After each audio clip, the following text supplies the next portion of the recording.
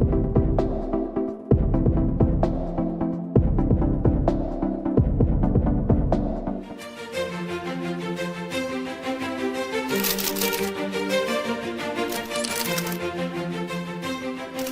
am, of course, a great admirer of the impeccable credibility, professionalism, and business savviness of BusinessDay.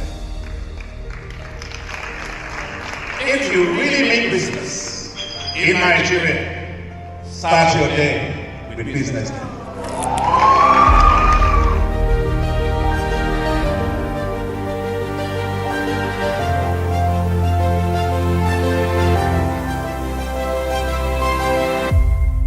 BusinessDay is West Africa's leading provider of business intelligence and information, delivering premium content across diversified media platforms, including online, mobile, and print.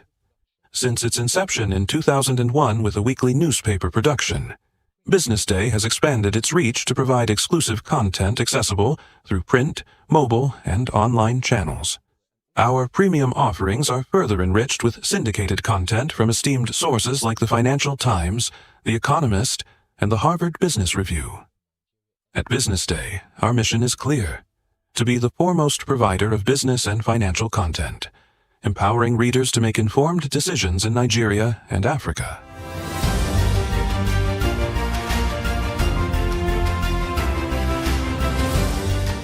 Since our establishment, we have been committed to delivering insightful, relevant, and accurate information about Nigeria's business and finance environment, while contextualizing the impact of global events. We monitor the stock market, analyze the companies driving it, and report on government policies and their economic implications. For being consistent in organizing these CEO forums for almost the last 14 years, I think this was a commendation, and I think something that will encourage them to continue. From decoding market trends to dissecting economic shifts, we offer actionable investment ideas and serve as a compass for decision makers navigating complexity. Beyond headlines, BusinessDay fosters discussions on critical economic issues through impactful conferences and events. These platforms bring industry leaders together to share narratives that drive innovation and spark meaningful dialogues. Our events galvanize connections, bridging the gap between inspiration and achievement. For businesses seeking visibility, our strong digital presence offers unparalleled opportunities, with millions of followers across social media and a dynamic website attracting visitors from within and outside Nigeria. BusinessDay is the ideal platform to boost visibility for your products and services.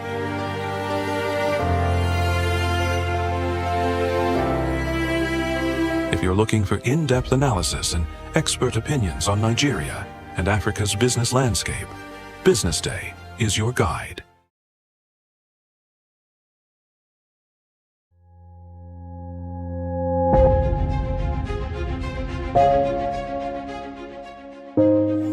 Good morning and welcome to the BDTV Breakfast Show. I am Bethel Ogunjobi. My name is Elizabeth Musa. And this is the social listening segment on the BDTV Breakfast Show. We're talking about the Fly Nigeria Act. Can you give us a background into what this is about? We are here today on the streets of Lagos, Nigeria, to gather opinion about a pressing issue. I will look at the cost of petrol. We get very Nigeria with the suffer. The income is not really increasing, but the prices of items are increased. Nothing like service again. No. You only pray for that money to reach you that month. There's a lot of high pressure, a lot of stress. There's a lot of high targets to be met. I was quite strict. In my mind, I said, looking for my hand, my picking go spoil.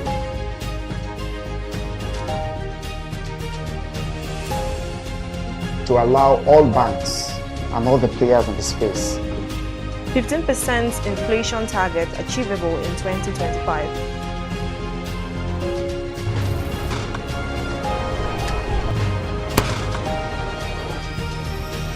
The command and vision philosophy of both the Chief of Defense Staff, the Chief of Army Staff, and indeed all the service chiefs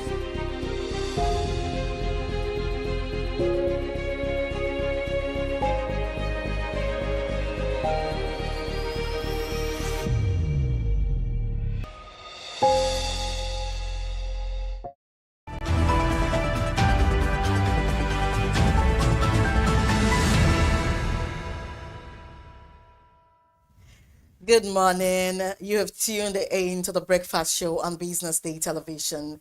It is indeed a beautiful Thursday morning, and we have enough packed up to keep you going.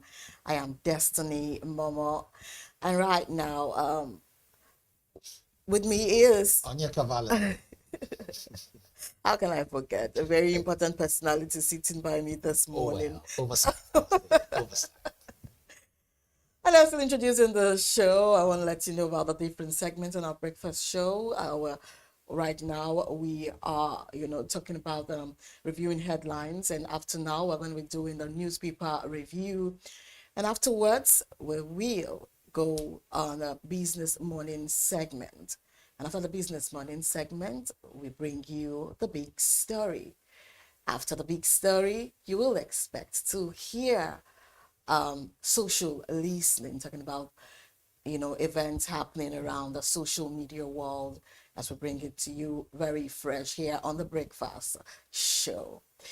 Right now, as you know, it's time for headlines banter. And the topic we have this morning says the Naira hits 15-month high of 1,490 Naira on the black market amid low demand. And also, House of Representatives begin review of impact sustainability of Naira for crude policy. And we also have inflation must slow to 12% to bring back middle class. And this is by Adibanjo. And then from Kenya, the aviation workers give 7-day notice for strike. These are what we have to talk about this morning on the headlines. All right, now let's begin with how Naira hits 15 months high of 1,490 Naira on black market amid low demand. Whoa.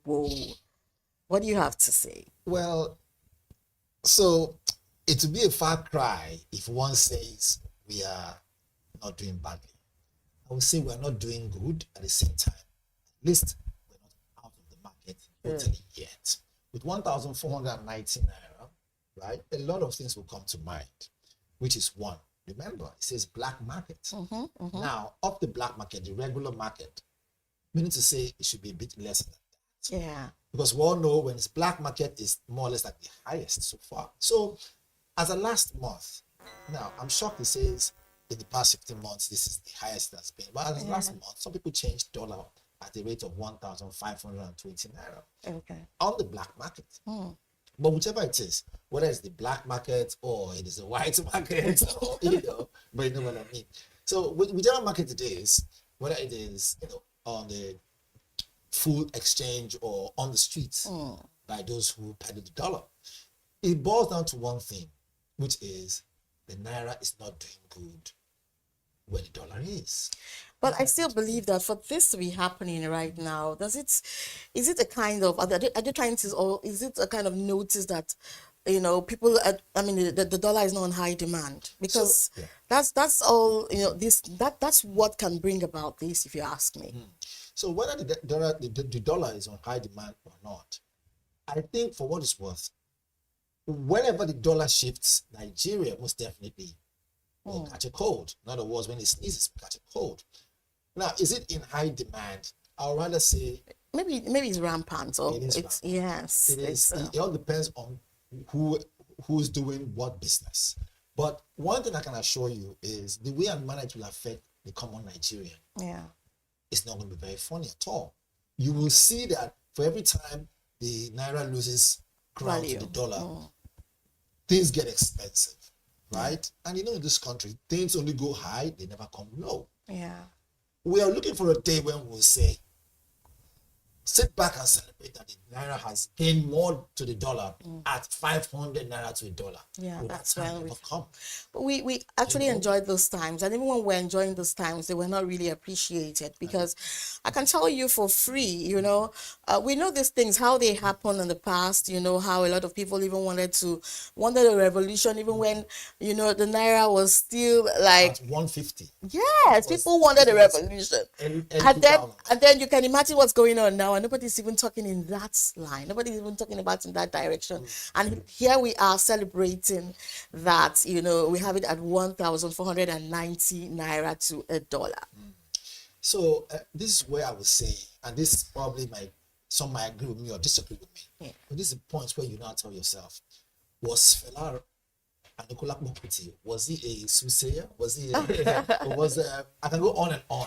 It was as if he had the script already. He was reading it out, and we only appreciated it whenever it happened, just the way he sang it. I will tell you something.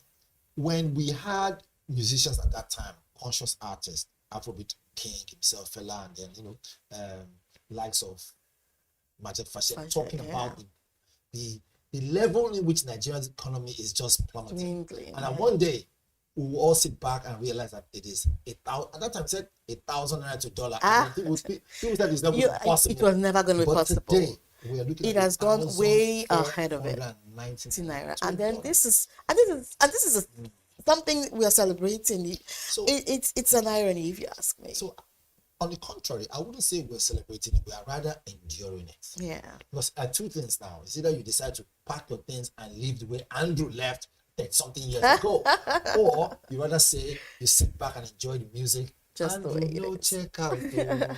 No, a lot of people are wiser now, because I overheard somebody, advising and saying that, it is not the wiser way to jackpot. It is not wise to jackpot, because where you are running to, they do not have as much problem as where you are living.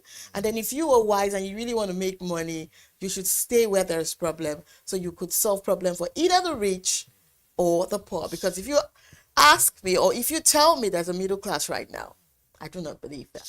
Well, that's your story.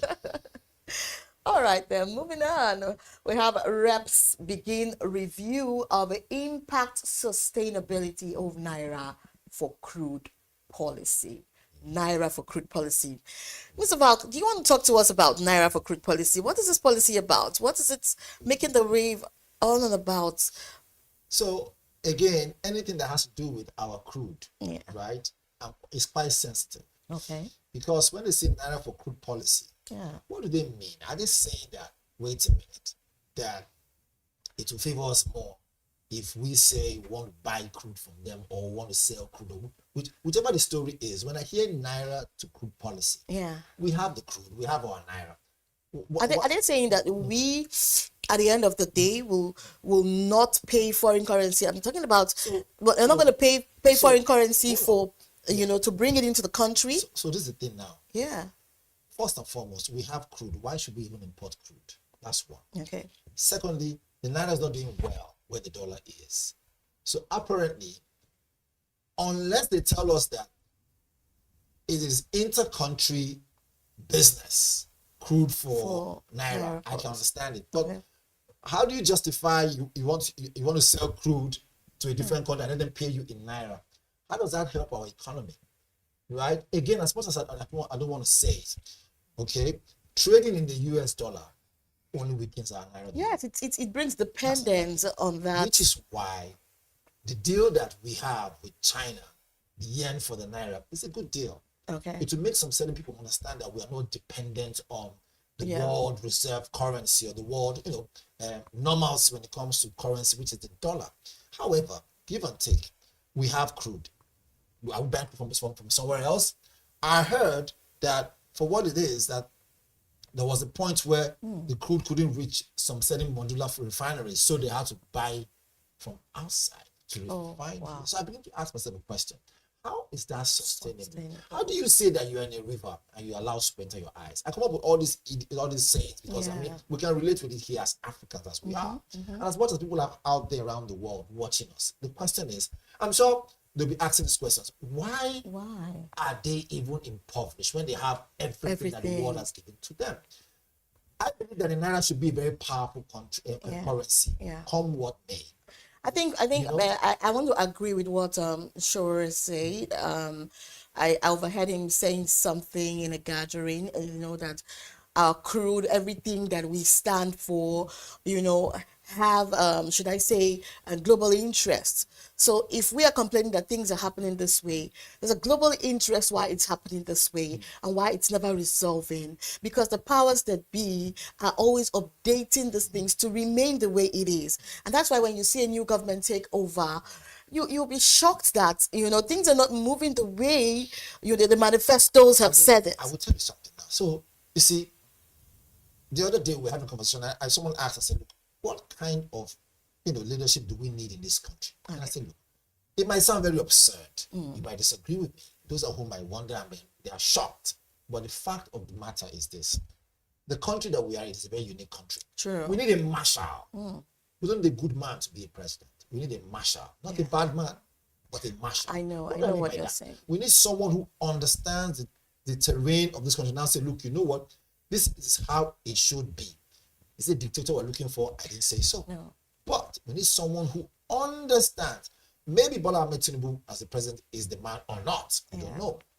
But look at the Do you want to take a cue from any African country to say, okay, it's the best thing that is... So if you want to ask, yeah.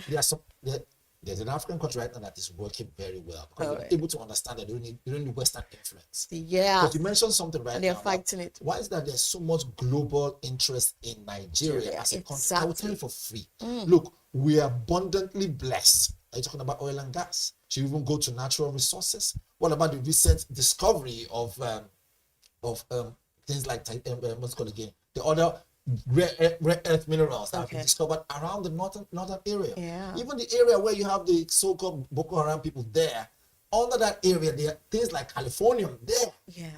Which is a lot of money. What am I trying to say? There is global interest in Nigeria. Yeah. Nigeria. The only problem we have is leadership. Why not we get our leadership right and begin to seize the opportunity to say, look, you want the peace of Nigeria? You know what? I feel this.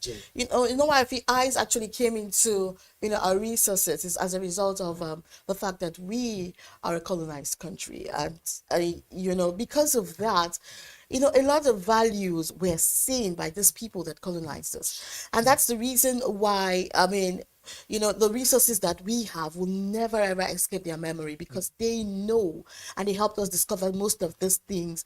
And so it will not be easy, for them to let go in that manner, except we stand our ground like the African country you are talking about. I will tell you something. There's what they call divide to conquer. This has always been a tactics and antics of the West. All right. Those who colonize, who are our so-called colonizers, yeah, they deploy that idea. Now, when you bring a lot of people from different ethnic groups, yeah, they speak different dialects, right? The only thing they can communicate with is English, and that English is not even our language. Yeah, it was brought in by colonizers. So at the end of the day, there is that idea of division, and meanwhile, we're united. So the way to break that thing would be understand that first and foremost, we are one people. Once we can do that, and the interest is within us, and remove the idea of greed, the typical African man, I'm sorry to say this, is a greedy fellow. I agree with you. So remove that spirit of greed and we'll move forward. Now, thank God for some African countries who are beginning to understand, wait a minute, whenever we quarrel within us, it is a plus for the Western world. It's the plus for other countries who are looking into taking a bite of Africa. I'm telling you. But when we come together and strengthen our communication skills, strengthen our businesses, remove borders, create a one African movement, guess what will happen? A lot of things will go right. It will be difficult to break through. Yeah. And then the idea of divide and conquer could have been removed. What is Anglophone? What is Francophone? All that was designed to just put us exactly. Away, so I think to come back home and to bring a lot of division. That's the point. So that's why if African continent as a whole, undo this border thing and allow us, benefit from each other, there'll be a lot of eye openers, if you ask me. And guess what? What this will now mean for business will be there'll be more business flow and increase in GDP. Exactly. Remember, borders were created for a reason. And this continent will be boiling. Oh, well, let's move on because I can see that Mr. Val has so much to say. Okay, now talking about the inflation. Inflation must slow to 12% to bring back middle class. And this is by Adebanjo. Bringing back middle class. You see, When I told you that middle class, everybody knows. Yeah. So the idea of middle class being expunged and erased, thereby having only the upper class and the lower class, rich and the poor, I would not say it's far-fetched. I would say we're experiencing these things because, again, we just mentioned that the dollar is killing the naira even more. Naira is not doing good at 1,490 naira to a dollar. Yeah. However, if you look at it closely, internally generated revenue, the idea that we cannot account fully for monies going in and out of the country, the idea that we will see some people in leadership steal money, right? They are dragged to court back and forth, and yet nothing comes out of it. The idea that corruption is still has not been given. Look, let me tell you, the day we say corruption attracts death penalty, nobody will steal again. I'm telling you. The idea that we're still condoning it and we're still petting that, putting a bandage over it. You know, there are people that define these things. There are people that define what corruption is right now.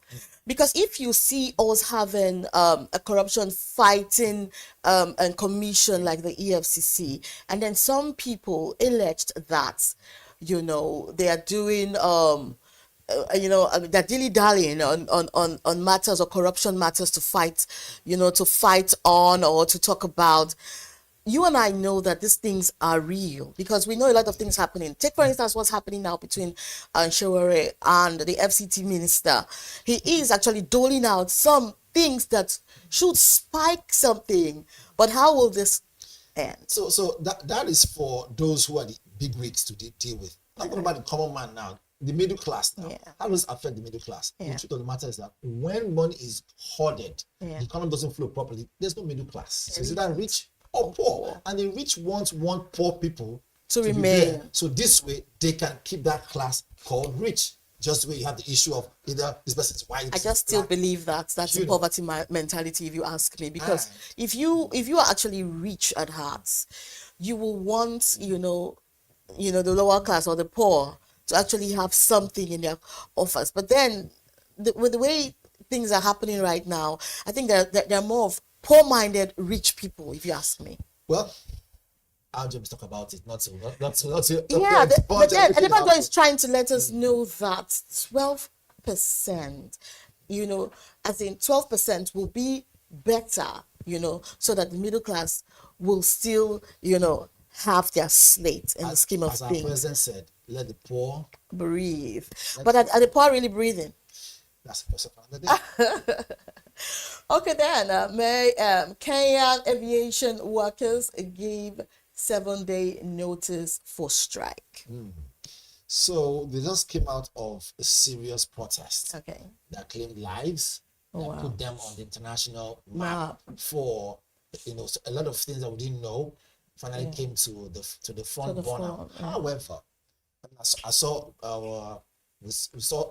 we saw someone who worked for a major media industry, always there, back and forth, and he was reporting, and that's where he's from. He's in Kenya, reporting back and forth. And you could see that, look, there is no country on this earth that doesn't have his own challenges. However, if you now look at over there in Kenya, them giving warning for strike, it's not a new thing. It's not a new thing. Over here in Nigeria, people they give one a slope. But in aviation, it's gonna bring a lot of, it's gonna bring a lot of hardship in your businesses and a lot of things. But I think if we want to talk about these, Mr. Valentine, we might not be able to go over our next, newspaper review. But then again, it's been a wonderful time talking about these headlines. We will be right back to talk about the newspaper review, to see what's happening on the front pages of our newspaper. It's the Breakfast Show on Business Day Television. Stay with us.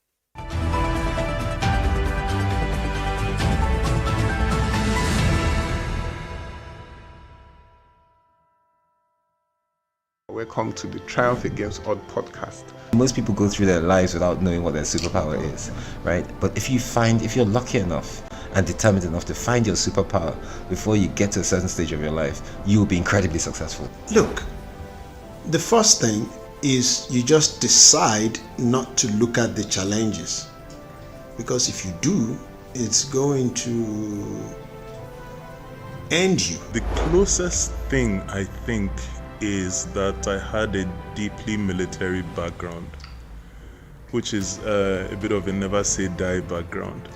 I saw an opportunity in non-interest banking, and I felt that the demand was there. There was pent-up demand for it.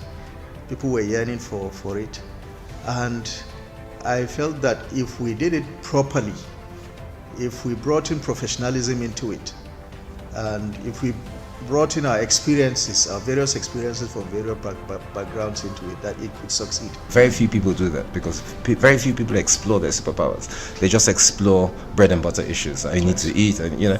Yes, there will be challenges. This is a very difficult business environment. The government keeps working on how to make business easier. The first problem to overcome is really just starting, right? We thought about this idea for over 2 years before we even took the first step. You cannot ignore this country. No, and to be from here, I think is an incredible privilege. Nigeria will be ascendant in my lifetime.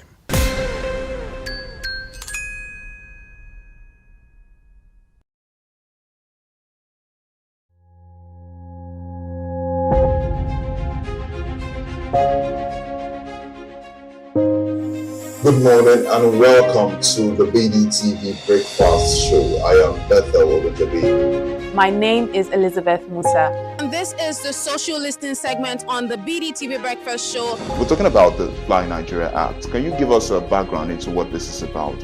We are here today on the streets of Lagos, Nigeria, to gather opinion about a pressing issue. I go look at the cost of petrol. We get away from Nigeria with the suffer. The income is not really increasing, but the prices of items are increased. Nothing like service again. No. You only pray for that money to reach you that month. There's a lot of high pressure, a lot of stress. There's a lot of high targets to be met. I was quite strict. In my mind, I said, looking for my hand, my picking go spoil.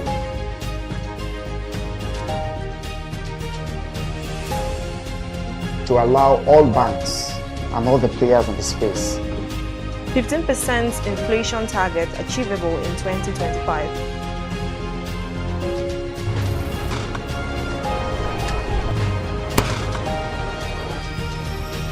The command and vision philosophy of both the Chief of Defense Staff, the Chief of Army Staff, and indeed all the service chiefs.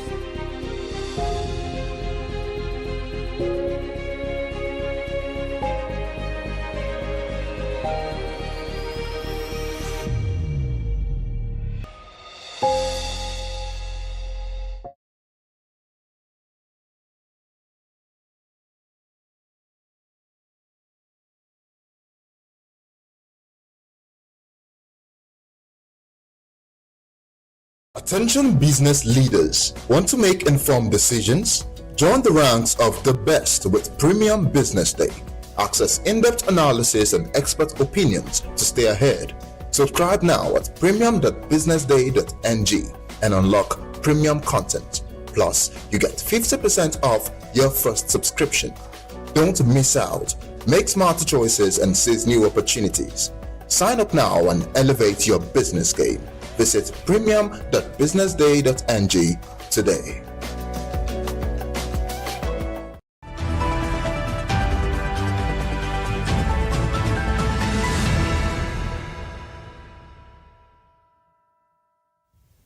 You're welcome back. Now, this is the newspaper review segment of the BDTV Breakfast Show, where we explore top headlines on the front page of our dailies. I am your host, Destiny Momo, and joining me in the studio for more insight this morning is still Onyeka Valentine. Mr. Onyeka Valentine, as usual. The papers have a lot to give us. Let's see. We also have we still have someone joining us to review the newspaper today. Dikpo. Good morning, Dikpo. Hi, good morning. Good morning, Valentine. Good morning, Dikpo. Well, good to have you as always. Now let's go straight to the conversation. We're starting with the BusinessDay newspaper. We'll also touch on Punch, Guardian, and the cartoon of the day. On Business Day newspaper says CBN records historic bank deposits after rate cuts. And next on it is saying that why Total Energies 860 million naira deal with Chappal was cancelled. Still on the Business Day newspaper, we have higher visa charges to push more Nigerians into remote work. And man warns the federal government on tax stamp system for excisable products. Well. So many things still on the front pages of the Business Day newspaper says that higher visa charges to push more Nigerians into remote work. And I saw something earlier. Okay, let's work with this right here. And I'm on the front page. We have the picture on the left, right of Sunitalgia Group, Chief Executive Officer, Etel, and so on. All right, for the CBN records historic bank deposits after rates cuts, I want to start with you, Mr. Valentine. Right. I mean, so it's good that we can see that CBN records historic bank deposits after rate cuts. Yeah. So what this means really for business is, if for instance I'm an entrepreneur and maybe I'm looking for loans from other normal banks who look up to CBN, for their well-being, as the because they're the apex bank of Nigeria. Definitely. It means that I'll put it this way, does this now mean that if I go to the bank to ask for a loan, I'll not be hit with too much hurdles? Because I mean, it says CBN records historic bank deposits after rate cut. My question is this: how does that affect the normal man?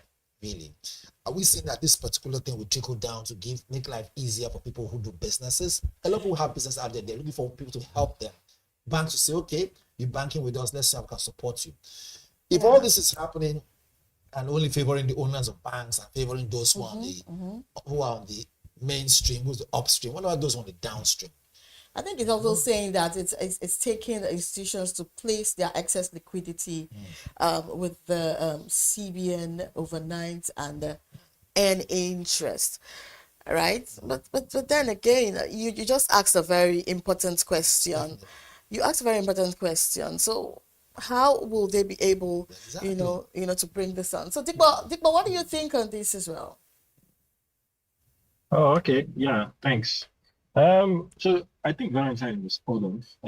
I think the biggest challenge we face under the last administration was the fact that there were too much. So the former CBN governor, Godwin Emefiele, had a monetary policy of pumping too much money into the economy.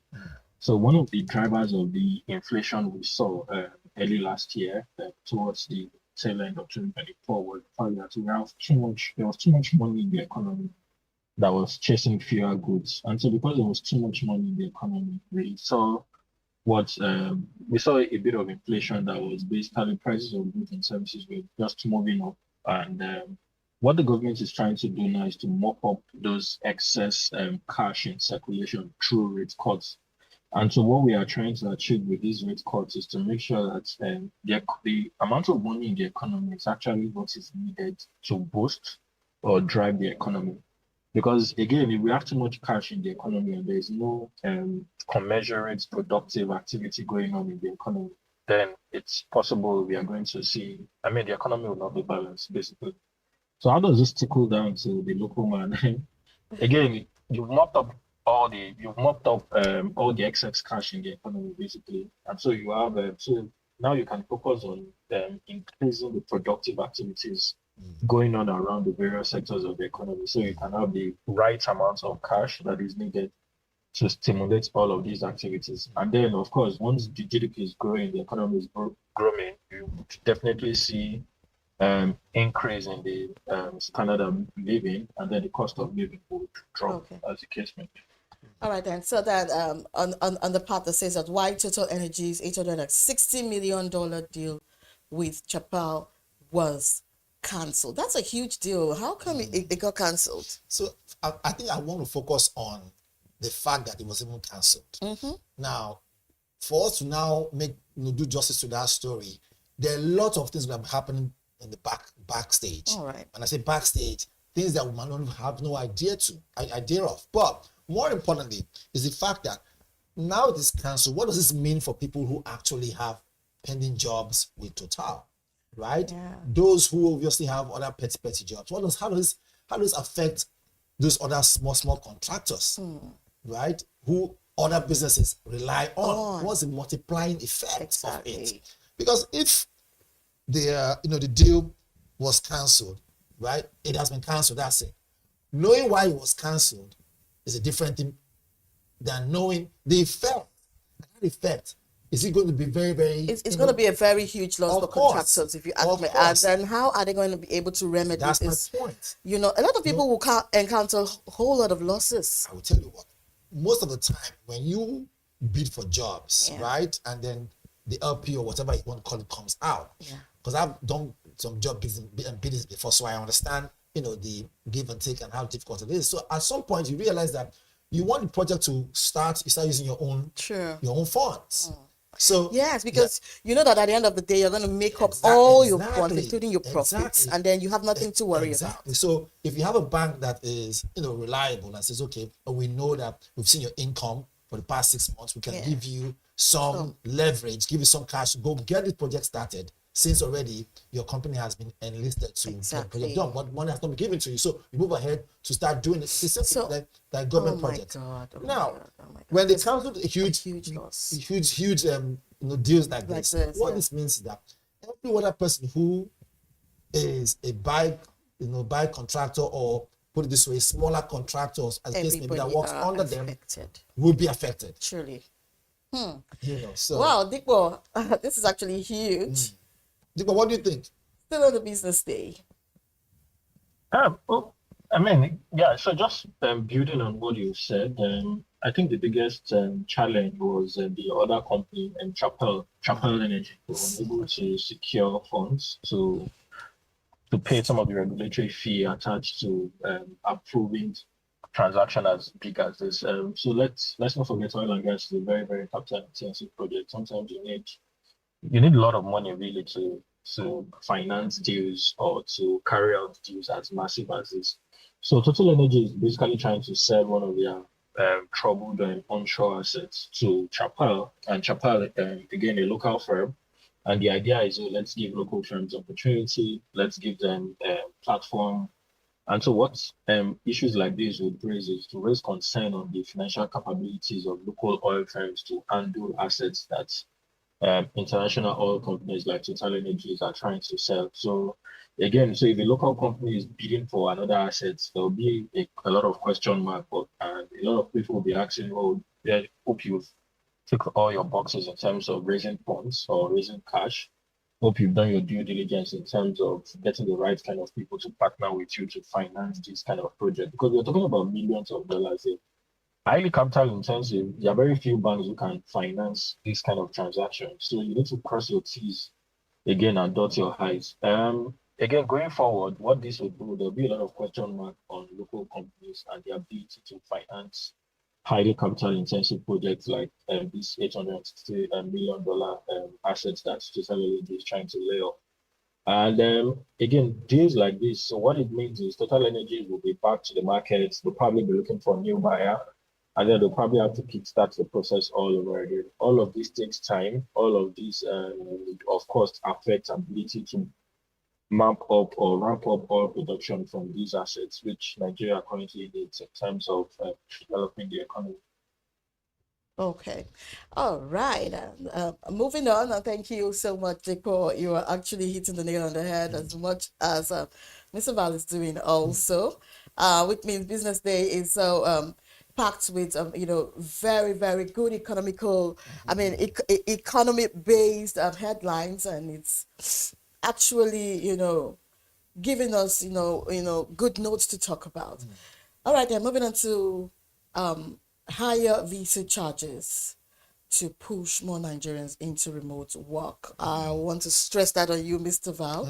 I know that Of course, So- you have something to say. Right, on right. that. So higher visa charges to push more Nigerians into remote work. Yes. So the question is this: is that will Nigerians actually be able to even fend for their families back home if you succeed in traveling to, a foreign United country, States, yeah. haven't spent so much money acquiring visa back and forth? Will you be able to even have that energy to send money back home if if you're not allowed the access? Exactly. If the situations and the conditions for It's that limiting. work is limiting, plus it's too stressful. But that's on one end. Now, what this means is that Nigerians are beginning to see, wait a minute, if I can get smaller jobs online and work remotely, isn't it better for me to be earning little dollars online using my skill, right? Yeah. And working for all these big people out there, if at all I get those jobs, right? Than spending so much money to get the visa. Some of the time I never get a visa. I go once, 2, 3, maybe some people have gone like 4, 5, 6, 10 times. Yeah. It's a lot of money. But I think Nigeria should just go ahead, buy the BusinessDay newspaper, and just turn to page 30 to get more of this information. But if you ask me, I think a lot of Nigerians will want to take advantage. Of that. I think it will bring more foreign effects or foreign exchange effects, if you ask me. Okay, still on the BusinessDay newspaper, let's look at one more. I think talking about the Manufacturers Association of Nigeria wants the federal government on tax stamp system for excisable products. So it's good that we can see that man is speaking up, right? They are the Manufacturing Association of Nigeria. They are getting their voices heard is important. Now, why this is important is that we now understand that for what is what, that organization as a body is looking out for young people who also want to get into manufacturing business. However, the way manner they've responded to what the federal government is throwing across based on tax will make anybody who is a young, put this way, I won't say young, but an entrepreneur, begin to wonder, should I even do business in Nigeria? Even if I have a business, should I, tighten my noose a little bit so that way I can survive? If this tax thing continues and we don't see a cushion for it, what this means, people don't know what this means, and the reason why man is complaining about this or lending their voice. What this means is that it will trickle down to jobs. And so if the tax rates are high, manufacturers might not be able to keep their employers, employees. So meaning to say that some jobs will be lost. And these are people who will build their lives around that kind of job, build a family around it. So what will the trickle effect? You will see families deciding to say, you know what, let's look for different means to survive. A lot of people, are using different means to survive right now already. So let's hear from Mr. Dikwa. Mr. Dikwa, I'm sure you have so much to say on this Manufacturers Association of Nigeria. What are the federal government on tax stamp system for excisable products? Let's hear from you, Mr. Dikwa. Yeah, thanks. Again, I think Valentine has covered some of the things I would want to say. I think the biggest order facing manufacturers, what they are trying to avoid. So if you look at their cost line item, a lot of them are already battling very high energy costs. So the grid is not reliable. They are providing alternative power for their services. They render, which is already eating into their profit margin. Now you're coming up with another issue of tax. So some would argue that we need to solve the issue of multiplicity of taxes in Nigeria's value chain or for manufacturers. Again, a very valid argument. Some would argue that at this point in time, we don't need to be introducing more tax, but rather we need to widen the tax net and make sure that people who are not in the tax bracket are brought into the tax net. Again, so you ask yourself, what is the government trying to achieve in terms of putting these taxes? Are you trying to stifle manufacturers? Are you trying to encourage them? Are you trying to raise more money for yourself? Or you're trying to prioritize the major problem facing manufacturers? I think at this point, what government will do recommend, or what analysts will do recommend, is look, we need to ease the burden of manufacturers to make sure that we have more manufacturers in Nigeria. Most definitely. Because the more manufacturers we have in Nigeria, the more jobs we have, the more opportunities we have. I mean, we were talking about visa issues the other time. It reduces this obsession to jackpot or leave the country, as the case may be, if there is enough opportunities in Nigeria. So we have a lot of untapped opportunities in Nigeria that we need to focus on, and the government should focus on solving the ease of doing business in Nigeria. So how can I reduce energy costs for manufacturers? A lot of manufacturers are also paying heavily for security as well. Can I improve issues around security? How long does it take to clear goods at the custom or at the port level? Is it something that can be done in 24 hours, 12 hours? I mean, I think these are the key areas that I would recommend the government to pay attention to. And then, of course, you can always build on developments regarding that. Oh, wow. So thank you so much, Mr. Dikpo. All right, now we go over to the Punch newspaper, Mr. Val. Okay, so the Punch here has a lot of juicy stories, but one out of many. It says, Oyo gears up for historic coronation. Wow. That's the top angle of the Punch you can find out there. Yeah. Then a supporting story says, Ladoja celebrates 81st birthday today. Remains in seclusion for traditional rites. Wow. And this picture is also there on the Punch. You see it on your top left. And the second story under that says, Ibadan Airport reopens as Tinubu's advanced team. It says Ibadan Airport reopens as Tinubu's advanced team. Wow. VIPs arrive, that's it. Hotels fully booked. I mean, it's good news to see that the airport could reopen, but we have to wait until our president has something to do in Ibadan, But that's part of the politics we're talking about. But the major story here, the major story here says NNPCL secures 318 billion naira to fund new oil exploration. NNPC secures 318 billion naira to fund new oil exploration. I wondered, my ears was going to jump. I thought it was $318 billion. I'm like, do we have so much money? But again, you were consoled at the sign of the naira. Yeah, so I had to just say, take a breather again. But again, what does this mean for Nigeria, our GDP, and every other thing moving forward? The NNPC has secured 318 billion naira to fund new exploration. Does it mean that we still have some oil areas that has not been explored yet?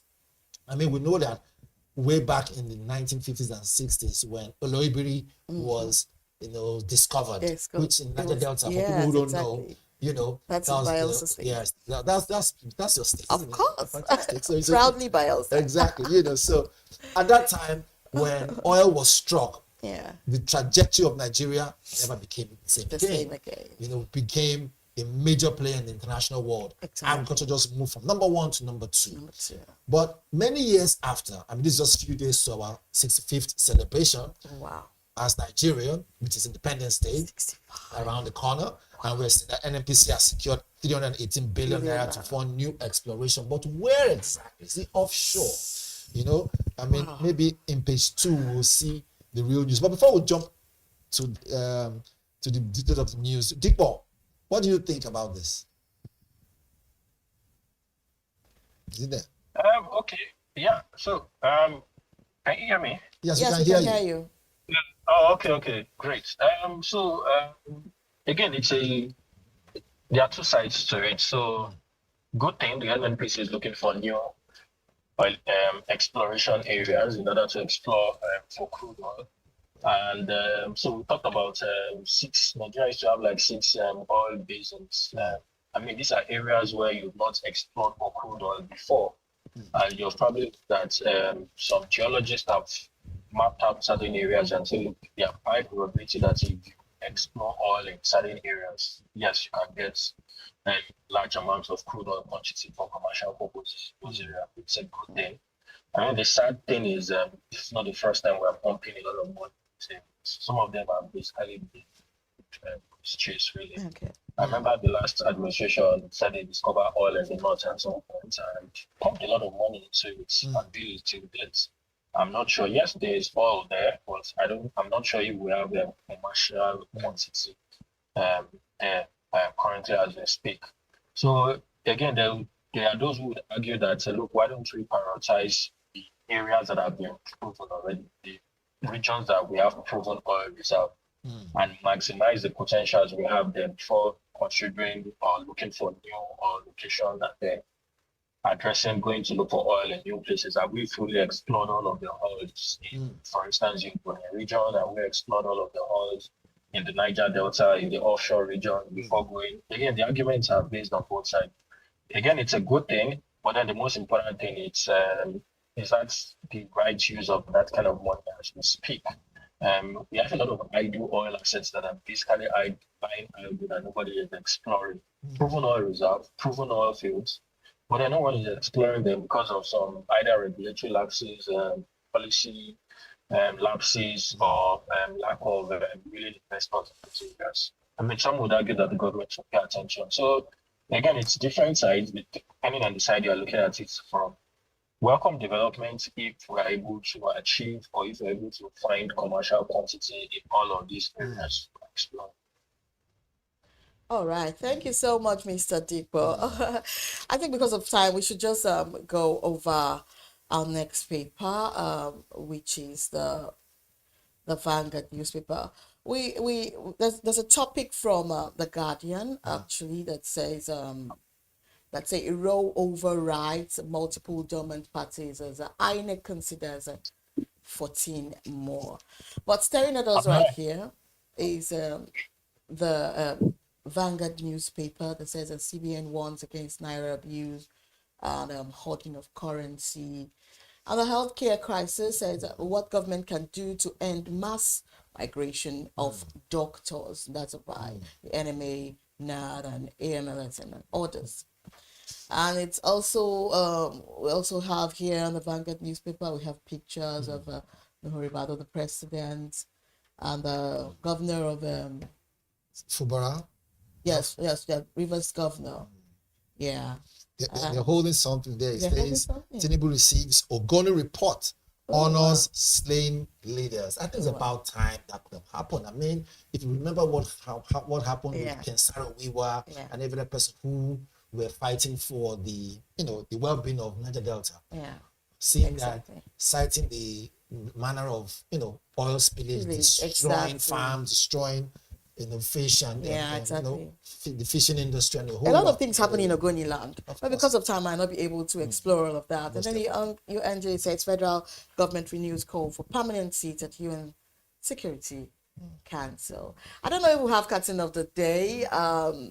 In the absence of Captain of the Day, I want to thank you for joining us in the studio this morning. Now, this is all we can take for the newspaper review segment. And you're still watching the Business Day TV breakfast show. And coming up next is the Business Morning, which will be anchored by Destiny Mama. Stay tuned.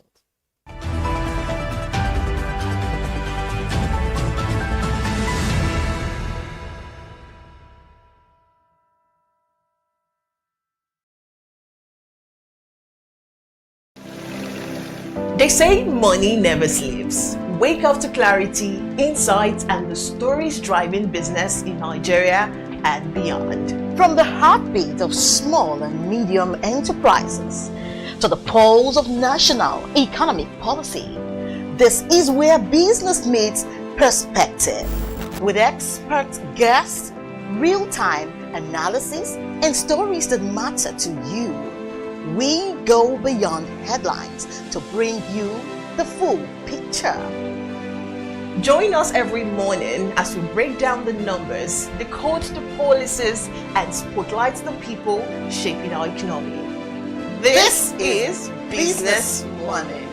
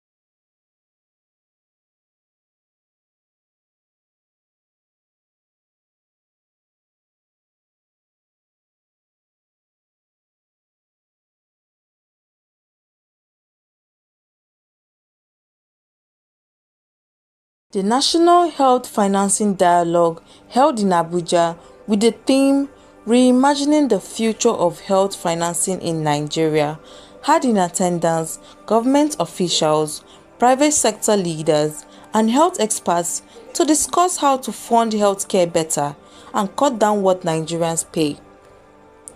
Kelechi Ohiri, Director General of the National Health Insurance Authority, said reforms are underway to expand insurance and protect vulnerable Nigerians. For the obstetric emergencies, over 200 hospitals in Nigeria are participating, and we're still enrolling more and more of them because we believe that equity is important.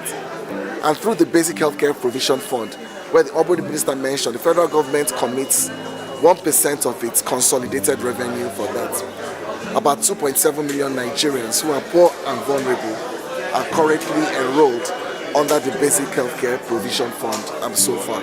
So those are just some of the reforms that we have undertaken in the last 18 months to 2 years to make sure that we begin to reverse the trend and reduce out-of-pocket expenditure, especially for the poor. Minister of State for Health, Isiaq Salako, announced plans to enroll 44 million Nigerians into the National Health Insurance Scheme by 2030 and called for more support from states and the private sector.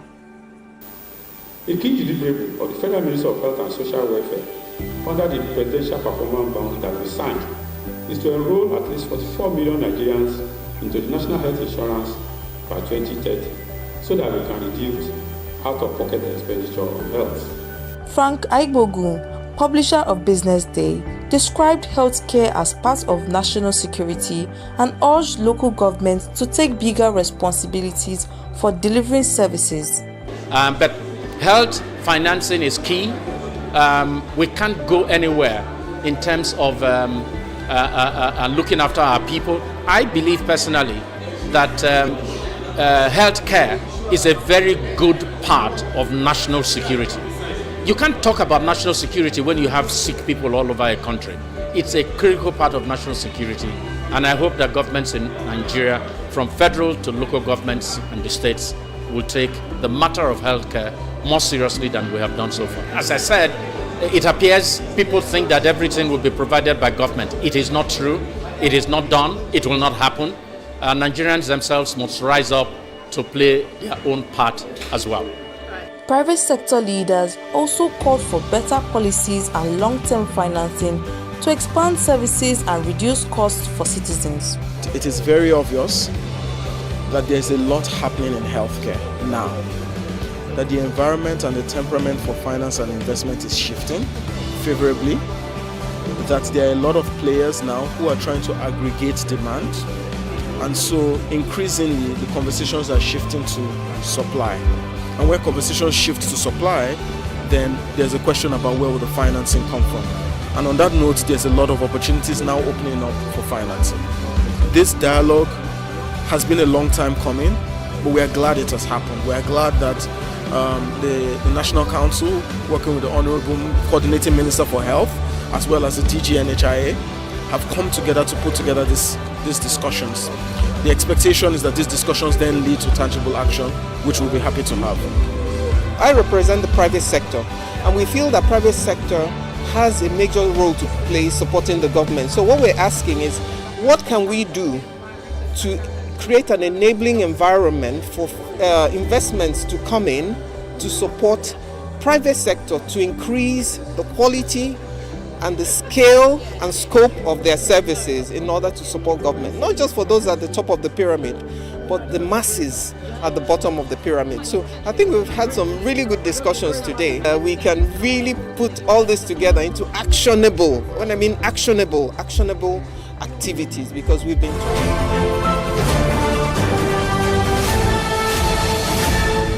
You are watching Business Day Television.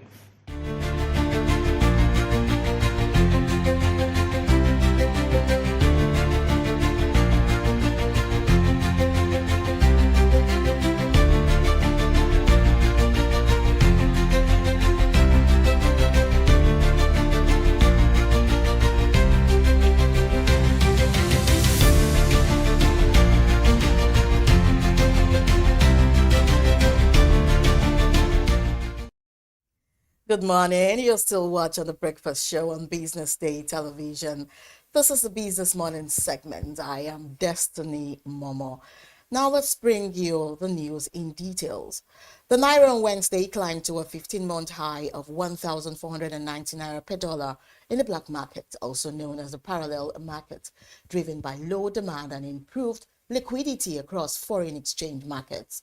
According to the Central Bank of Nigeria, the currency exchanged at the same level in June 2024 when it stood at 1,490 Naira per dollar.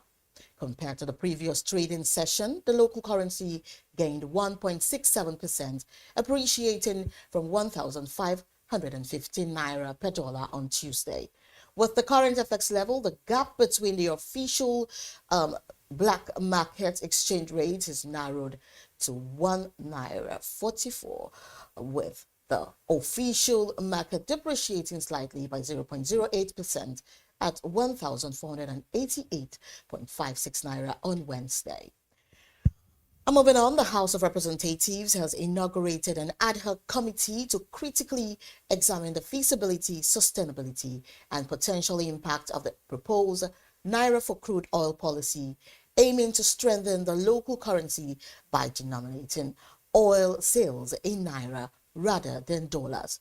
At the inauguration of the committee in Abuja, Emerengwa Sunday, who chairs the panel, revealed that the assignment was urgent and significant as it touches directly on the heart of Nigeria's economy. Sunday noted that the benefits of the resource have not always translated into maximum value for its citizens due to volatility in foreign exchange markets, dependence on the dollar, and other structural economic weaknesses, despite the country being richly endowed with crude oil. The lawmaker outlined the committee's mandate, including assessing the policy's feasibility and long-term sustainability, engaging stakeholders in government and oil and gas industry, identifying risk and opportunities, and also submitting evidence-based recommendations to guide the House. And still on Chief Executive Officer of CFG Advisory, Adetilewa Adebajo, has revealed that Nigeria's inflation must cool to as low as 12%, while the country's economy expanding by 8 to 10% before the citizens can begin to get respite. And according to Adebajo, the country's middle class has been erased due to weakening purchasing power occasioned by rising prices that jumped to a near 3-decade high last year.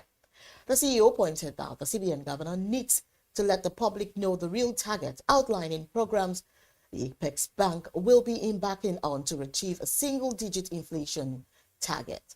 And to end the news, Kenya Aviation Worker Union have given 7 days notice for strike action, demanding the resignation of a Kenya Airports Authority board in response to labor disputes and the fallout from a cancelled airport leasing deal. The planned industrial action could reportedly disrupt operations at Kenya's main international airport and one of Africa's busiest aviation hubs. And House Secretary General Moses Ndiema, however, declined to specify when the strike will begin, saying it could start at any time after the notice period had expired. And now let's go on a quick break. When we are back, we will start our first conversation on the Business Morning. Stay with us.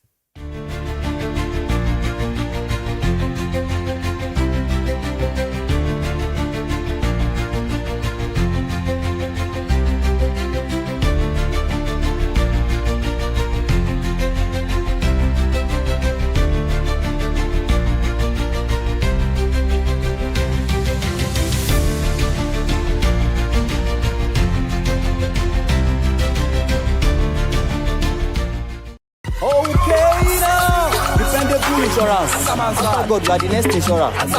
See as the boys the Allah. All the ladies the Allah. Ensure your car protection from accidents. Unforeseen loss, you can see them.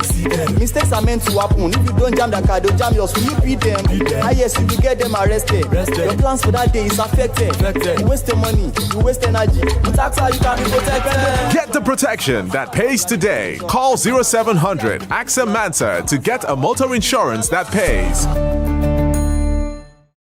At Stanbic IBTC, we are here to help you grow with financing that helps you expand, expert knowledge across 20 African markets, trade solutions that open doors to 195 countries globally, and an online banking platform that works hard because with us, there's possible, then there's more. Visit www.stanbicibtcbank.com/business for more. Stanbic IBTC.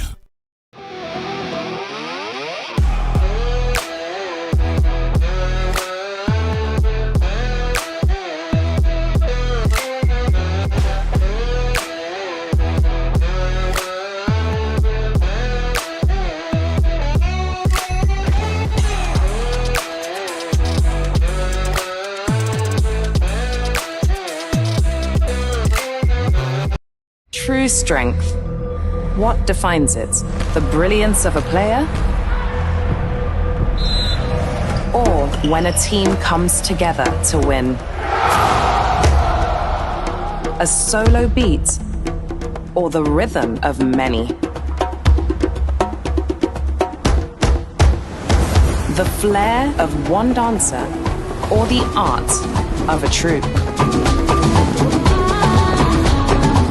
One distinct voice, or the beauty of the symphony. At FCMB Group, we build ecosystems, empower communities, and create the future. Because we believe it's not just one, but the power of the group that delivers the future we all desire. FCMB, the power of the group.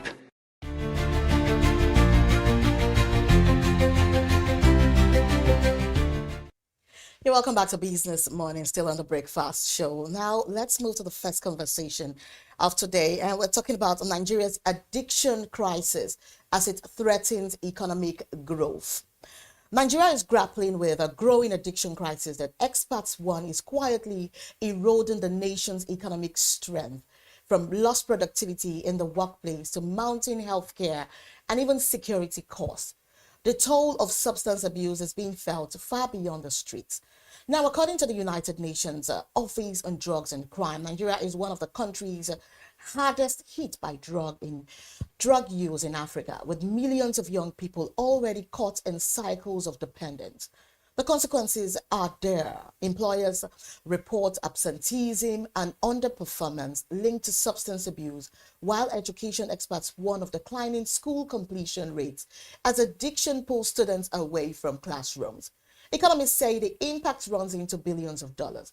Every hour lost to drug dependence is a dent in our workforce capacity, said one policy analyst. And it reduces productivity, shrinks household incomes, and in turn slows national growth. The crisis has also strained Nigeria's healthcare system. Hospitals face a rising number of addiction-related admissions, while public funds are being diverted to treatment and law enforcement. Analysts say this comes at the expense of investments in infrastructure, education, and other growth-driving sectors. Beyond the financial losses, the social costs are steep. Security agencies link substance abuse to increased crime rates, from petty theft to violent offenses. Communities are fractured, families are left vulnerable, and investor confidence is shaken in areas where insecurity rises. Authorities have responded with new campaigns, new rehabilitation programs, but experts warn progress will require stronger coordination between government, businesses, and communities. Without urgent intervention, they caution addiction could undermine Nigeria's effort to harness its young population for economic transformation. And now this morning, joining us and unravel the extent of this menace to our economic input is Dr. Honest Anaba, a certified addiction medicine physician and clinical director of the Resurgence Recovery Center.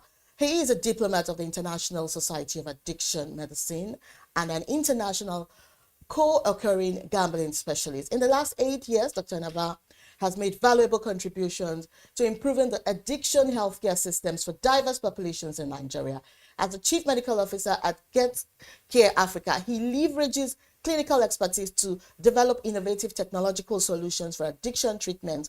He also serves as a country representative for Smart Recovery International, which has supported hundreds of individuals in recovery from drug and behavioral activities. Now, very quickly, Dr. Anaba, what trends are you observing in the rise of addiction cases, particularly among young Nigerians? Thank you for having me, Destiny, and thank you so much for the introduction. Yes, feel welcome.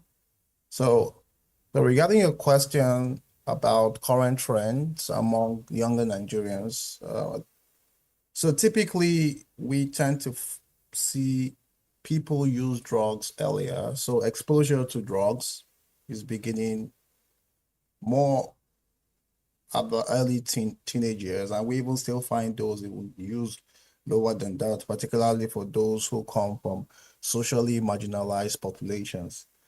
But to just get the current scope of substances that are being used, we tend to find more people, exposed to synthetic substances. Like typically with cannabis, for instance, which people tend to use, generally right now, there's what we call Colorado. I don't know if you may have heard about it.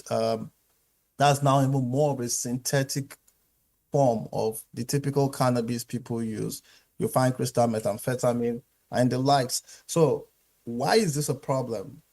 For younger adults, teenagers, the earlier you're exposed to drugs, the more consequential that could be. So you're more likely to have the harms that could be associated with drug use. You mentioned issues with one being productive, one being dysfunctional at work, at place, at school.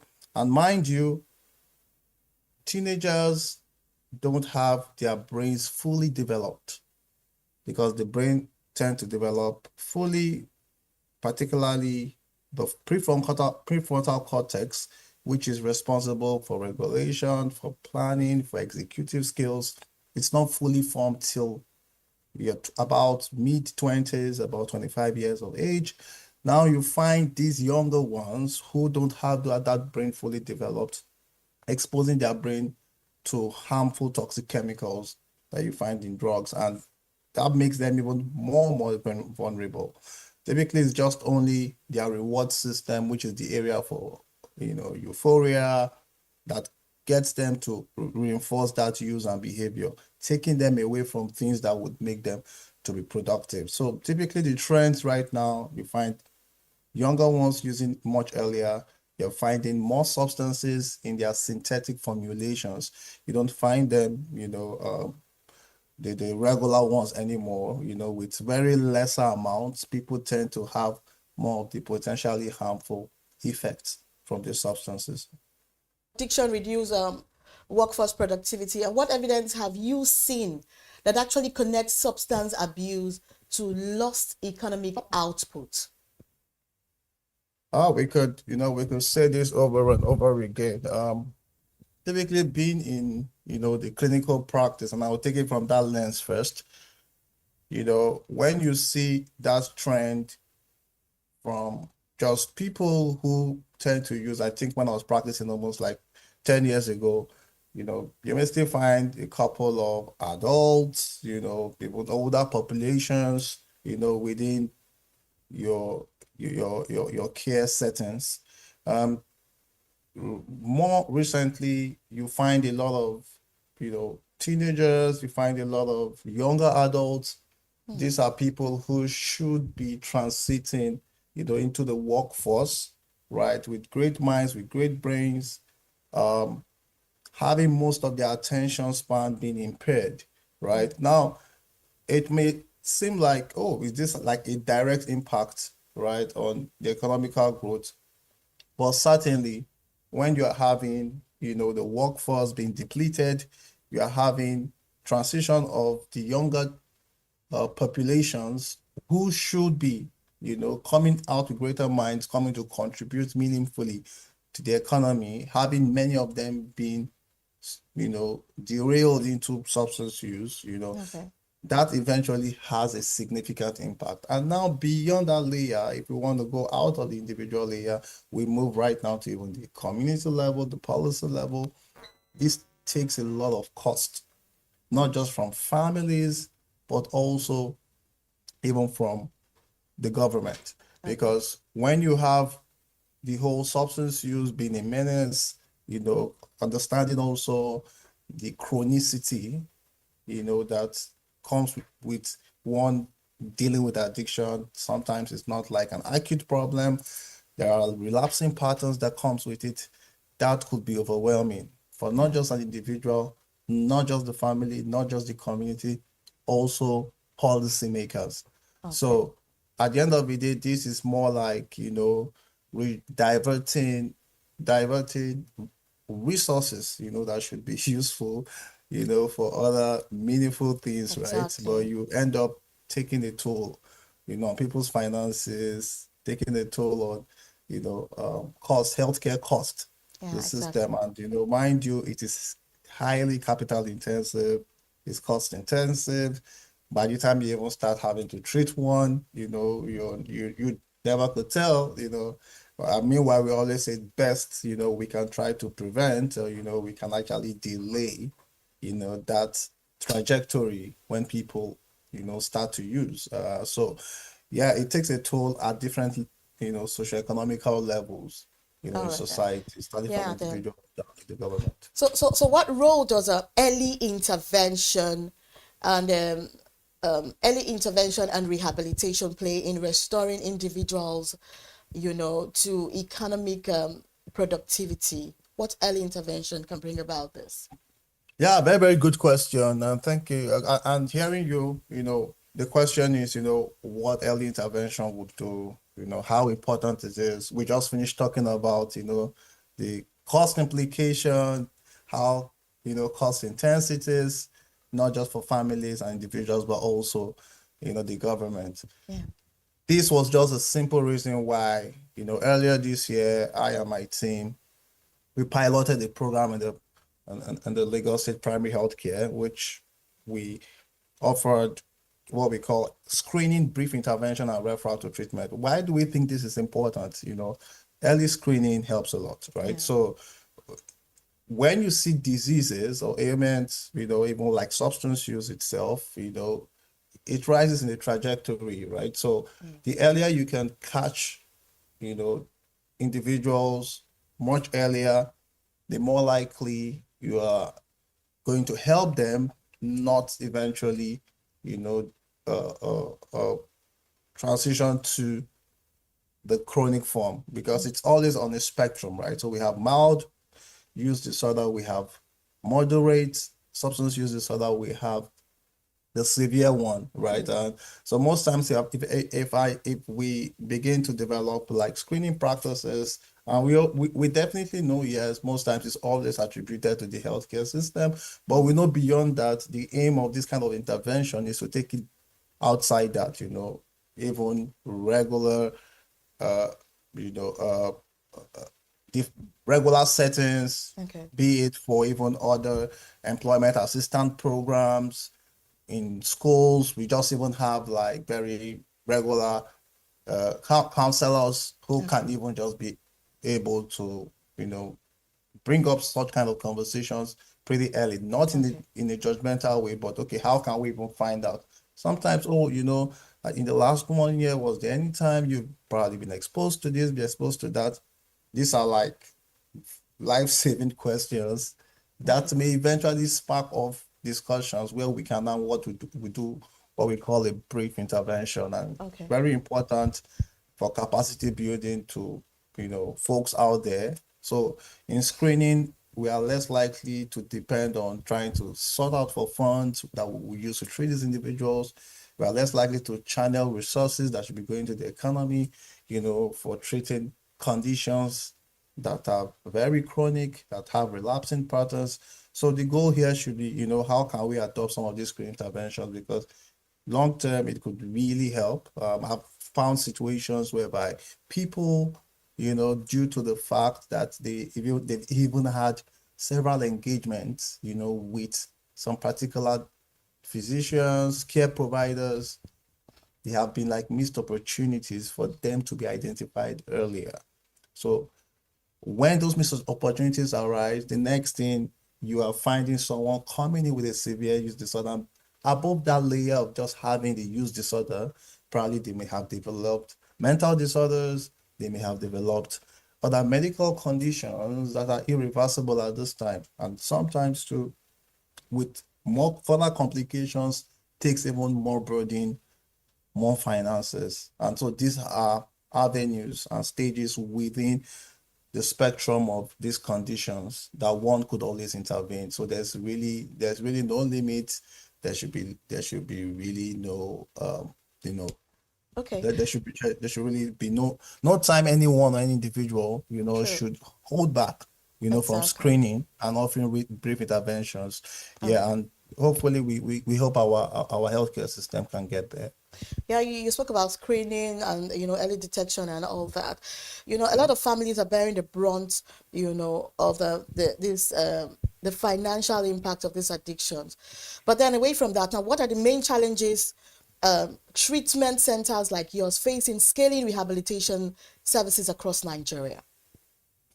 Yeah, most times, services like addiction treatment is more driven by a lot of philanthropists, a lot of out of pocket payments. We have less insurance coverage for this type of treatments.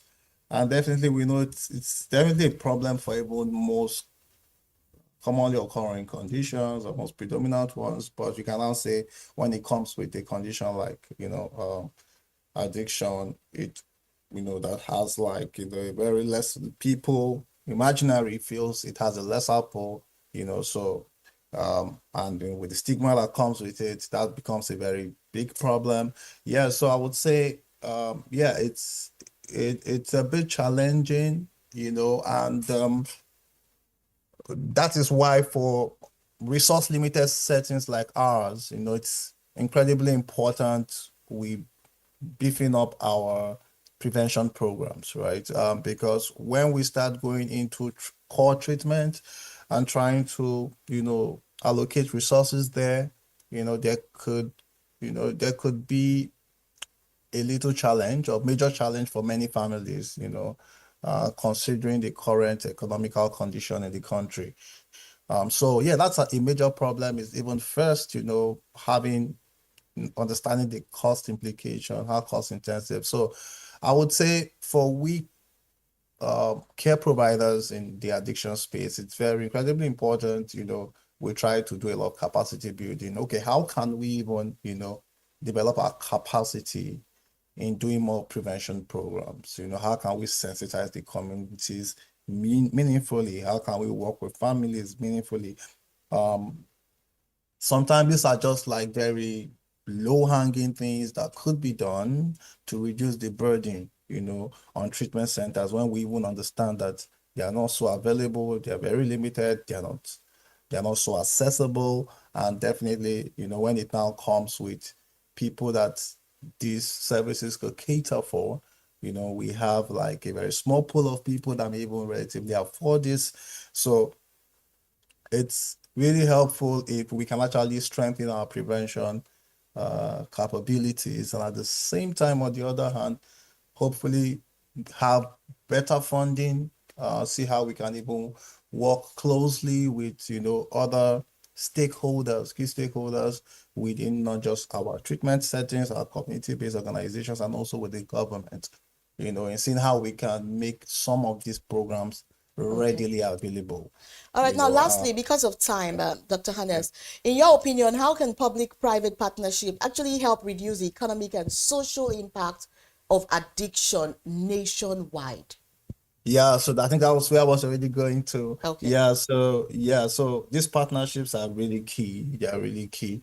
Now, for many of us who are like clinicians, once you're stuck in your care settings and in your practices, you definitely understand support is required, right? And the truth is, you will never know how much partnerships we can leverage on when we when we just stay stuck within our practices.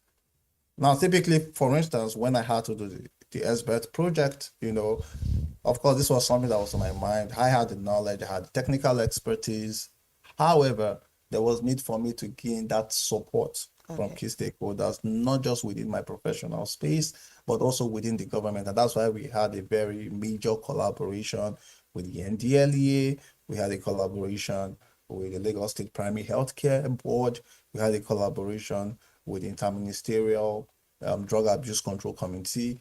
So we had to see how we can see how everybody, come together and, pilot this meaningful initiative.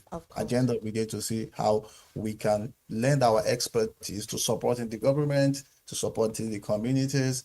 So I think there's a lot to leverage on in that space. And also when it also comes with some of the insurance coverage. I recently started even talking with a friend who works with an insurance company, and we are looking at, what are those very less cost-intensive services that we can even begin to consider for coverage. All right. And yes, so there are many ways and many avenues that we can all, collaborate. To all right, Dr. Hannes, it's been very awesome, hearing from you. And I want to assure you that, this topic, because it's affecting the Nigerian GDP, the drug use is affecting Nigerian GDP, and you're an expert in this field, we will deem it fit to invite you next time so you can pour out more information on how, we can get over this menace and increase the workforce in Nigeria. Thank you so much for your time. We really appreciate it. It's a pleasure. Yeah. Thank you for having me. Have a good one. Have a great day. We'll be right back after this break to go on the second conversation on the Business Morning. It's still the Breakfast Show. Stay with us.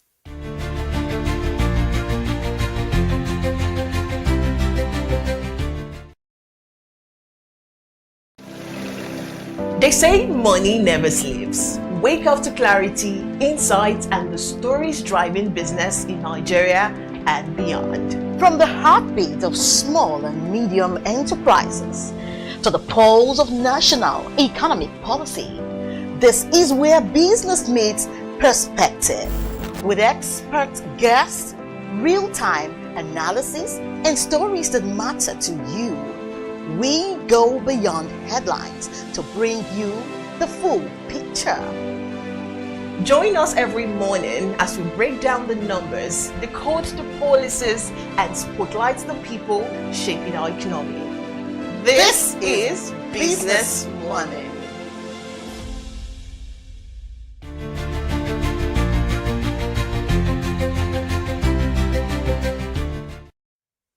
You're still watching the Breakfast Show on BusinessDay television, and this is still Business Morning segment. And moving on to the second conversation, we want to talk about World Pharmacy Day 2025 as pharmacists at the heart of global health systems.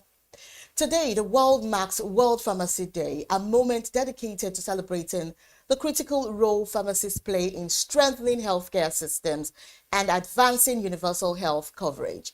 Observed annually on September 25th, the day highlights how pharmacy professionals are moving beyond the traditional role of dispensing medicines to become vital partners in patient care, disease prevention, and even health education. In countries across Africa, Asia, Europe, and the Americas, pharmacists are increasingly recognized as the first point of contact for millions seeking medical guidance. With rising health challenges from non-communicable diseases to the threat of counterfeit medicines, pharmacists are helping bridge gaps in access to safe, affordable, and quality healthcare. In Nigeria, where drug accessibility and affordability remains a pressing issue, experts say pharmacists are central to ensuring medication safety, combating misuse of antibiotics, and supporting public health campaigns such as vaccination drives. Globally, the focus is also on how pharmacists can support innovations in digital health, personalized medicine, and supply chain management. And speaking on significance of the day, health leaders stress that pharmacists are not just medicine experts, but frontline caregivers, working hand in hand with doctors, nurses, and policymakers to build resilient health system. Now, this year's commemoration sends a clear message. Strengthening pharmacy means strengthening healthcare for all. Now, joining us dissect issues around pharmaceuticals is Fam Yewande Adekoya. She's the head of business, Medbury Pharmaceuticals. Good morning, Yewande. Good morning. All right, and Yewande, very quickly, as the head of a business at Medbury Pharmaceuticals, how would you see the role of pharmacies evolving beyond the traditional model of dispensing drugs?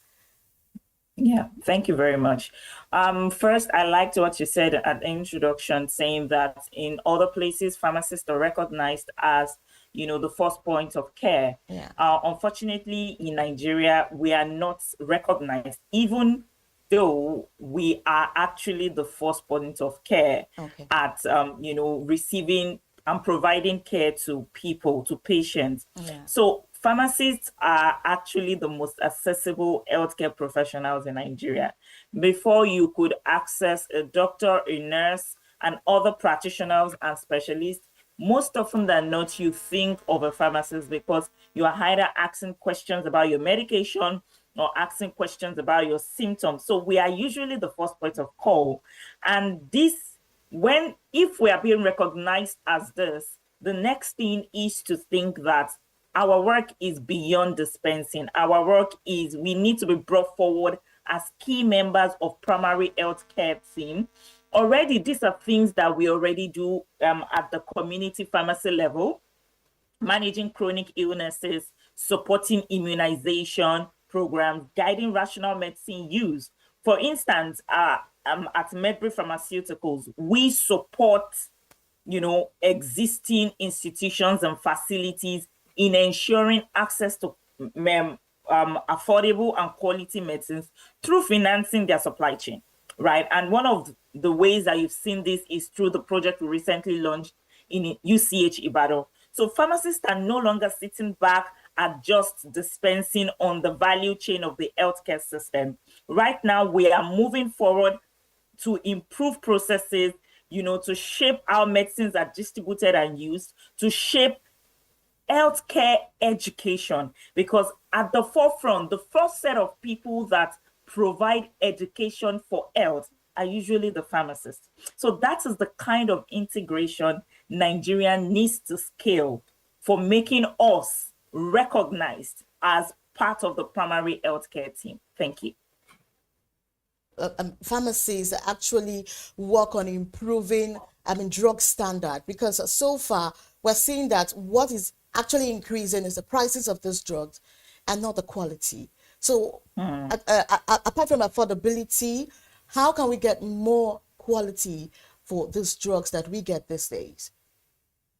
Thank you very much. So one of the work that we do in pharmacy is pharmacovigilance. Okay. Pharmacovigilance is when you report things like adverse drug reaction, spotting substandard medicines faster, and NAFDAC, in collaboration with the NHIA and also the Pharmacist Council of Nigeria, Pharmacist Society of Nigeria, are actually working together to strengthen the pharmacovigilance reporting, right? This is the way that we can ensure that all the medicines that are routed through the systems, there is pharmacovigilance that is being put in place at the community pharmacy level, at the hospital pharmacy level, and even at the wholesale pharmacy level. Because I always say something, if people do not buy poor medicines, they do not buy substandard medicines, then the people that make them will be forced not to make them, or will be forced to up their system.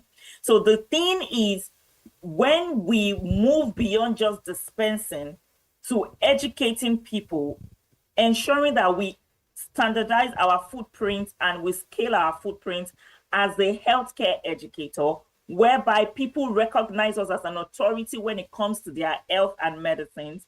People would come to us first before going to a nearby chemist, going to, the people that are prone to serving the community substandard medicines. So pharmacists, in collaboration with NAFDAC, with NHIA, the Pharmacist Council of Nigeria, Pharmacist Society of Nigeria, we need to work together to strengthen the pharmacovigilance systems Okay. across all levels of pharmacy practice, both at the retail pharmacy level, which is commonly called the community pharmacy level, at the hospital pharmacy level, at the primary healthcare, secondary healthcare, and tertiary healthcare. This way, we are going to be rolling out traceability, right, to ensure that we spot these challenges. And these are some of the things that we do in Medbury Pharmaceuticals, whereby we are rolling out traceability tools to make it easier for the pharmacists that we work with to verify products.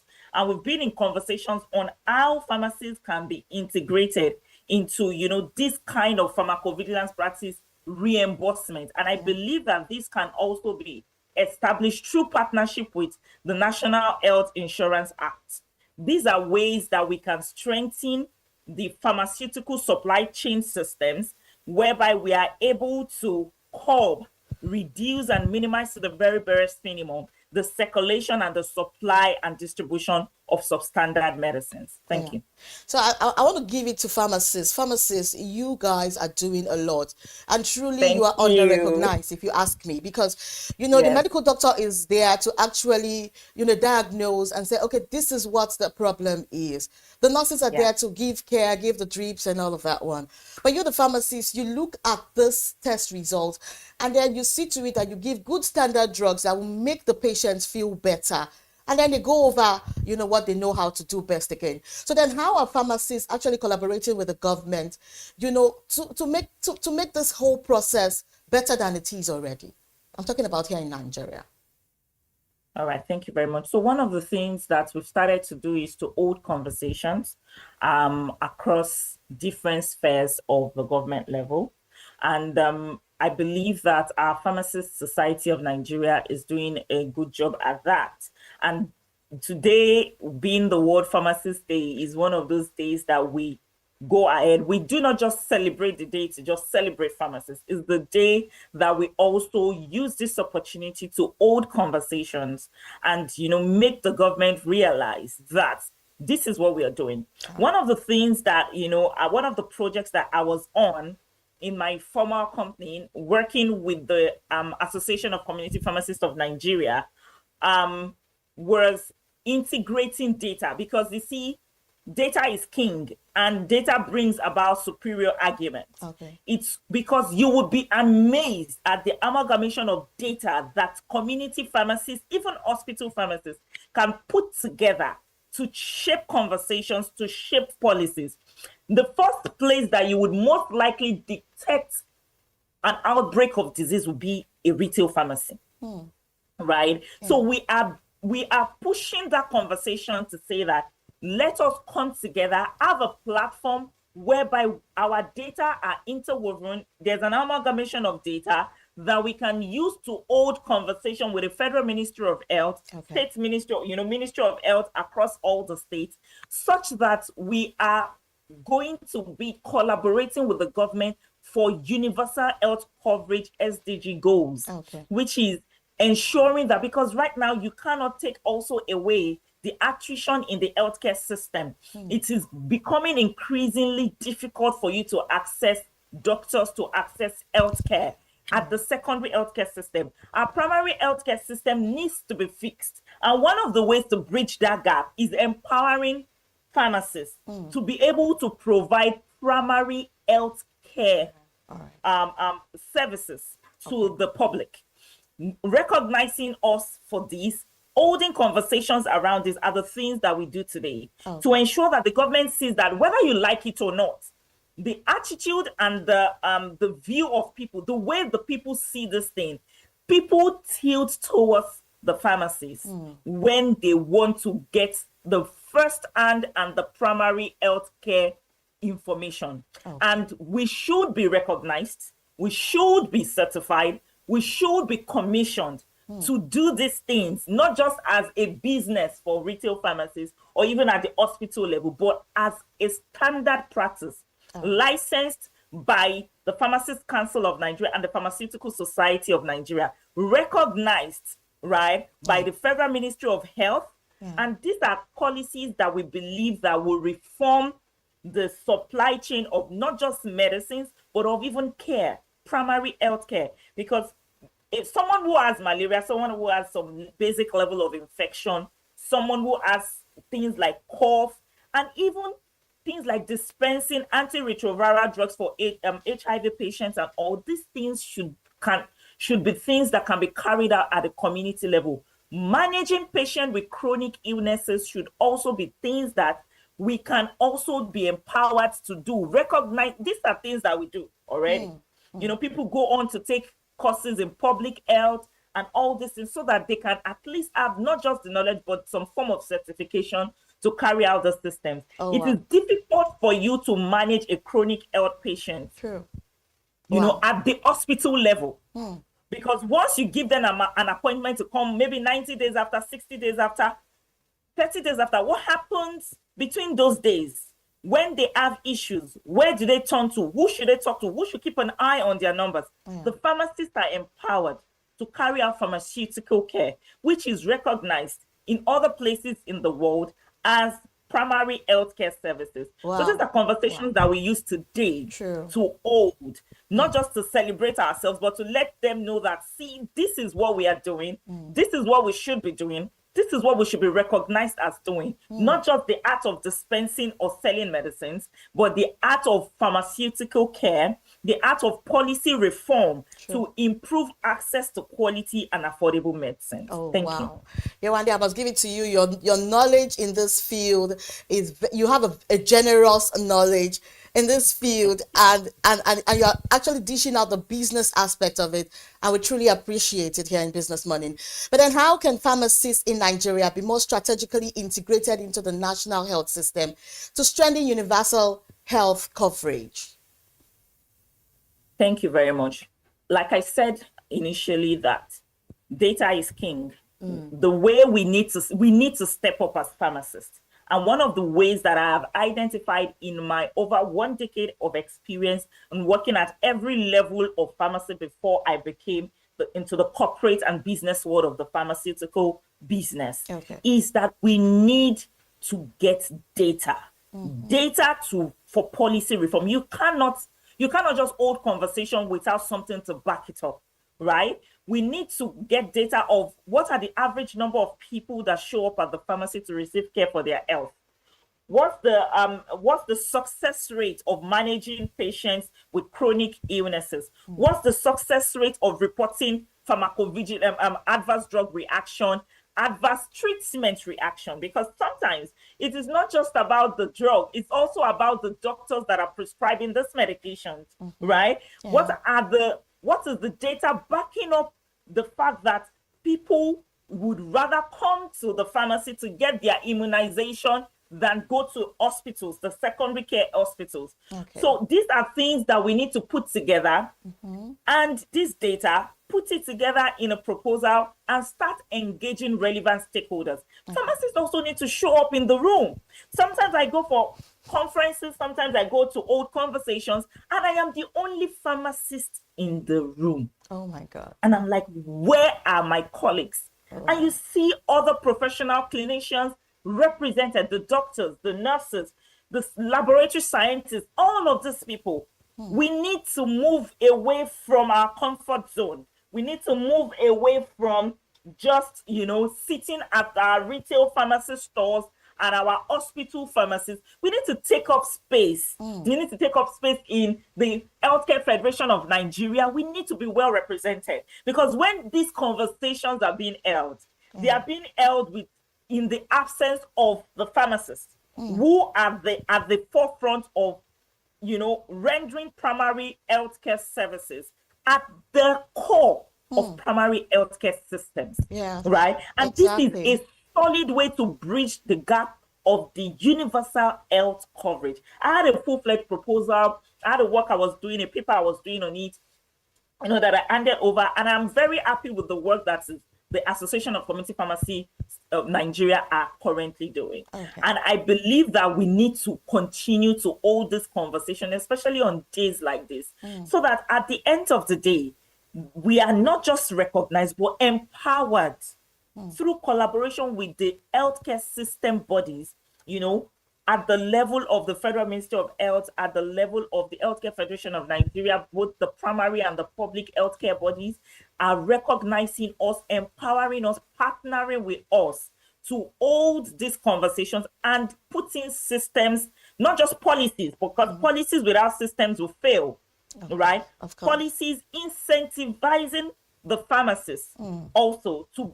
come out of their comfort zone, to be able to carry out all of these, services without fear of being judged, without fear of being shut down. Because I remember that there was a time we had a service. Then I was working with my former company in Advantage Africa, and we had a primary healthcare service of, just checking the eyes of people. And we were referring a lot of people that wouldn't have gone to optometrists. We're referring them to optometrists because they were having, many people had eye issues. I think we had the data, about 5 out of 10 people or 6 out of 10 people were having issues with their eyes without them even knowing. And that was an avenue. My sister was one of them. Okay. She didn't know she needed that. She had never seen the world clearly. And she came to my office and we did that test for her. And she said, I can see colors. And, I said, oh, but it's blood. And I said, I think you have more of astigmatism. I'll refer you to an optometrist. So she even had an optometrist friend. And she went there and they did the test. And the optometrist told her, you need to thank your sister. Oh, wow. Because you have been going on. How do you drive? I would like you to go on and on, but I'd just like to ask you this one last question because of time, because we just have limited time, right? So I'm talking about collaboration. How are pharmacists collaborating with, I know I've asked you about collaboration with the government agencies, but government agencies like NAFDAC and NHIS to improve drug distribution and ensure equitable access to essential medicines. Can you just, briefly just explain this because of time? All right, thank you. So with NHIA, right, we can partner with them to make insurance truly accessible at the pharmacy counter. So pharmacies, retail pharmacies, and even at the hospital, we should be empowered to be the one to, because patients listen to us. They actually listen to us. So patients don't always have to pay out of pocket. So they should come up with packages like malaria packages, whereby you can do an RDT test and treat, some maybe even packages for managing chronic conditions. It's not just about their rapid diagnostic tests. The tech has made a lot of things very easy. So NHIA and the Pharmacists Council of Pharmaceutical Society of Nigeria can partner together to make insurance education and insurance packages and services accessible at the pharmacy counter. Not just so there should be different packages of insurance that can be carried out at the retail pharmacy level. So this way, I know that I can walk into a pharmacy, check my blood pressure, get blood pressure medicines without paying out of pocket. Why? Because I'm subscribed to NHIA. I'm subscribed to LASHMA, right? So these are ways and these are some type of ways that we are also moving in at Medbury Pharmaceuticals.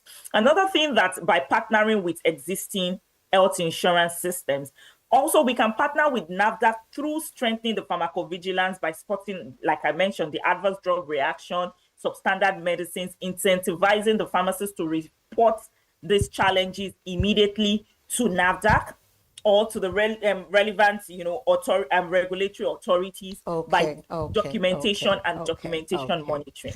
Okay, thank you so much, Yewande Adekoya, Head of Business, Medford Pharmaceuticals. I want to thank you so much for, being with us this morning as we celebrate World Pharmaceutical Day. You've said so much about, the industry, and I'm sure, that a lot of things will start happening henceforth. We really appreciate your time. Thank you for joining Business Morning. Destiny. And have a great day. We really appreciate it. Thank you and very much. That's it for Business Morning today. Thank you for staying with us as we track the latest trends shaping markets and the economy. Remember, business decisions are stronger when backed by the right information. I am Destiny Mama. Do stay tuned for more updates on Big Story. Enjoy.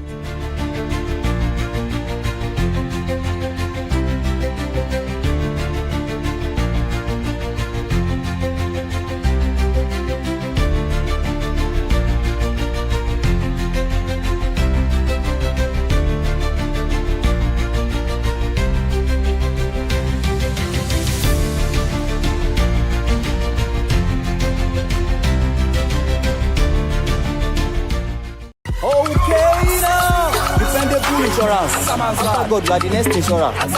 See as the boys the Allah. All the ladies the Allah. Ensure your car protections from accidents. Unforeseen loss, you can see them. Mistakes are meant to happen. If you don't jam the car, they'll jam yours. Will you beat them? Ah yes, you will get them arrested. Your plans for that day is affected. You waste your money, you waste energy. With AXA, you can be protected. Get the protection that pays today. Call 0700 AXA Mansa to get a motor insurance that pays. At Stanbic IBTC, we are here to help you grow with financing that helps you expand expert knowledge across 20 African markets, trade solutions that open doors to 195 countries globally, and an online banking platform that works hard because with us, there's possible, then there's more. Visit www.stanbicibtcbank.com/business for more. Stanbic IBTC.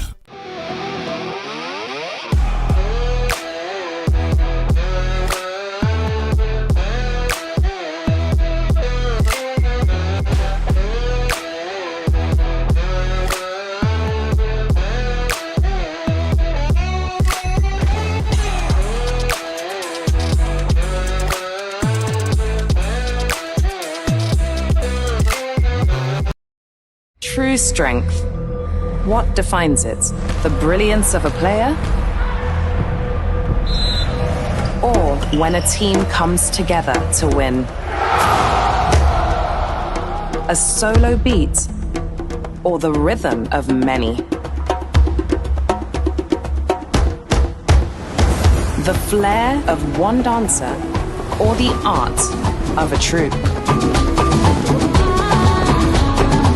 One distinct voice, or the beauty of the symphony.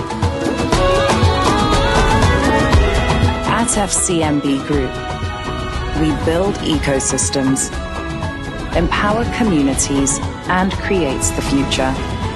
Because we believe it's not just one, but the power of the group that delivers the future we all desire.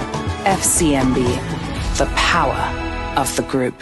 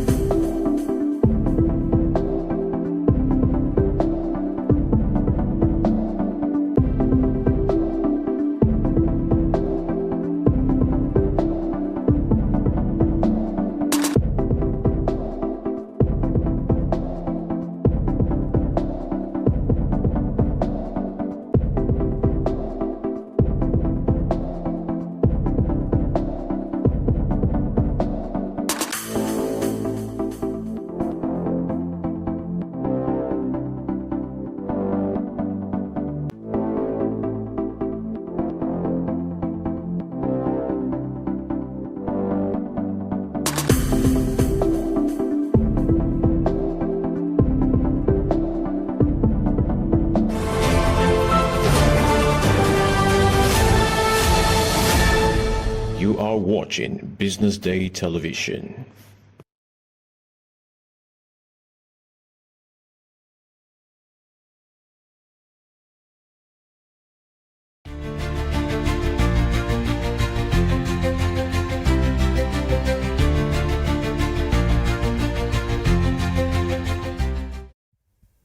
Good morning and welcome to the big story right here on the BDTV Breakfast Show. My name is Elizabeth Musa. This morning we're shining the light on one of the biggest challenges holding Nigeria back when it comes to reliable electricity, and that's energy theft. We hear about tariff hikes, poor supply and infrastructure gaps, but what many people don't see are the hidden costs of illegal connections, meter bypassing and other forms of energy theft. It's not just about money being lost, it's about slowing down investment, damaging infrastructure, and keeping Nigeria stuck in this cycle of unreliable power. So the question is, how do we break out of this? How do we balance enforcement with fairness? And what does this mean for Nigeria's energy future? To help us unpack all of this and so much more, I'm joined by Dr. Ayodele Oni. He is a lawyer and energy policy expert and has been part of some of the key conversations shaping the sector. Dr. Oni, it's great to have you this morning. Good morning. Thank you very much for having me. Thank you for joining us today. Before we dive deeper into the issues, can you help us understand really what counts as energy theft and why it matters so much? Okay, maybe you would want to start from what determines how the sector moves from a financial standpoint. Is the monies you and I pay, companies pay, factories pay, industries pay, that goes to the distribution companies, and the distribution companies then move the money up to generation companies who pay gas suppliers. You have the Transmission Company of Nigeria for wheeling, and you have NBED for when you do it over the national grid. NBED gets an administrative fee, right? You know, the TCN is now the TCN, and also separately the Independent System Operator, the Nigeria Independent System Operator. Now, still, electricity theft is that instead of you get electricity and you not pay for it, whether by design, whether by fraud, whether by illegal connection, whether by bypassing. Some people do it this way. They'll connect their ACs, they'll disconnect their ACs from the meter and bypass, and then connect only bulbs that consume less power. That's stealing, you know. Whether you go connect illegally to somebody else's house, and then you're making that person pay for what you're consuming, that's stealing too. So stealing, even tampering with your meter, so that it runs slower than it should run, that's also stealing. Anything that reduces, any action you take to reduce what you pay, to reduce what you ought to pay, actually is stealing. You know, if you're supposed to pay 2 naira normally, but you tamper with something and then you then pay 50 kobo, that's stealing. You've stolen 1 naira 50 kobo. So it can happen in various ways. Do you have an idea of, you know, what the estimated financial loss to the power sector we are getting each year from illegal connections and electricity theft? Okay, the association, ANED, Association of National Electricity Distributors, that pressure group for electricity distribution companies said, I think about 105 billion naira in 2023 alone, and Wow. that's increased since then. So you can imagine. And if you look at the aggregate technical, commercial, and collection losses in Nigeria, it's about 39.61%. And estimates suggest that anywhere from 20 to 25% is on electricity theft. I mean, 18 to 21% more is on electricity theft. So theft plays a critical role both in keeping us in the dark and also discouraging people from investing, because they do not want to invest and not be able to get their money back. And even the liquidity challenge in the sector to electricity theft plays a role. Revenue loss for power companies, what are some of the hidden costs that ordinary Nigerians may not even realize? Okay, one, you know, power runs on an economics of scale. So if 100 people are paying, you pay less. If 50 people are paying, then you pay more. So the truth is that when people steal electricity, at the end of the day, some other people are paying for it. That's what happens. That's one thing we all don't realize. Two, it would play a critical role in keeping us in the dark because people are not going to want to invest. Recall what I said. Money in the power sector moves from down up. When you and I pay, the distribution companies get these monies and then they send up to generation companies to pay for gas and other costs and make a margin, pay the TCN, pay the embed depending on the arrangement, whether it's off grid, on grid, and all of that. So that's another thing we don't take into consideration. And recall that there's a direct correlation between energy use and availability and poverty. The lesser energy you have available, the poorer you become. So there's a direct correlation that if we do not have sufficient energy, public energy in particular, then it becomes more. We have poorer people. Also, like I stated, it's more expensive for you and I. Cost of production increases when we have less available public power in particular. You know, when people start going off grid because of some of these challenges, then cost of production increases, goods and services, cost of and prices of goods and services also increase. So all of these play a critical role. You pay your taxes and you still be spending a lot of money on power because some people are stealing that power. Right. And Dr. Oni, beyond financial losses, which we're discussing, how does this energy theft actually impact on the stability and reliability of Nigeria's already fragile grid? Okay, so the interesting thing is that when you have less investment, when you have people unable to pay for gas, you begin to have challenges with the grid. You begin to have the grid collapses, partial, impartial, all of that. You know, disturbance of the grid and big companies, huge consumers will begin to maximum demand customers and the likes will begin to go off grid. And a number have gone off grid. I'm sure I've done at least 100 plus, maybe 200 off grid licenses in the last 2-3 years, right? You know, it suggests that a lot of people are now leaving the grid because of those challenges, which electricity theft or energy theft plays a role in. And when you have that, it means that their cost, because remember what we said, power is based on economics of scale. It means that they need to spend more producing, and it then means that you will be buying more. It means that employment will be challenging because they reduce their cost elsewhere, you know. So it will affect us ultimately with employment. It will ensure that the grid, a lot of people, the grid is balkanized, you know, and it becomes ultimately more expensive for everybody else because you have fewer people, right? So ultimately, beyond money, it goes to employment, it goes to even how investors see the country. So those are issues we need to take into consideration, and there will always be those externalities if we do not do things right. I'm not saying energy theft is the only problem. There's poor infrastructure, there's government owing Gencos for gas payments. I understand that those indebtedness go to about 5.6 trillion naira now with 200 billion monthly, right? So all of those come together to make it difficult for us to get to where we actually want to get to in the power sector. And one thing that we also see is that a lot of people arguing that energy theft happens because people feel shortchanged. They're paying for poor or irregular supply. Is this a vicious cycle in your view?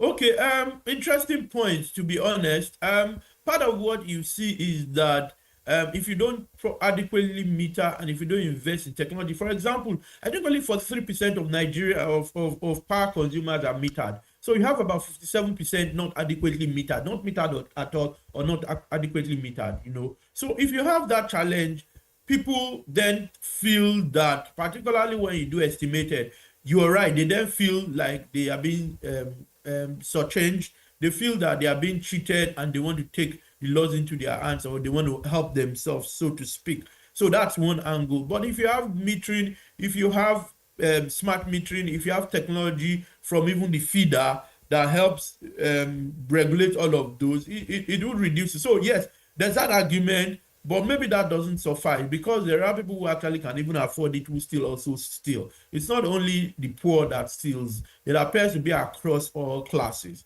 So there is that bit, but two wrongs never make a right, So if you're not metered, then you need to make an issue out of it. NERC has its regulations. There are email addresses you can send emails to. You can even reach out to your lawyer, to your consultant, to also help you take it further so that you get metered. So that if you get metered, then you know you're paying for what you use. Other than that, I think that people will feel shortchanged, particularly where they are not metered and is estimated billing. Right. So that's a factor. Right. Talk to us from a legal and policy point of view. What tools are already in place to deal with this challenge, and do you think they're working?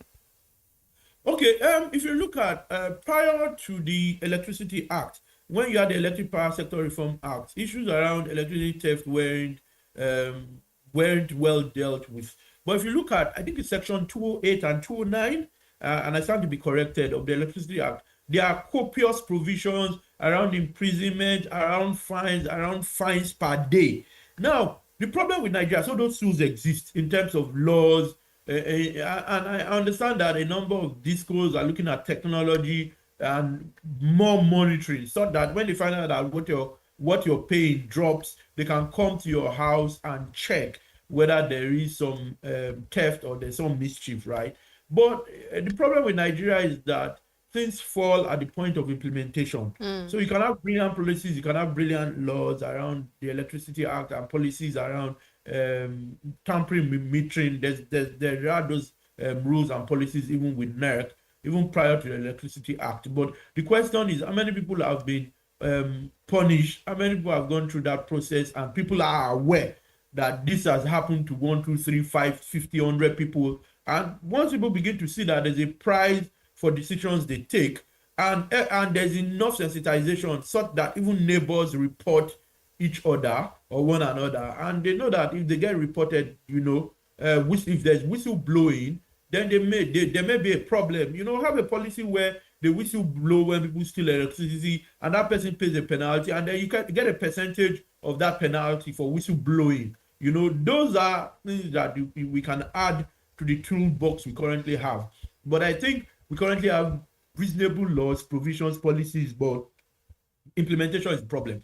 So I always am reluctant to go on and on about inadequacy of laws and policies and all of that, because that's not the problem. The problem is more implementation. The problem is more sensitization, and the problem is more people knowing that others have done it and they've got severely punished. Speaking of implementation, one thing that we know happens often is that when it's time for enforcement, there's a lot of debate. People sometimes say it targets the poor, while the bigger players seem like they're untouched.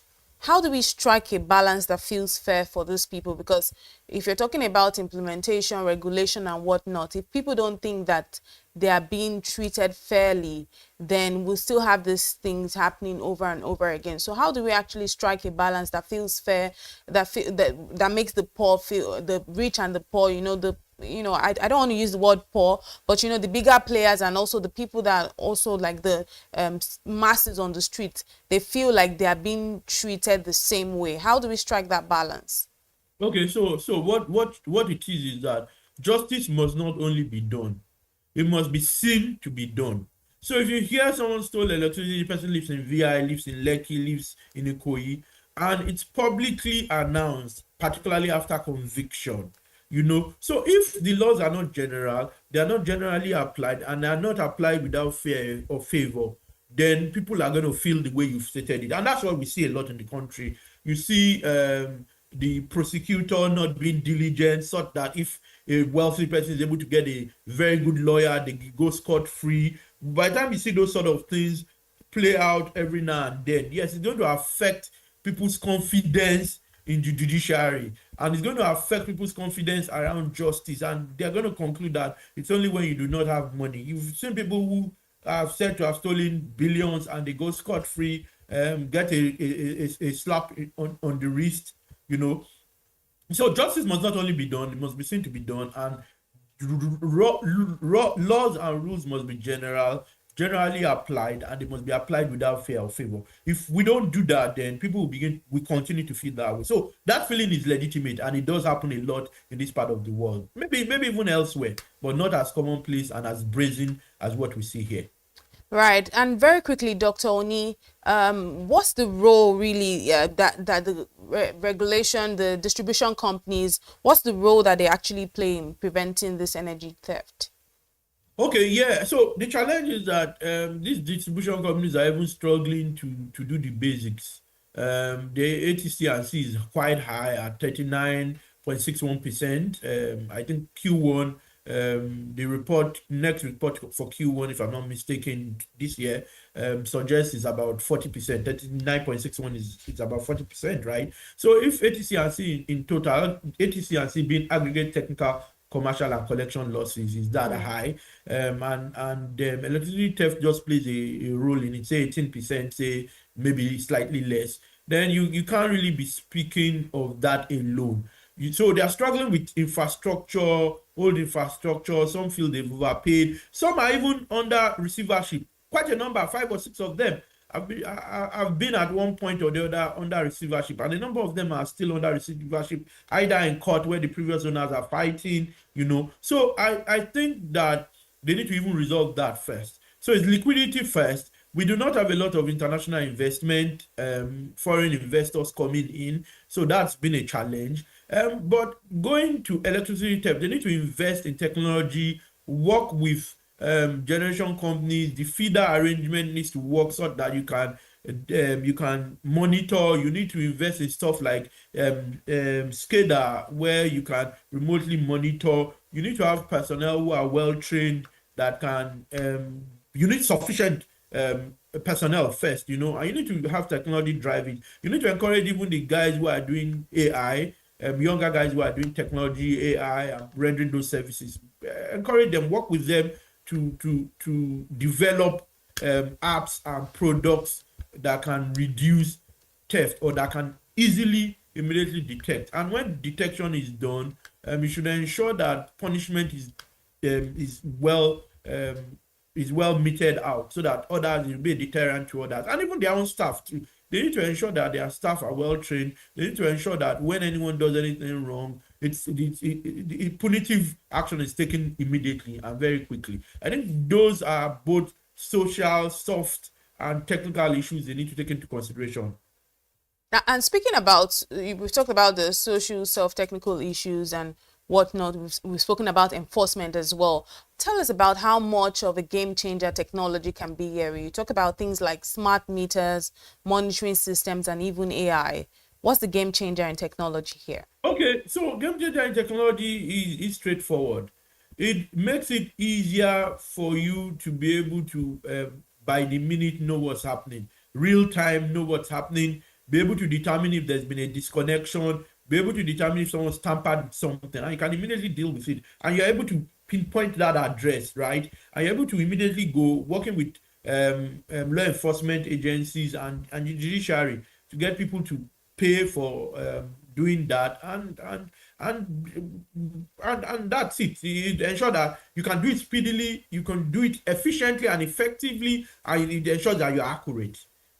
And when we're looking forward, right, at the end of the day, trust is something that's a big issue.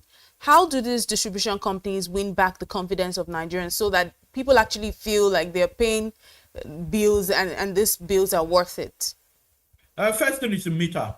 If you have adequate metering, it helps ensure. And there's been all sorts of initiatives, from MAP to the presidential initiatives. There have been all sorts, right? I think that there's need for investment to start with, and that investment should be critical. Is critical to metering. The World Bank is made some intervention. We need to ramp up all of this investment, meter people adequately, and I think that's the start point. Once you can meter adequately, particularly with smart metering, you're beginning to then solve the problem. If we don't meter, then we're not even starting.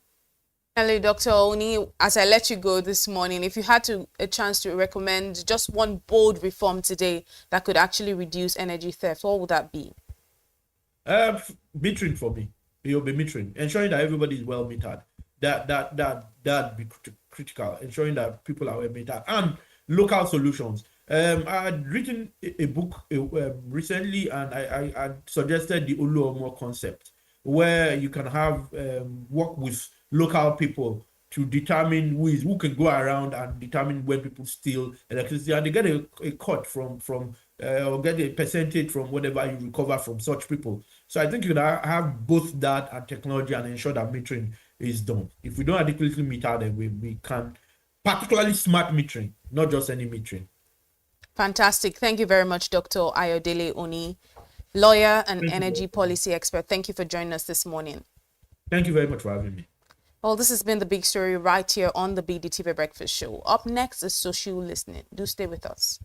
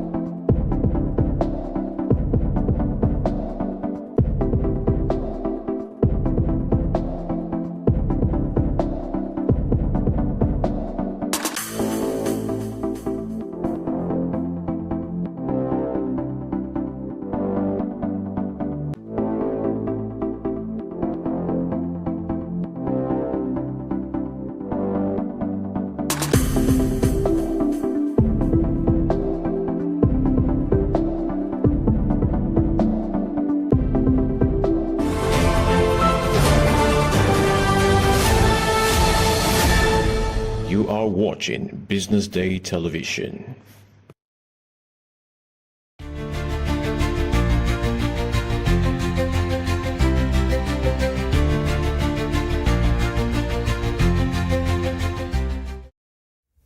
Welcome back to the BDTV Breakfast Show. This is Social Listening, where we break down some of the stories making the rounds on social media. My name is Elizabeth Musa, and of course, this morning I'm joined by Onyeka Valentine. There's something we always say. Onyeka Valentine, right? It didn't rain today.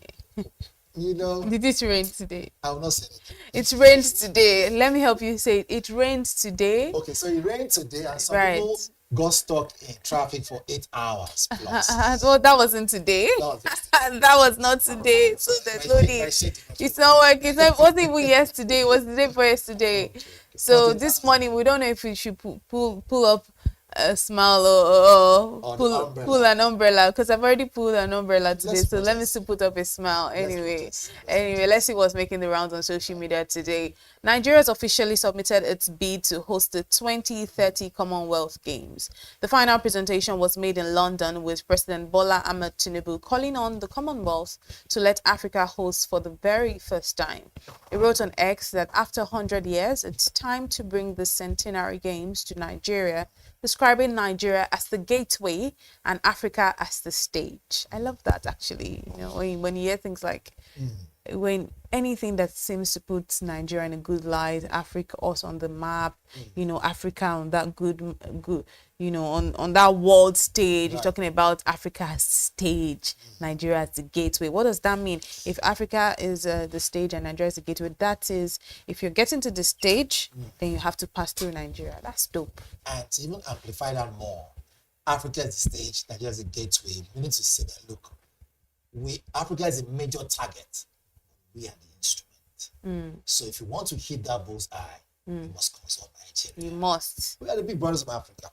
Anyways, to put more light to what you said, I mean, it's good to see that if there's one thing that unifies us the most, we know it is sports. And so it's good to see that our president can see the exigency plus the importance of the games as big as Commonwealth to want to come to Nigeria. In other words, to bid for it. Now, what this means, if I even touch the area of the business benefits, let's look at the fact that when it comes to branding, when it comes to reputation, look, I tell you, it is 100% a great idea. It's going to be capital intensive, most definitely. But I mean, if you look at all the amount of money that we waste and we've been wasting, gas flaring and other areas, I tell you, Nigeria has more than enough to host and host it well. It's the challenge now. In hosting it, I hope other sectors will not suffer. That's the thing. It's still Vision 2030, actually. 2030 do you think it's very far? It's 2025. Before you shut your eyes and open again, it's 2030, 4 years from now.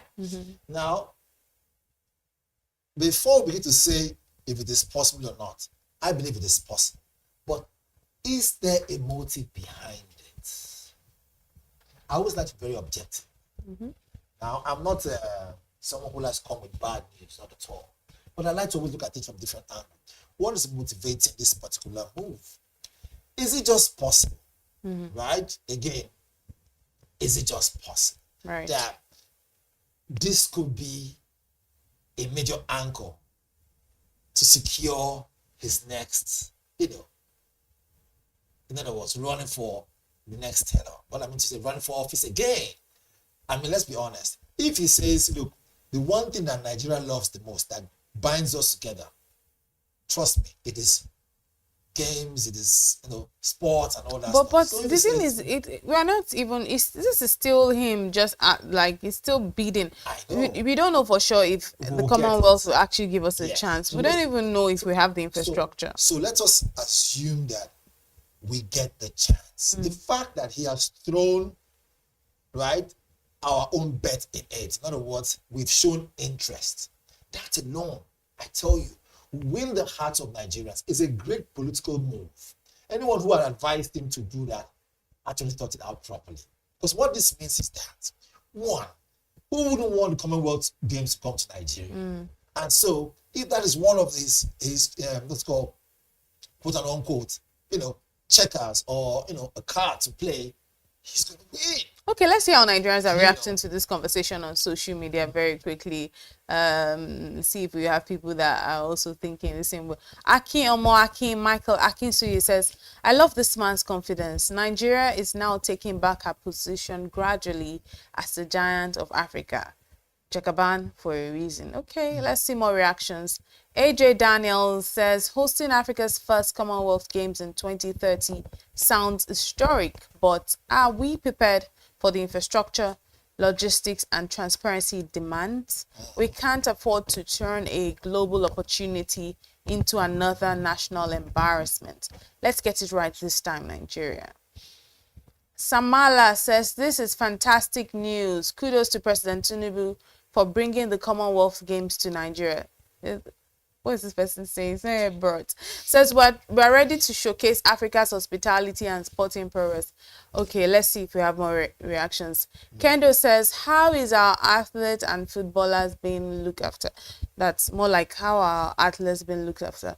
This is a government that made promises and pledges to our sportsmen and women and never kept or fulfilled it. They failed to keep our athletes, owe them money, and send more officials to represent Nigerians than the athletes. So that person is clearly calling out an anomaly and saying that if you are even asking to bid, you know how they say charity begins at home. It's really true, because you're asking to be bid for the Commonwealth Games. It sounds interesting, all those, like I said, those punchy lines of Africa is the stage, Nigeria is the gateway. Some things are nice, on pen and paper. They're nice orator, when you're making oratory. But when we talk about the nitty gritty, how athletes even being treated, because athletes are going to want, if I was one of them, I'm thinking, okay, you want to put up Commonwealth Games, I'm not even getting paid, I'm not even getting treated well. What's it like for our Eagles, our Falcons, and whatnot? Then you want to now say you want to host infrastructure in Nigeria. Look at how many it's good, because it's going to be on this, most likely going to be on the, I don't know, mainland, wherever. Look at the flood that we have to deal with. So many things are actually not correct right now. So if you want to host Commonwealth Games, some basic things are not in place, and you want these people to come from all over, so it's going to be a national shame. So I like the fact that we are pinpointing the challenges, but when there is a big opportunity, you see, what happens is that it gives you more reason to even work harder to be able to mitigate those challenges. To say challenges are what they are. Every country has challenges, but now there's a bigger fish to fry. Can we buy a bigger fry pan? Now there's a bigger fish to fry. Can we increase the amount of gas under the fire? Now there's a bigger fish to fry. Can we polish our utensils and polish the thing we used to enjoy the dinner? Now there's a bigger fish to fry. Can we please at least have electricity? All right, let's move away from this. Let's move away from sports and go to politics, where our best friend, or my best friend, Natasha Akpoti Uduaghan, has returned to the Senate after a 6-month suspension. She walked back into her office declaring she owed no apology to anyone. Natasha says her suspension was unjust and even fraudulent, insisting that the battle has just begun. She thanked Nigerians who stood by her and vowed not to be silenced. My question for you, really, Valentine, is what advice would you give Natasha? Because I know you have a lot to say. Should she reconcile with her colleagues, or should she continue this battle? Because it's looking like a battle of just her and against them, but Nigerians at her back, clearly. I said this thing some weeks ago when I said, look, the day we hear that this story is coming to an end, she will not be happy. It might sound funny. She had just said the battle has just begun. Do you know the amount of publicity she got internationally by stretching that whole issue? See, let's be honest. I think she has even gained more by traction. By stretching the issue traction than even coming back to that office. Even if she had that way, she would probably say, look, let's extend it more, because the traction was building. Now, that's just to say it on a lighter note. Now, what this now means, I'll come to what it means business-wise, but what now means socially is this, that, you see, when you walk on eggshells, be rest assured that everybody will have their eyes on you. If she says no apology will be given whatsoever, I don't think that's good sportsmanship. I don't think that's good politicking. No, because she feels like she was treated unjustly and unfairly. So even the court of law, if you are accused wrongly, and then the judge finally, draws his conclusion and you are innocent, I tell you, the person who accused you is only wise for you to turn and tell the person, look, if in any way I had wronged you, even though I know that I didn't wrong you, I still apologize. What that does is that it sets a precedent for anyone to see you as a far more matured person. That statement of hers, for me, was very premature.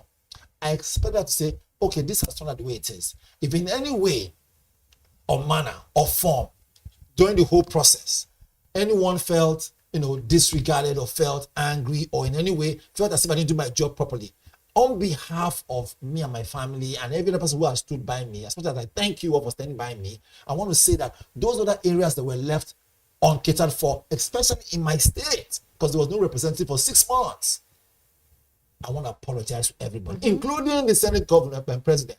I apologize to you too for dragging all of us and wasting our time. But since this has come and ended, can we move on, please? That could have shown what I call a masterpiece, maturity that will make everybody want to love her more. Her response simply meant she's still ready for more fire. So she be careful. No fire comes without burning both hands. And this is the interesting part of it. Are you aware that she's in the eye of the public? Politicians and politics, right, is one and the same. Believe it or not, he who lives in glass houses should not throw stone. You live in a glass house while you're in the Senate there, which means you'll be walking on eggshells. Because any part where she makes a mistake, and it is very clear, they will hold out to that. And that could be a bigger disgrace. So I think she would have thought about it, say, look, instead of you saying, I owe no one apology, right? Come out and be mature and say, look, in any way and form, you feel, maybe you feel threatened or you felt crossed, I apologize across board. Because she already won the case already. They brought her back. I apologize across board. Put your ego beside. Let the yearning of the people and the action on ground, while you are put there by your people, let it be actualized. People first, your ego second. That's my take. All right, your take. Let's see what Nigerians' take is and see how they're reacting to this conversation. People first, ego second. I love it. X on Twitter says, if you dare apologize, you would lose all credibility. No. Well, 100%. I mean, that's for us to debate. And what you fought for would be in vain, and what you stand for will not hold water. Natasha Akpoti, we are standing with you. It's easy for we're definitely standing with her. So Nigerians are standing with her. The thing about this whole thing is that when you are in public eye, right, and people are standing, they say, we stand with you. When you lose, they will stand away from you. She's won already now. No. The other things will happen after now. That's how life is. Don't forget, right? A good example, right, was when Obasanjo was put in prison. He's a former head of state. He was not put in prison. Some of his close allies and friends thought that this was the end of him. They removed their hands totally. But as luck might have it, he came out and became the president again. Those other fools still came back. So say, oh, we're always with you. But you know what happened at some point, just allow you. He knew them. What am I trying to say is that, look, in politics, no permanent friend, no permanent enemy, only permanent interest. So when I see words like that on social media, someone saying, fire on, we are with you. They are with you now because you have won for now. Meanwhile, there's a tomorrow. So I expect whoever is going to follow anybody who's a politician should understand politics is what it is. They are only as bright and as blossom as the sunshine. The day the storm comes, then we'll know who holds the umbrella or who holds the broom. Okay, let's see more reactions to this conversation on social media. Who holds the umbrella?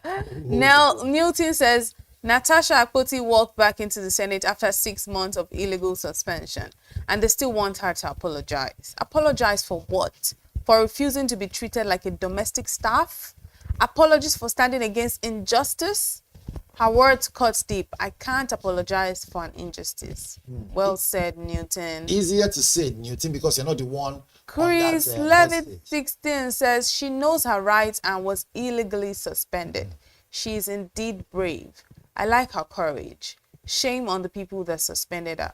Shame on them all. I'm going to take a snapshot of all this, right? Comments and everything, and keep it and wait for tomorrow. You see, the thing about this life is that tomorrow never lies.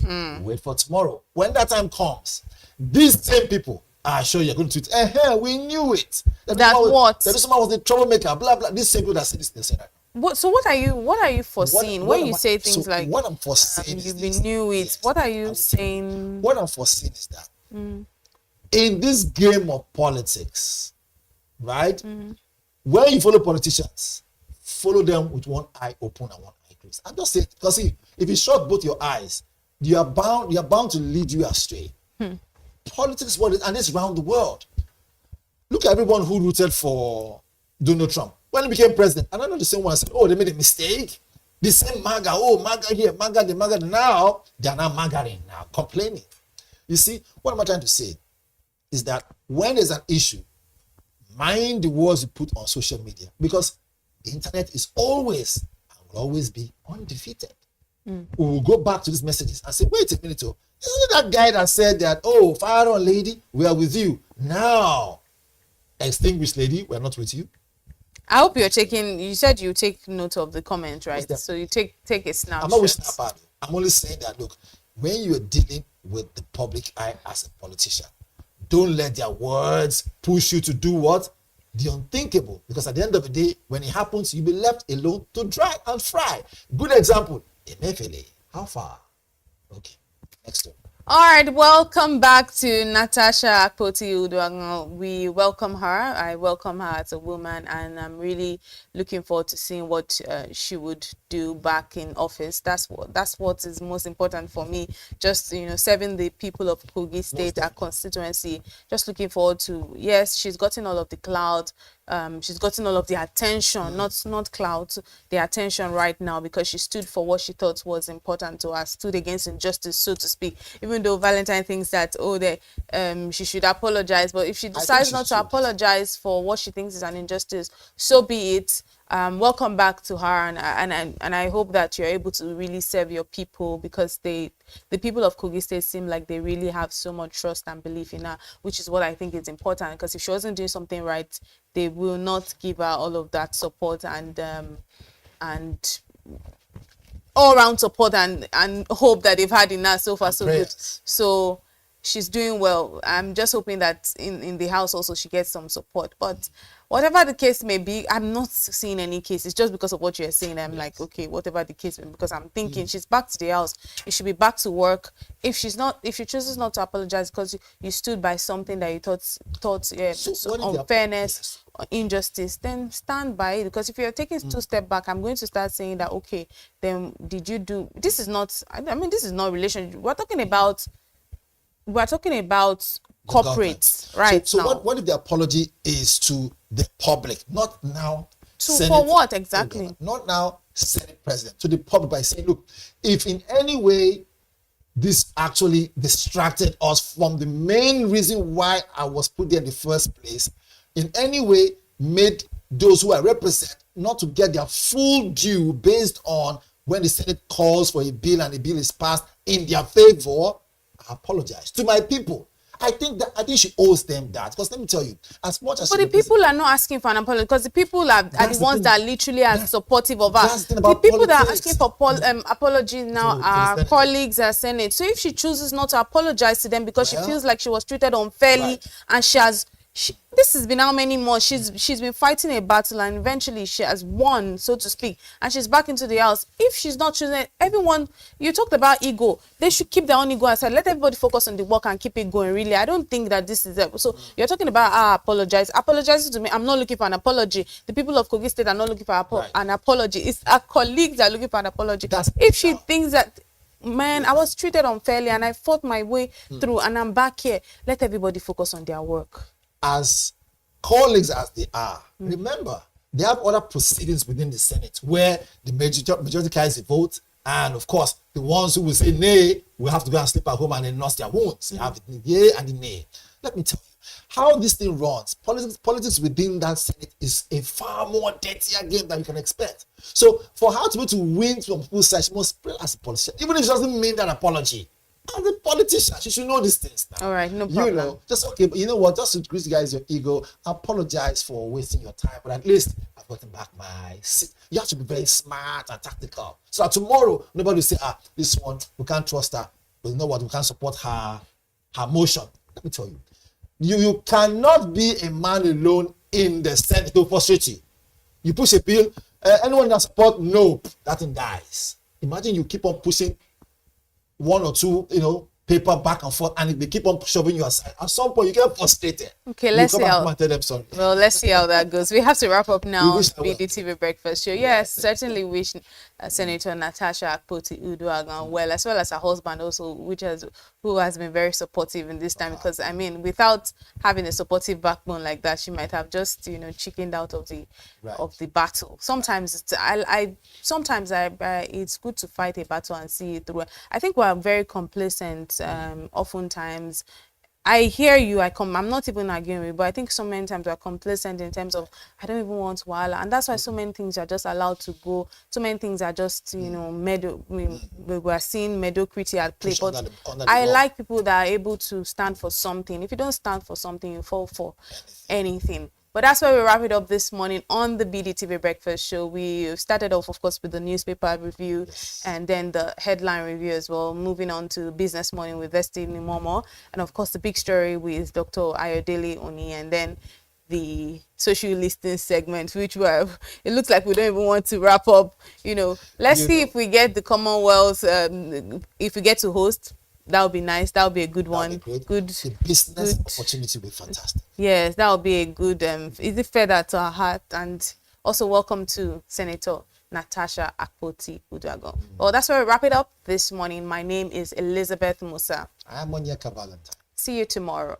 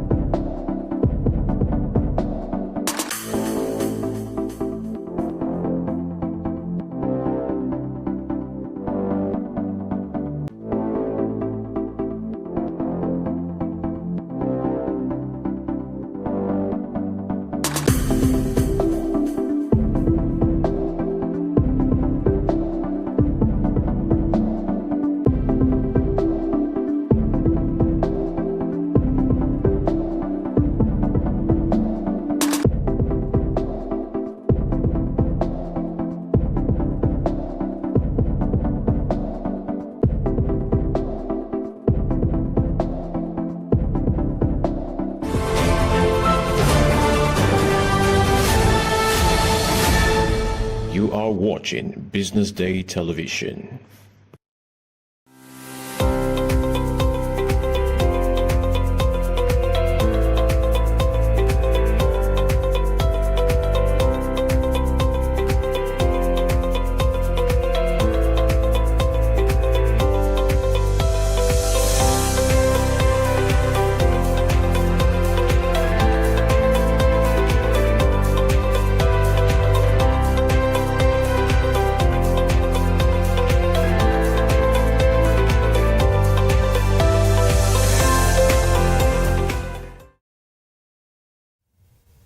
Good morning, and thank you for tuning in to the BDTV Business News Hour. My name is Gloria Brown. Let's begin with a look at today's top business headlines. CBN records historic bank deposits after rate cuts. Bank stocks rebound as lower rate lifts profit expectation. Naira 15-month high of 1,490 naira on black market amid low demand. CBN's measures slow inflation for fifth straight time. NGS declined as investors lost 135 billion naira amid persistent sell-off.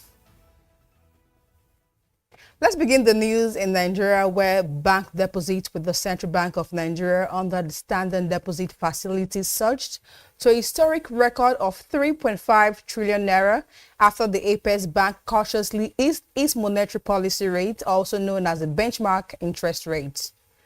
According to CBN data, the SDF rose from 2.55 trillion naira on Tuesday to 3.5 trillion naira on Wednesday. Market participants says the sharp jump in SDF deposits reflect a mix of excess liquidity in the banking system and reluctance by lenders to take on credit risk. Many banks prefer to park idle funds safely with the CBN rather than extend risky loans or invest in volatile sectors. Analysts believe this development could be an early sign that monetary policy is beginning to transmit more favorably to the real economy. If lower interest rates are passed on by commercial banks, borrowing costs may ease, helping businesses and consumers. However, the effectiveness of this change will depend on fiscal discipline, inflation trends, and bank willingness to lend. Moving on, Nigerian banking stock reported gains on Wednesday, 24 hours after the Central Bank of Nigeria surprised market with a 50 basic point interest rate cut. The Monetary Policy Committee reduced the monetary policy rate from 27.50% to 27.0%, marking its first cut in 5 years. This decision sent a positive signal to equity markets, with investors expecting that banks will benefit from higher loan demand. The rate cut comes amid easing inflation, which dropped to 20.12% year-on-year in August, combined with other changes like lowering the cash reserves requirements for commercial banks to 45% from 50%. The move is designed to free up liquidity in the banking system. After the announcement, several bank stocks rose as traders priced in improved profit margins. Lower interest rates typically reduce banks' cost of funds, allowing for more competitive lending rates, which can boost loan growth and income. Analysts say this can help especially Tier 1 banks with strong deposit bases. However, risk remains. Inflation through easing is still high. Foreign exchange market volatility continues to weigh on many banks' balance sheets. Also, the benefit of the rate cut will depend on bank willingness to lend and whether borrowers can repay. Now, in other news, the Naira strengthened to a 50-month high of 1,490 naira per dollar in the parallel market on Wednesday, driven by lower demand and improved liquidity across foreign exchange markets. The last time it traded at this level was in June 2024, compared to Tuesday, 1,515 naira. The naira gained 25 naira, marking at 1.67 naira appreciation. The gap between official and parallel market rate has now narrowed to 1.44 naira in the official Nigerian foreign exchange market. However, the currency slipped slightly by 0.08%, closing at 1,488.56 naira per dollar against Tuesday 1,487.36 naira, according to the Central Bank of Nigerian data. As its September 22, 23, 2025 meeting, the Monetary Policy Committee cut the benchmark rate interest by 50 basic points to 27%, the first reduction in over 2 years. Analysts expect limited near-term volatility, noting that interventions, stronger reserves, and FS monetary have anchored stability. Still on, the Central Bank of Nigeria is delivering on its mandates of ensuring monetary and price stability as its policy reforms and strategies have lowered inflation rates and stabilized the naira. The National Bureau of Statistics Consumer Price Index report revealed the headline's inflation fell from 21.88% in July to 20.12% in August. Analysts maintain that the CBN's focus on price stability is justified, as sustainable business activities and economic growth can only thrive in an environment of stable prices. This steady improvement signals a gradual return to price stability, raising hope that the CBN may soon begin to ease its tight monetary policy stance, said Muda Yusuf, the CEO of the Center of the Promotion of Private Enterprises. For the CBN, price and exchange rate stability remain core mandates that shape its policy directions, and its first Monetary Policy Committee meeting of the year in February 2025. The Apex Bank paused its long-standing policy rate tightening cycle, keeping the monetary policy rate at 27.50% and leaving other parameters unchanged. This marked the first pause since May 2022. In other development, as the global artificial intelligence economy moves forward an estimated $15.7 trillion by 2030, experts warn that Nigerian risk exclusion unless it tackles its widening digital divide. Despite being Africa's largest economy, more than 60 million Nigerians remain offline, a figure exceeding the combined populations of Ghana and Rwanda, leaving millions cut off from the opportunities that AI adoption can unlock. Industry stakeholders are urging urgent investment in digital infrastructure, skills development, and ethical governance to position Nigeria for AI-driven growth. They argue that the country must build capacity to leverage AI for solutions in healthcare, education, commerce, and public services. At the BusinessDay Foundation AI Summit team shaping Nigerians' AI future, collaborations, capacity, and accountability leaders from government, academic, business, and civil society explored ways to bridge the gap. Frank Aigbogun, publisher of BusinessDay, stressed that digital exclusion remains a critical barrier to Nigerians' AI readiness. And to end the business news hour, the Nigerian exchange extended its bearish run on Wednesday, shedding 135.13 billion naira in market value as sustained sell pressures weighed on all equities. The all-share index slipped by 0.2% to close at 140.10 points, pushing year-to-date returns lower to 36.72%. Heavy losses in MTN Nigeria Bank and Wapik Insurance were also among the biggest drag on the market. Trading activity was mixed as volume declined by 6.16% to 431 million units, while the value of transactions climbed to 16 billion naira across 20,849 deals. Zenith Bank demonstrated the chart, trading 68 million shares worth 4.7 billion naira. Market breadth remained negative, with 28 loss outweighing 23 gainers. Top decliners include Deep Capital and Legend International, while Dangote Sugar and others gained 10%.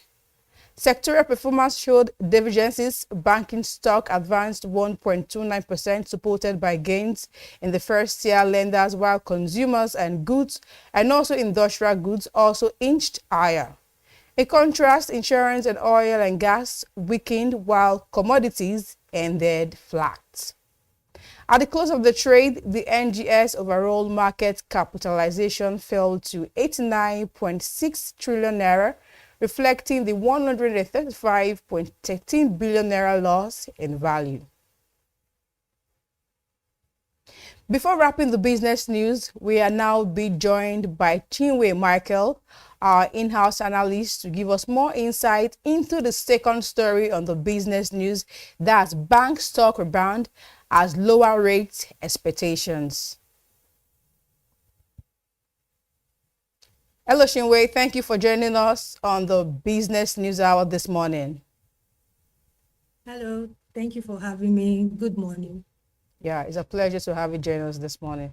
Now, regarding the topic on the stock, how exactly do lower interest rates translate into improved profit expectations for banks and their stocks? Okay, thank you for the question. So basically, when we talk about bank stocks here, we talk about people who are interested in buying the stocks, who are interested in trading in the capital market, and they are trading on bank stocks. So when we look at the profitability aspect of how interest rates will reflect on bank stocks, we have to look at the fact that the stocks during the during the MPC meeting on Tuesday, the Cardoso said that, Cardoso said that, MPC interest rate is now at 27%, no longer at 27.5%, 50%. So this has actually brought a lot of things to the capital market. We see bank stocks rallying. We see that bank stocks have increased in the last 24 hours. However, on the day of the announcement, bank stocks actually reduced because of market watchers were not so sure of what to expect. But because of the fact that they have seen that, okay, it looks like this is going to bring like profitability to the banks in the aspect that banks will be able to give out more loans to their customers. There will no longer be like high interest environment for people to take out loans. Now, customers will be free to take out those loans, regardless of the fact that they are no longer hindered by the elevated interest rates, which have crippled the system months back. Now, let's look at the sectors of the economy right now. What sectors of the economy or categories of investors stand to benefit or lose from this rebound in the banking stocks? You won't actually look at it in the aspect of sectors of the economy will stand to benefit in the aspect of banking stocks. Now, there are different sectors of the economy, and bank is also part of the sector of the economy.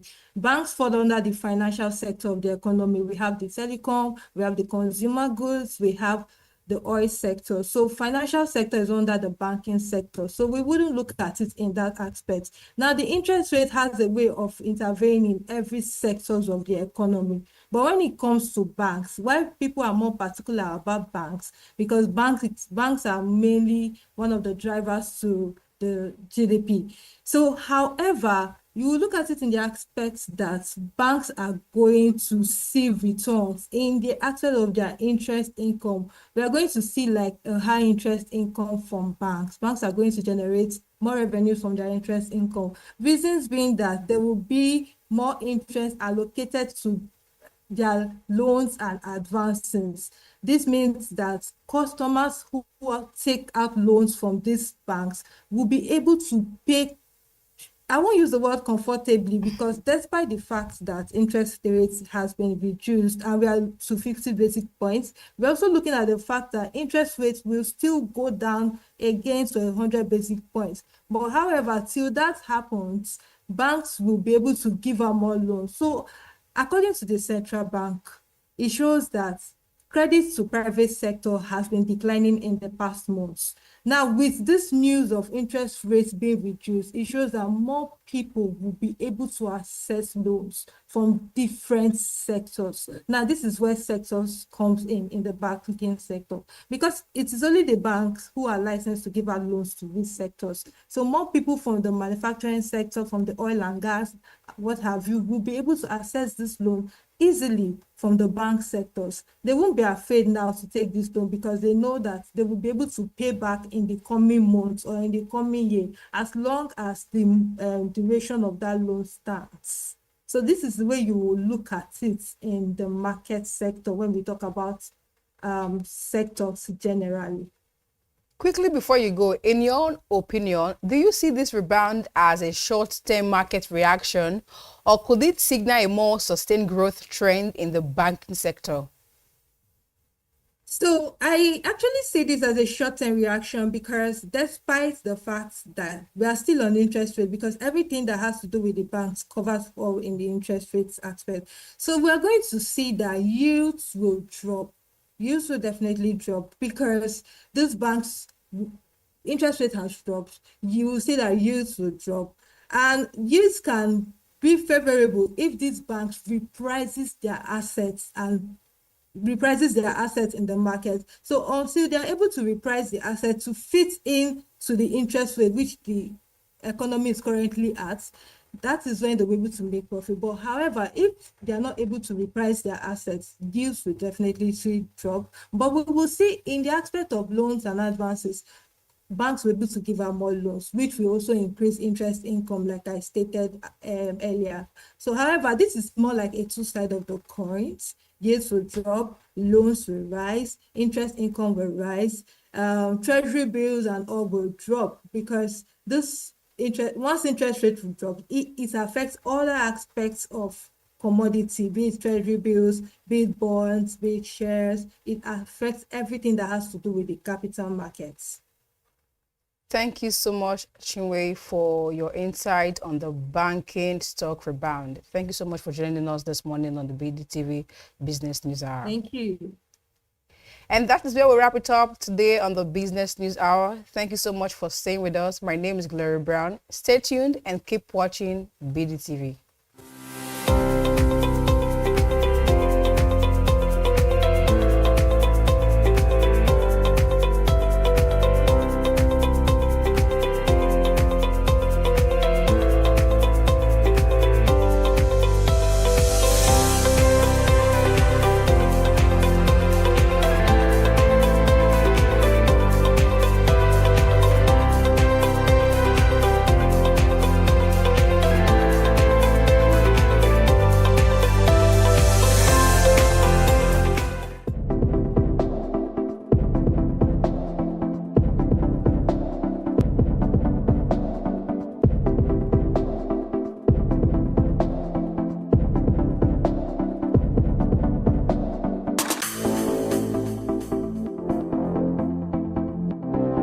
Meet Monica, your all-in-one financial solution.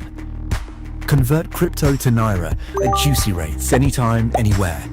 Enjoy fast withdrawals straight to your bank. Buy airtime, data, and pay bills in seconds.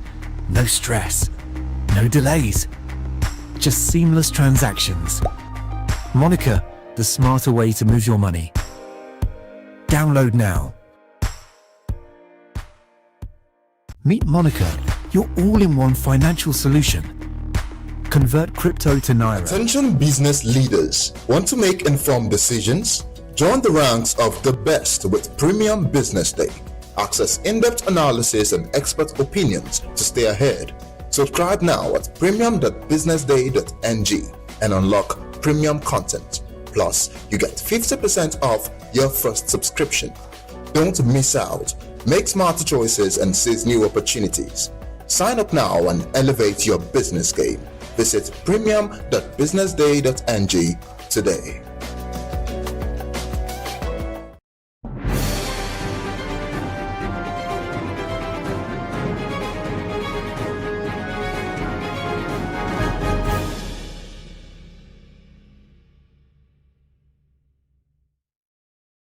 Good morning and welcome to Economy and Market on BDTV, where we give you comprehensive insights into the economy as well as the markets. On top of our list discussion today is the rate cut which we saw happen yesterday. So basically yesterday we saw the Central Bank's Monetary Policy Committee cut rate for the first time since 2020. We've seen them in 2024 hike rates by over 675 basis points. Rather over 775 basis points to 27.5% from 18.75% that we saw at the start of the year. That particular hike cost quite a lot of rancor in the market. It was however, that hike was able to cause a decline in inflation. We've seen inflation at 20.12% now, and in line with what manufacturers have been clamoring for, basically players in the real sector, we've seen that the CBN has now gone on to cut rates 27% now from 27.5%. Will they cut rates further this year? That we don't know. However, that's where we're starting off our discussion. And on the show this morning, I have Eniola Olatunji, a top-notch analyst here at BusinessDay. Good morning, Eniola. Good morning, David. So, how you doing? I'm great. So how's the rate cut affecting you? Are you already seeing it in your investments and your stocks? Yeah, it was just yesterday, and even at that time, the stock markets are closed, and so we would see it. In fact, before the rate cut, yields on like bonds and treasury bills were already going down, and as a Monday, I wouldn't say the rate cut came as a surprise. I think after GDP results came out, right? At a 4-year high, everyone was like, okay, there's just already incentives to cut rates. The rate. Inflation is at 5 months low. Like it has dropped consecutively for 5 months rather. Inflation first. Neighboring countries have cut their rate. Yeah, and we've seen the rate cuts in the US. Fed cut rates too. So like there isn't so much fear of flights of capital flights, because the US has cut rates and then cut rates too. But yes, we were, even since the beginning of the year, after we started seeing inflation rein in, we've seen that yields in the fixed income markets have started to steadily decline. To steadily decline. And but one of the most interesting things for me at the meeting yesterday was the introduction of the 75% 75% on the CRR, 75% CRR on non-treasury accounts. And initially when Cardoso came, one of the things he used to really say was, the fiscal should also like to put in their own weight.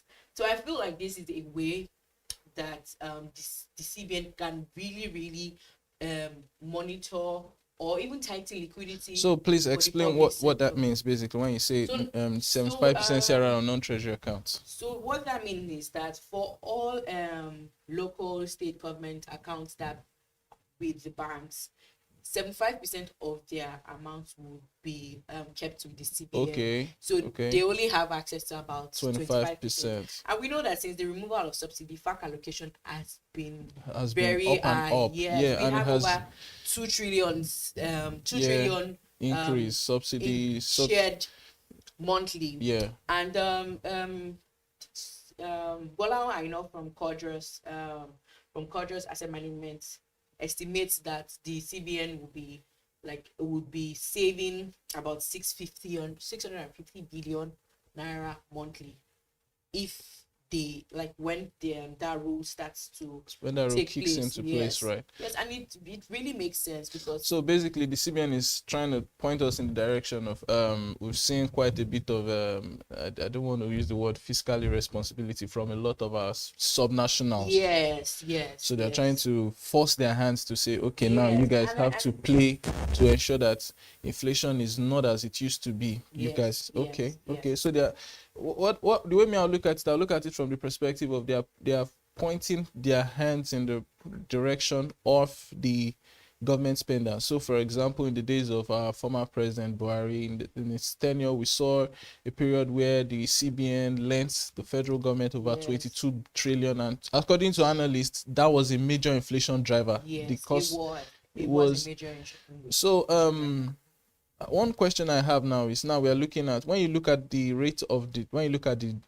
exchange rate yesterday, the naira appreciated even further. Why? We saw a rate cut, but in against the naira, we saw that the naira went up to 1,486 naira to the dollar. That's the highest we've seen the naira since the start of this year.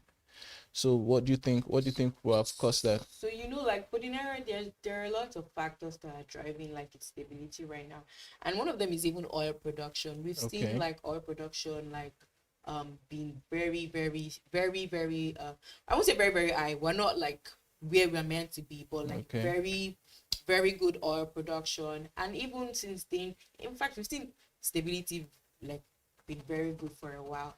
But another thing is also the reserves. As at Friday last week, the reserve it's 42 trillion dollars rather. $42 billion. So, and the last time the result was that was about 4 years ago. So you can see that a lot of like our macroeconomic indications are going back to like 2020, what it was before the great reset of 2020. Yes. So like we've seen a lot of them.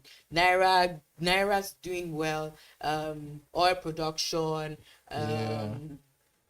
even inflation, GDP. So all of these activities is helping to like So the question, one thing I would want us to talk about now is around the manufacturers and the received rate cuts. How do you think they are reacting to this news? You know that yesterday, if like Cardoso had not cut our rate, I'm sure like all the headlines will see this money will manufacturers, well, so I don't think like it will begin to manifest immediately when it comes to like lending rates that banks gives, like commercial banks gives to like manufacturers. But something also, there are several like tools that the CBN use. Aside, there's the CRR, there's the asymmetric corridor. Yeah. The CRR was reduced to about 45%. Yes. So that gives the bank some leverage to even have some of their some of the money they are able to they have a breathing space to give out more. They have more liquidity to give out. Yes, thank you very much. They have more liquidity to give to manufacturers now. So even if maybe there isn't so much impact in the like the rate cut is not significant enough for you to see it maybe in the decline of interest rates, the liquidity now would even enable them be able to give to manufacturers more. And if things continue to go as good as if there's another rate cut, then we begin to see like all of that impact in. But looking at the way things stand, do you project that there'll be another rate cut this year? So I think there's another meeting in maybe December or November. November, yes. Yeah. I would think that they would like to watch and see. Wait and see. Take a wait and see approach and see, and also I think even how like other countries also cutting rates. We've seen Ghana cut rates by about 350 basis points this year. Yes. So personally, if I'm allowed to give my own opinion, I think that we'll probably see 100 basis point cut once more. Because another 100 basis points will take us to 26%. It's a lot, right? Yes, because but let's also bank on the fact that inflation may continue to drop. Inflation might continue to drop, but like for like Omo rates now. Omo rates are about 25, 26. With these cuts, they might go further down. So with another cut, they would go further down again. So we see that amount of FPI coming in. But let's also match it against the fact that US is cutting rates, and the US will still likely cut rates further. Now it's at 4% in the US. Yes, their benchmark rate. They may still cut once more, and people are projecting that they may cut by 25 basis points. So if they may cut by 50 basis points this time, that's another factor that probably keep. Another thing with the US is its inflation at the last one was higher than the previous one. It inched up a bit. Like and I think there's another one that will come out very soon too. If if like it does not see its inflation reigning, although it's trying to take like a growth approach other than just fighting inflation, which is also what our CBN is doing, like with taking a dovish approach. So that means that they are pursuing the growth of the economy than fighting inflation. So I think that honestly, in my view, I would think that the CBN would wait and see, especially to see even what like all of the other adjustments, the CRR, the asymmetric corridor, the 5% on non-treasury accounts to to see what the impact is. And I think even when by the time we get like September inflation, October inflation, by the time we get Q3 GDP data, let's not forget, if by there's the another next growth, one, it might be all incentive to actually cut rates further. Another thing that I think that we're not also putting into consideration right now is the fact that the oil sector drove growth in the economy for Q2. If you look at the non-oil sector, the non-oil sector grew by around 3.8%. The oil sector grew by 20%. When you look at some of the sectors of the economy that actually concern real people, we're talking of trade, manufacturing, construction, we did not see like this giant leap in growth. And so people are also, some analysts are putting forward the fact that for Nigeria to want to hit $1 trillion economy, we cannot hinge it all on oil. So to prevent us from being shell-shocked in case there's another global oil crisis. So I'm positioning that the CBN too would want to look in that aspect and look for ways to try and propel growth in non-oil parts of the economy. Another factor that I would also want to mention is also the fact that the Fed chairman, who is having his tenure expire by June 2026. Very true. And Donald Trump, who is the US president, has been putting a lot of pressure on him to cut rates. He may want to start budging in, may want to start yielding into some of those pressures as the months go by. That's a factor. What do you think? No, so I think like every monetary policy committee, it is made up of a committee, at least 11 people. In the US, I think a board of chair. Yes, so we even saw like Idibaka where like he had an issue with a particular one, but she was later reinstated. And that's the chairman of the board. Yes, so Powell is leaving. Jerome Powell is leaving. I don't think, if he has not budged all this while, I don't think now is the time to budge to like Trump's first rhetoric. Yes. So I think that as long as even it takes a committee rather to make that decision, I don't think like he will have that much influence over their decisions. And even from the previous, the rate cut last week, we could see that there was a unanimous decision. I think 11 of them voted for a rate cut, and maybe one voted for holding rates. Yes, holding rates or even increasing it. And so that shows that there's some sort of like synergy. In that aspect. Yes, that's it. So another thing. So when people on the show probably be wondering why we're bringing the context of the US rate cuts so much into bearing in this conversation, but I think it's important to understand that when the US cut rates, foreign investors have a leeway, they have a leverage to borrow more, and part of these borrowings that they make are some of the funds that they invest in emerging economies and emerging markets like ours, where if an investor borrows at a lower rate, in the US, they are able to put it in Nigerian bills, short-term bills that can give them rates like 18%, 19%, and things like that. So there's usually this incentive for countries like ours when countries like theirs cut rates. So for people who probably be wondering why we're bringing that into, so when we see rate cuts here and we see rate cuts there, just give me an overall view. What do you think is going to happen to inflation overall in Nigeria, especially? Do you think that this rate cuts will probably drive inflation high? But let me put the context around that question. So for some people, there's this challenge of Nigeria's inflation has never been supply side driven. It's never been driven by money supply. You feel like Nigeria's inflation has been driven more by the what do we call it, structural issues we face, insecurity, government spending too much, and all of those things like that. So in this case, what do you think will happen? What do you foresee will happen? So right now, some of the raining we see with inflation, some of it is even driven by food harvest season. Okay. Yes, and even a drop in food prices. Yes. I'm not going to say that like structurally things are great with agriculture, but even when it comes to from the GDP reports, we saw that a very large percentage, or not a large percentage, the contribution of GDP of agri to GDP increased significantly. So there's some respite when it comes to food, and then also oil. We've been enjoying some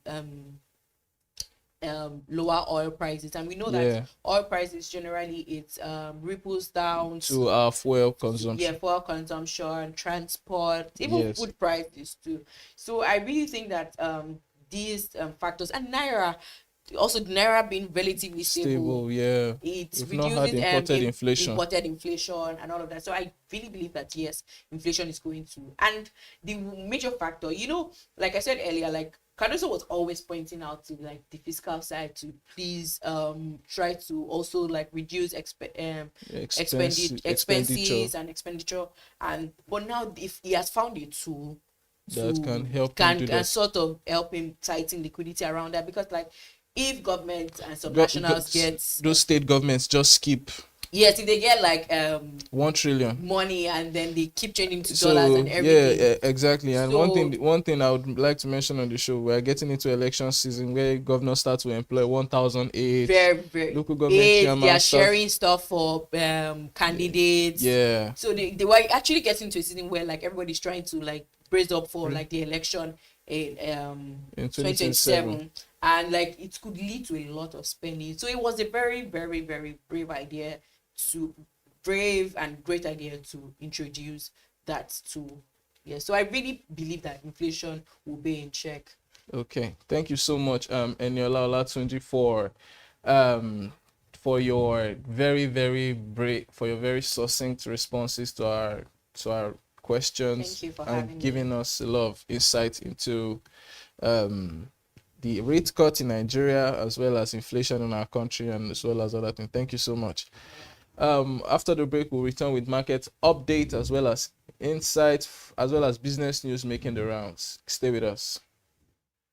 Thank you for staying with us on Economy and Markets on BusinessDay TV. So we'll move on to some of the business news making the rounds. So we just finished talking about the fact that the CBN has eased MPRs to 27% for the first time since 2020. This is for the first time in 5 years. The Central Bank of Nigeria has trimmed key interest rates, signaling a cautious pivot in monetary policy as inflation shows steady signs of easing.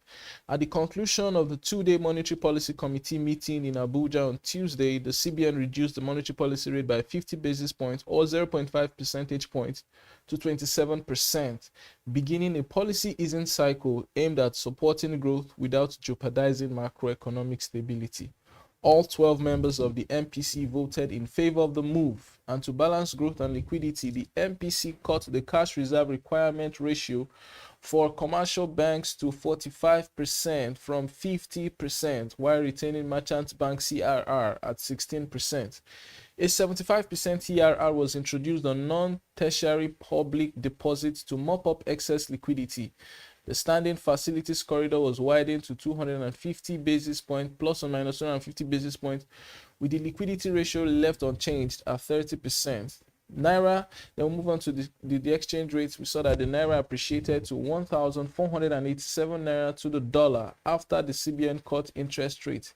The Naira appreciated to 1,487 Naira to the per dollar in the official foreign exchange market on Tuesday, after the CBN cut its monetary policy rate by 50 basis points to 27% to stimulate economic growth. The currency gained 0.08%, 0.08% from Monday's close of 1,488 naira 60 kobo at the Nigerian Foreign Exchange Market, which is NARFEM, while holding steady at 1,515 naira to the dollar in the parallel market or at the BDCs. Nigeria's foreign external reserves rose to $42.13 billion as of September 22, strengthening the CBN's capacity to defend the naira. The appreciation in the naira followed a two-day monetary policy committee meeting in Abuja, where the governor of the CBN, Olayemi Cardoso, said the rate cut aimed to sustain foreign portfolio investment. Access Bank reduced its rate for international payment to 1,515 naira, while GT Bank maintained it as 1,505 naira.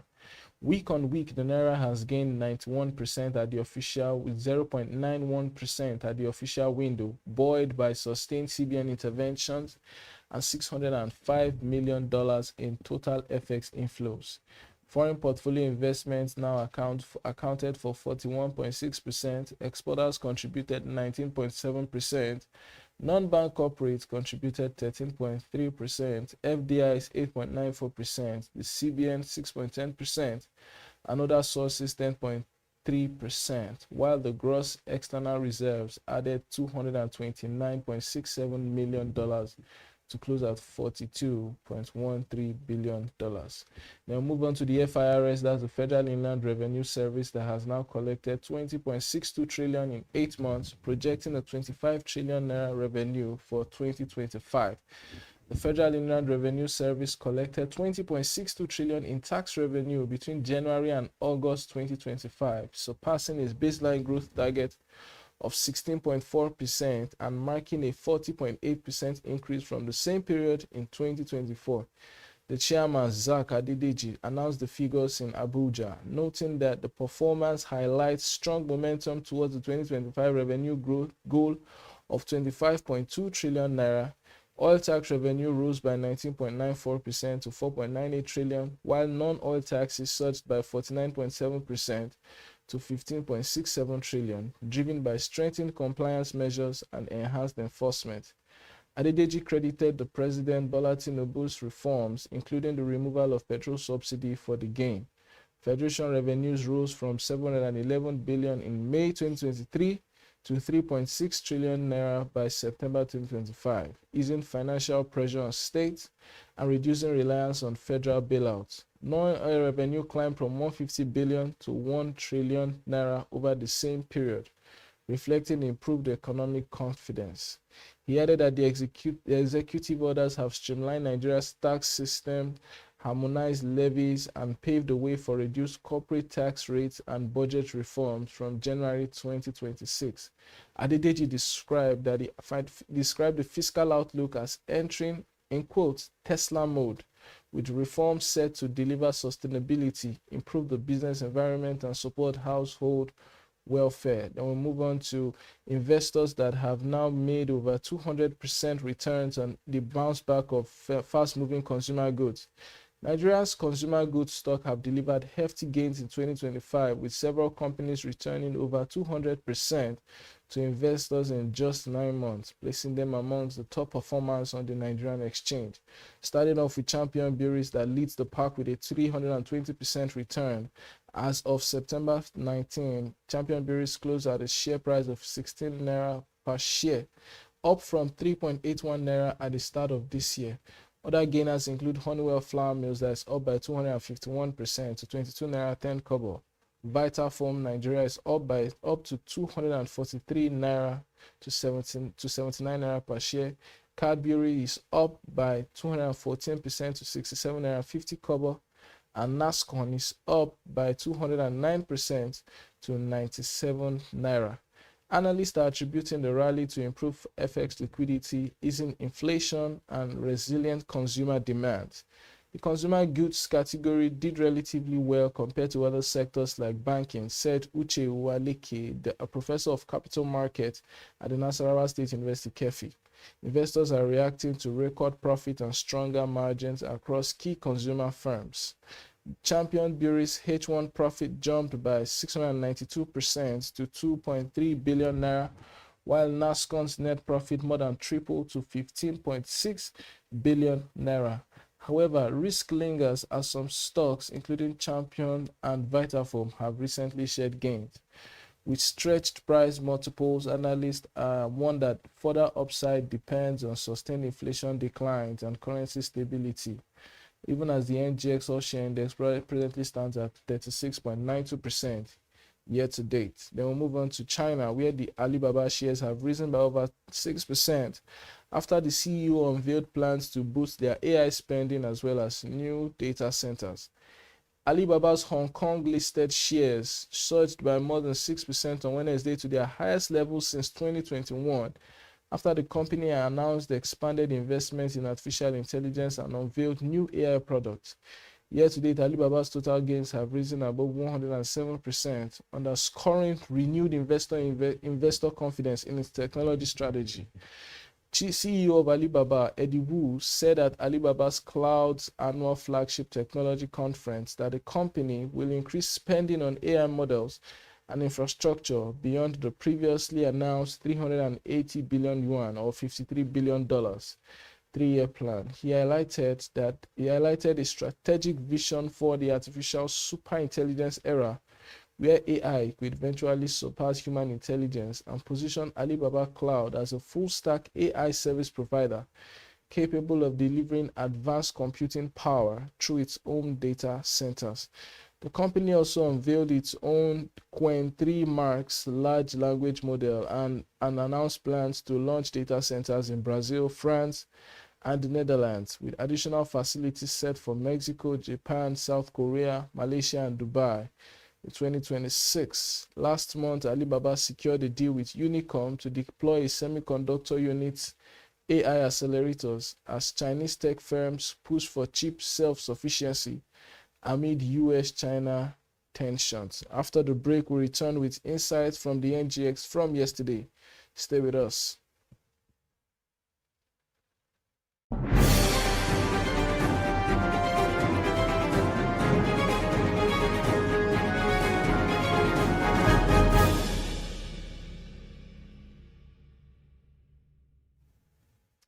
For the third consecutive day, the NGX went bearish. The all-share index declined by 0.40% yesterday, or 568 points to 140,929.60 points. This decline is not far-fetched as we've been seeing quite a number of underwhelming results from listed banking firms in the country. You look at yesterday's trading data, we saw that it brought our market cap down to 36.92 trillion naira. Trading gains, total trading volume of yesterday was significant, quite the highest in over a week, 759 million shares in deals worth over 25.7 billion naira. When you look at the markets, we are now having our year-to-date gain at around 36%. And let's look at our top gainers from yesterday. Our top gainers, we start with Thomas Wyatt at 9.8% to record a gain of 2 naira 80 kobo. Then Kellarams also recorded significant gain of 9.59% to hit a share price of 16 naira. RT Briscoe up by 9.50% to close at 3 naira 92 kobo. Then Custodian Investment PLC 9.40% to close at a share price of 48 naira 30 kobo. The NGX Group also recorded a significant gain of almost 7% to hit a share price of 58 naira 95 kobo. Amongst our top losers, Dangote Sugar Refinery was the major loser yesterday, as it went down by the maximum to close at the share price of 54 naira from the previous 60 naira. Wema Bank also recorded significant decline, 8.27% decline to close at the share price of 18 naira 85 kobo. Secure Electronic Technology NSL Tech down by 6.25% to close at the share price of 75 kobo. Then Access Holding also down by 4.98% to close at the share price of 24 naira 80 kobo. Amongst the top 5 banks listed on the NGX, Access Holdings and First Bank seem to be the only bank who have not released their half-year results. Then Aradel Holding also was a significant loser yesterday. It lost 4.76% to hit a share price of 560 naira per share. Aradel is down after significant gains over the last 2 weeks, but it's still trading at a level that's quite higher than it's still on a half year to date. In H2, the stock is still up by a significant percentage points. Amongst our top traded stocks of yesterday, the banks dominated yesterday. From our 559 million shares traded yesterday, we see that Consolidated Hallmark Holdings traded 169 million shares in deals worth over 644 million naira. Then Zenith Bank also 104 million shares. We saw a bulk trade of Zenith Bank happen yesterday, where 6.6 billion of Zenith Bank shares were traded at a go. So basically, yesterday we saw 104 million Zenith Bank shares traded in deals worth over 6.9 billion naira, of which 6.6 billion happened at a go. Then First Holdco, First Bank, we also saw over 100 million First Bank shares traded in deals worth over 3.15 billion naira.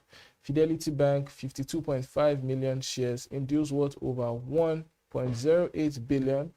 Then GTCO Holdings, that's GT Bank's parent group, was the second largest traded stock in terms of value, 45 million shares in deals worth over 4.1 billion naira. In the global market scene, we see that in the US there was a bit of market cooling after days upon days upon days of a bullish run. The cooling happened from the Dow Jones Index. We saw a 19 basis point decline to 46,000 points.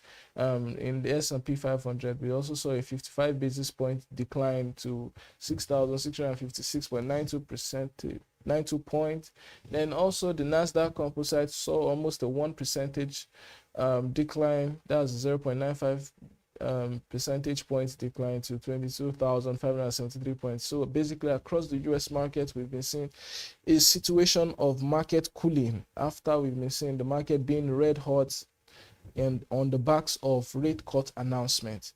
Then in Asia, in Asia, we've seen the Nikkei 225, the Kospi, and the Hong Kong markets record a bit of mixed trade sentiment, unlike what we regularly see where the Nikkei 225 and Kospi trade in alignment. We saw a different run this time.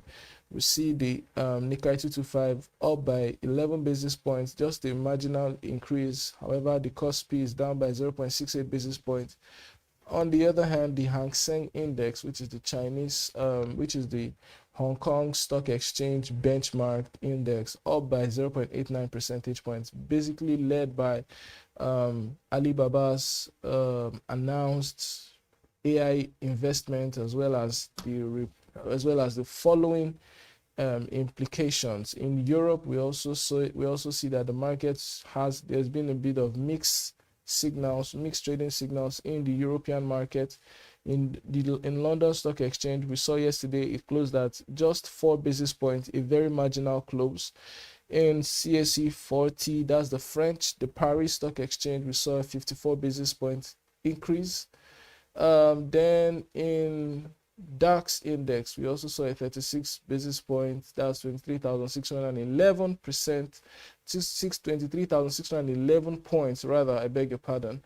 Then let's move on to the currency side of things as we wrap up the show. And the currency side, we saw the Naira yesterday appreciate to 1,487 Naira to the dollar, against the Euro 1,757 Naira to the Euros, and against the British Pounds 2,009 Naira to the British Pounds. Quite a significant appreciation on the currency side. And that's all we can take on economy and markets for this morning. And I am your host, David Olujimi. Stay with Business Day TV.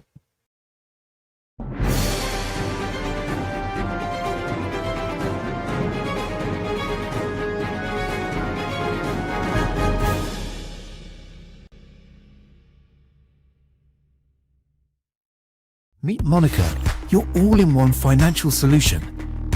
Convert crypto to Naira at juicy rates anytime, anywhere. Enjoy fast withdrawals straight to your bank. Buy airtime, data, and pay bills in seconds.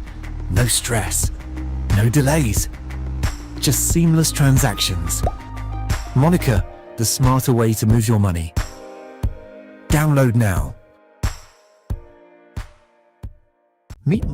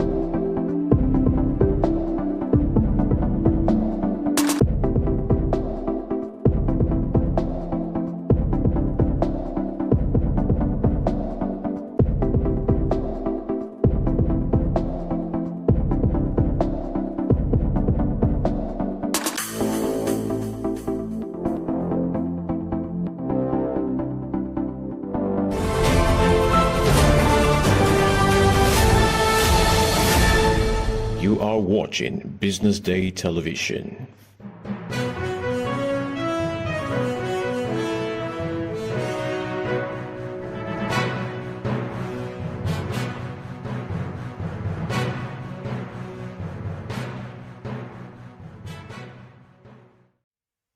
Good afternoon and welcome to the BDTV News at Noon.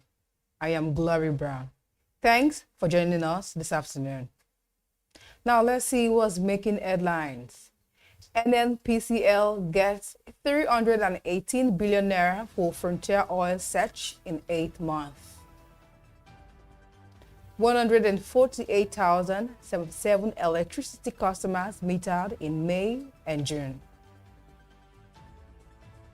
Nigeria's GDP growth seen slowing to 3.9% in the third quarter.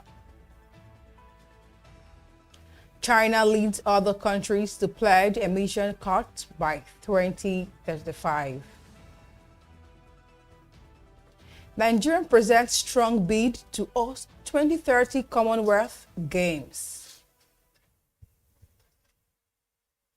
Let's begin the news in Nigeria, where the National Petroleum Company Limited has received 318.05 billion naira between January and August 2025 for frontier oil exploration. Document from the September Federation Account Allocation Committee meeting shows that the deductions represent 30% of production sharing contract profits automatically set aside monthly for exploration in island bases under the Petroleum Industry Act 2021. According to reports, the law created the Frontier Exploration Fund managed by the Nigerian Upstream Petroleum Regulatory Commission to drive oil search across underexplored basins such as Anambra, Sokoto, Chad, and Benue.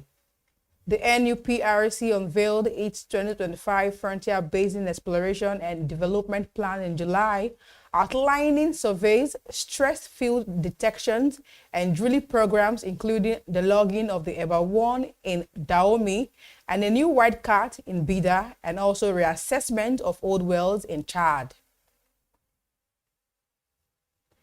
Moving on, the Nigerian Electricity Regulatory Commission has revealed that a total of 148,077 electricity customers were metered across the country in May and June 2025. According to the Commission's fact sheet on the metering status of distribution companies released on Wednesday, 63,180 customers were metered in May, while 84,897 were metered in June. This brought the total number of metered customers nationwide to 6,422,933 as of June 2025, representing a slight rise in the national metering rate from 53.78% in May to 54.33% in June. Ikeja Disco recorded the highest metering rate at 84.65%, following by Eko at 83.33% and Abuja at 73.06%, while Yola had the lowest metering rate at 28.55%, with Jos and Kaduna standing at 29.51% and 33.46% respectively. Still on, Nigeria's economy is expected to expand at a slower pace in the third quarter of 2025, with GDP growth projected to dip to 3.9% from the 4.23% recorded in the second quarter. This moderation accounting and according to Bismarck Rewain, Managing Director, CEO of Financial Directive Company, reflects the lagged impact of easy monetary policy, volatile oil prices, and shifting capital flows. Speaking during the Alpha Morgan Economic Review, Rewain noted that on average, the economy is expected to expand between 3% and 3.6% in 2025, broadly in line with the International Monetary Fund's forecast of 3.4%. The economist warned that these gains are fragile, saying that reversal in exchange rate appreciation or a fresh spike in energy costs could halt this inflationary trend. Also, the Director General of the Securities and Exchange Commission, Emomotimi Agama, has revealed that Nigeria can become a financial investment hub in Africa through fund domiciliation. Agama revealed this during BusinessDay Policy Intervention Conference held in Lagos on Tuesday, disclosing transformational steps his administration is taking to ensure that the goal of fund domiciliation in Nigeria is achieved, including more liberal and balanced regulations for fintech companies. The SEC boss also highlighted the role of the Commission, urging every key player in the sector, especially operators, to collaborate in order to achieve this goal. Other stakeholders, policymakers, investors, and operators also confirmed that Nigeria is already ahead in the space of financial investment compared to other West African states, insisting that fund domiciliation will not only open doors for more investment, but will also create more job opportunities, improve the economy and the quality of living of everyday Nigeria. To end the local news, President Bola Tinubu has directed the Bank of Agriculture to clear outstanding areas of 30 billion naira owed to agro-dealers and impute suppliers under the National Agricultural Growth Scheme and Agro-Pockets. According to the statement issued on Wednesday by the bank's external media relations lead, Judith Ekwembelem, the directive followed the release of funds from the African Development Bank. The bank explained that the move was aimed at strengthening support for farmers and stabilizing the country's food supply chain. Ekwembelem noted that the 30 billion naira represented the second tranche released by AFDB for the implementation of the saying that the funds are targeted at settling outstanding obligations from the 2024 dry and wet season programs. We'll go on a quick break now. When we'll come back, we'll bring you the foreign news and details. Do stay with us.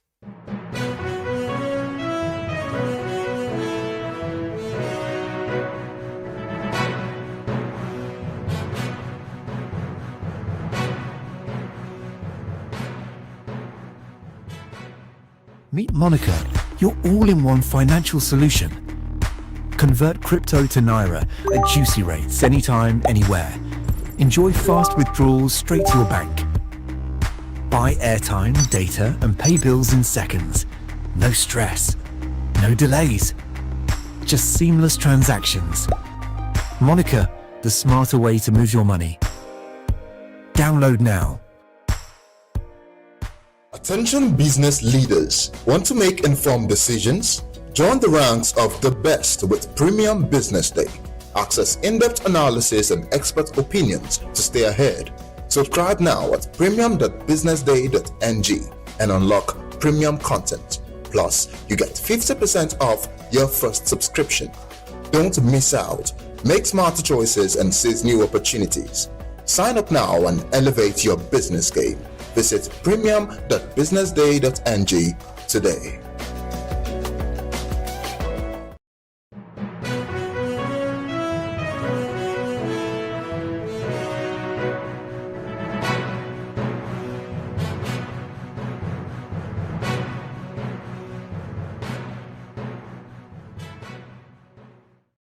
Welcome back to the BDTV News at noon. Now, the foreign news and details. On the foreign scene, China led a group of countries in unveiling new climate commitment on Wednesday, promising to cut its greenhouse gas emission by 7 to 10% from peak levels by 2035, while significantly expanding renewable energy capacity. Speaking at a climate leaders summit hosted by UN Secretary General Antonio Guterres, President Xi Jinping says Benji would boost wind and solar power generator to 6 times in 2020 levels within the next decade. He added that this would lift the share of non-fossil fuel in China's energy mix to more than 30%, marking the first time the world's largest carbon emitter has pledged an outright reduction in emissions. While analysts describe the target as modest compared to expectations, China also called for greater ambition from developed countries, delivering a veiled criticism of the United States for rolling back on climate commitment. Also, Ukraine President Zelensky has warned that Vladimir Putin will keep driving the war forward wider and deeper if he is not stopped. Speaking at the UN General Assembly in New York, Zelensky said more countries would be met with Russian aggression unless allies display a united front and wrapped up support.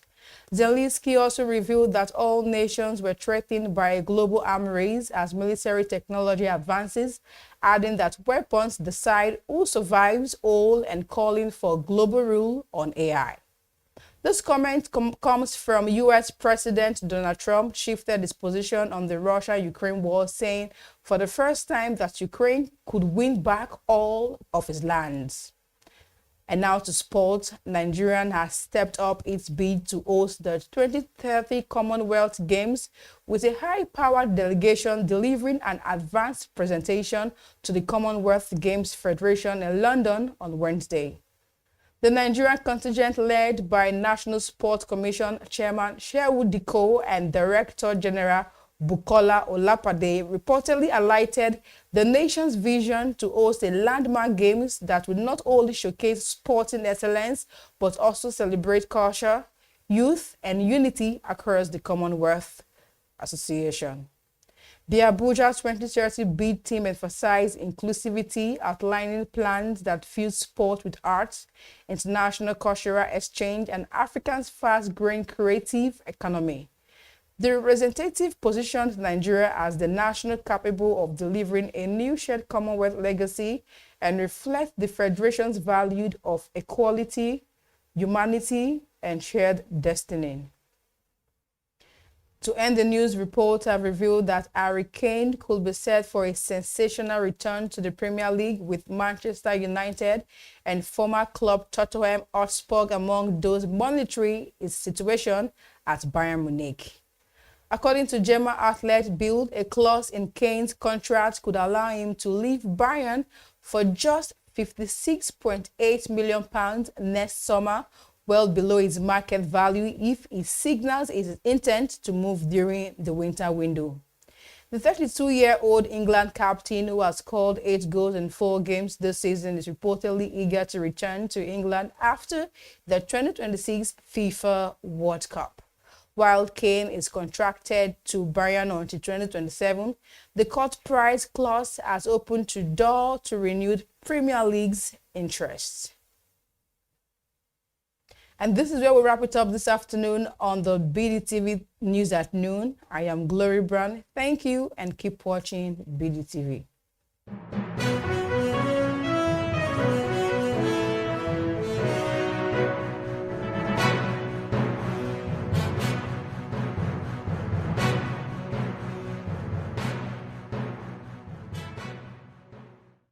Meet Monica, your all-in-one financial solution. Convert crypto to Naira at juicy rates anytime, anywhere. Enjoy fast withdrawals straight to your bank. Buy airtime, data, and pay bills in seconds. No stress, no delays. Just seamless transactions. Monica, the smarter way to move your money. Download now.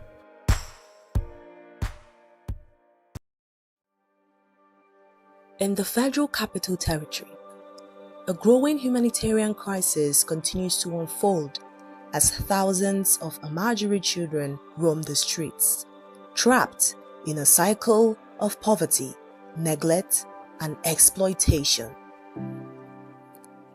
A visit by BusinessDay to areas like Gwarimpa and Jabi reveals the silent suffering of these children, young boys sent from northern Nigeria to study the Quran, now left to fend for themselves in harsh urban environments.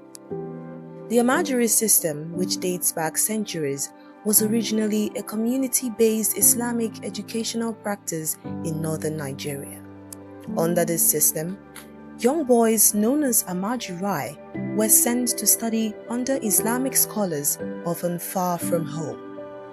Traditionally, the local community supported the scholars and their students, but over time, economic pressures and the erosion of social safety nets have transformed this once respected institution. Today, many Amajiri children end up begging on the streets to survive. Ahmed, a 15-year-old Amajiri from Zaria, Kaduna State, shared his story with BusinessDay television. Sunana Ahmad. Shekaranka nawa? 15.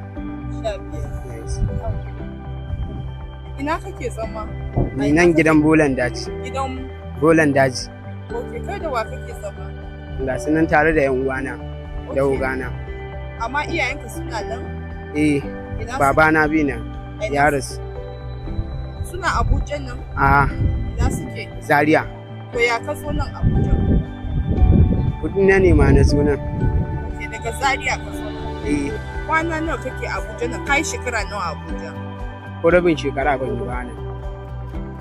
To in kai ciwo ya kake yi? Kana zuwa asibiti ne? Ko kuma kana zuwa ina ne ka samu ajiya? Kai kamar kai ciwon shawura. Yadda kemis nake zuwa. In je in sai magani. Na saya sai in sha. Me kake yi?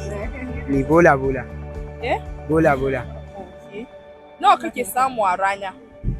A wannan sai sati muke auna. Okay. Nawa kake samu? 10,000. 10,000 a rana? A sati. Okay, a sati. Kai ne kake da bayro din? Ko kana haya ne? Ina bugu ne wannan. Oh, okay. So ya kake yi? Bola muke bi. Sai ka je ka sai da shi. To me kake so gwamnati ta yi maka? Ta taimake mu daina wannan abin da muke yi. Mu koma wajen iyayen mu lafiya. Okay. Kana zuwa makaranta? Kana sana'a ne? In an ce ka je makaranta yanzu za ka je? Ka taba zuwa makaranta? Allura Islamiya ba. His experience is all too common. Without proper supervision, education, or welfare, many Amajirai become vulnerable to exploitation and abuse. The FCT administration acknowledged the crisis in 2022, announcing plans to engage at least 1,000 street children in vocational training programs aimed at economic empowerment. However, progress has been slow, and many children remain outside the reach of any meaningful support. In November 2024, the federal government launched the Back to School initiative targeting Amajiri and out-of-school children in the FCT for enrollment into formal education. While the initiative marks a positive step, gaps remain in quality education, consistent funding, and holistic support. We want to learn skills, said Salisu, a 14-year-old from Kaduna. With skills, we can earn a living and not have to beg. Gwamnati suna su taimake ka, me kake so a yi maka? A kalle ni mana. Ko kana jin kunya ne? Ko me kake so gwamnati ta yi maka?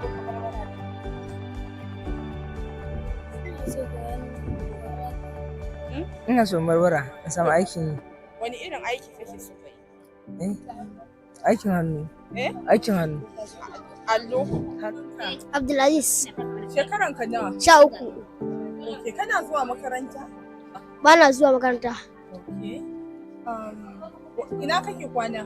Masallaci. A masallaci. In kai ciwo ko ba kai rashin lafiya, ya kake shan magani? Wa yake kai ka asibiti? Ni da kakata muke nan. Okay, kai da kakan. So, me ya kawo ka Abuja? Neman kuɗi. Neman kuɗi. Kana da ƴan wa nan garin ko? Waye kakanka? Da kawuna. Kawunka. Karan babana. Ya kuka zo Abuja? Ya kuka shigo Abuja? Ta yaya kuka shigo? Kun shiga mota ne ko mun shiga mota. Okay, daga Abuja daga Kano zuwa. Daga Kano zuwa garin nan. Okay. Daga me kake so ka zama a gaba? Ni. Likita. Likita? Ko ba ka zuwa kana so ka zama likita? Daga ina ka fito? Jigawa. To me ne kake yi? Bola nake bi. Me kake so gwamnati ya maka? Me nake so ta mun? Talla. Ko ta kai ni gida. What these children need is not just access to classroom, but also training in employable skills and economic inclusion. As the nation's capital grapples with the consequences of a broken system, the voices of these children demand attention, not just pity, but policy. Their future depends not on charity, but on a coordinated effort to restore dignity, education, and opportunity. Haruna Ibrahim, a respected Islamic scholar emphasizes that the Almajiri system was never intended to involve street begging. Traditionally, Almajiri children were supported by their communities while receiving religious education. However, due to current economic challenges, many now beg out of necessity rather than as part of their education. Ibrahim advocates for urgent reform by integrating Islamic and Western education to improve their future. He also acknowledges positive initiatives such as efforts by the National Commission for Almajiri and State Programs in Kano, which aim to combine spiritual learning with practical skills. You know, in Islam, our Prophet Muhammad sallallahu alaihi wasallam, the first revelation he got was Iqra, means read, seek for knowledge. So the Almajiri school can be traced to that history. It is in the pursuit of Islamic education that whoever is going to seek Islamic knowledge is called Almajiri. But in the Nigerian context, it has been divided into two categories, I can say, because those who are beggars on the streets, most especially from those who are at poverty level, that is those who are adult, you cannot categorize them as Almajiri because they are just beggars, because they are not seeking Western Islamic education. But when you talk about Almajiri, it's just teenagers who are very young and their parents send them out in the communities to seek for Islamic education. That's what we call Almajiri. And it dated back even pre-independence. So people seeking for Islamic knowledge, even if you are at your home, you are called Almajiri, because begging is not part of being Almajiri. Begging is different matter at all. But seeking knowledge is what is called Almajiri. And it started for the younger age, when while some, unfortunately, some of those small children doesn't pursue the Western education at an early stage. But in a nutshell, seeking for Islamic knowledge is what is called Almajiri, who is doing that. You know, when in the olden days, it was not a problem because of economic factor. That time everybody is well-to-do. You can go to any place, you will be sure of where you will eat, where you will drink, where you will sleep. But because of the economic condition we find ourselves in, the system of sending small children outside their immediate families to go and seek for that knowledge become very difficult. And unfortunately, most of our parents, some may not like to adapt to the changing situations. Because if the economy changes, it means you have to change your style of living. You cannot send your child now outside where you are not sure of his clothing, you are not sure of his health, you are not sure of his basic need. That's where the problem comes in. I can personally say it is an economic problem from the parent, but not seeking the knowledge itself. And the federal government has introduced what we call the Western education. And instead of those guys, small children, to combine the Western education and the Islamic education, most parents, maybe out of ignorance, ignores that and send them to only Islamic education without combining it. And the society is changing.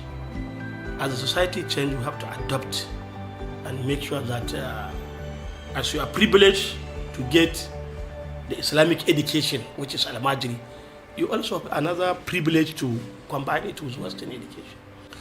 Yes, all of us have a role to play.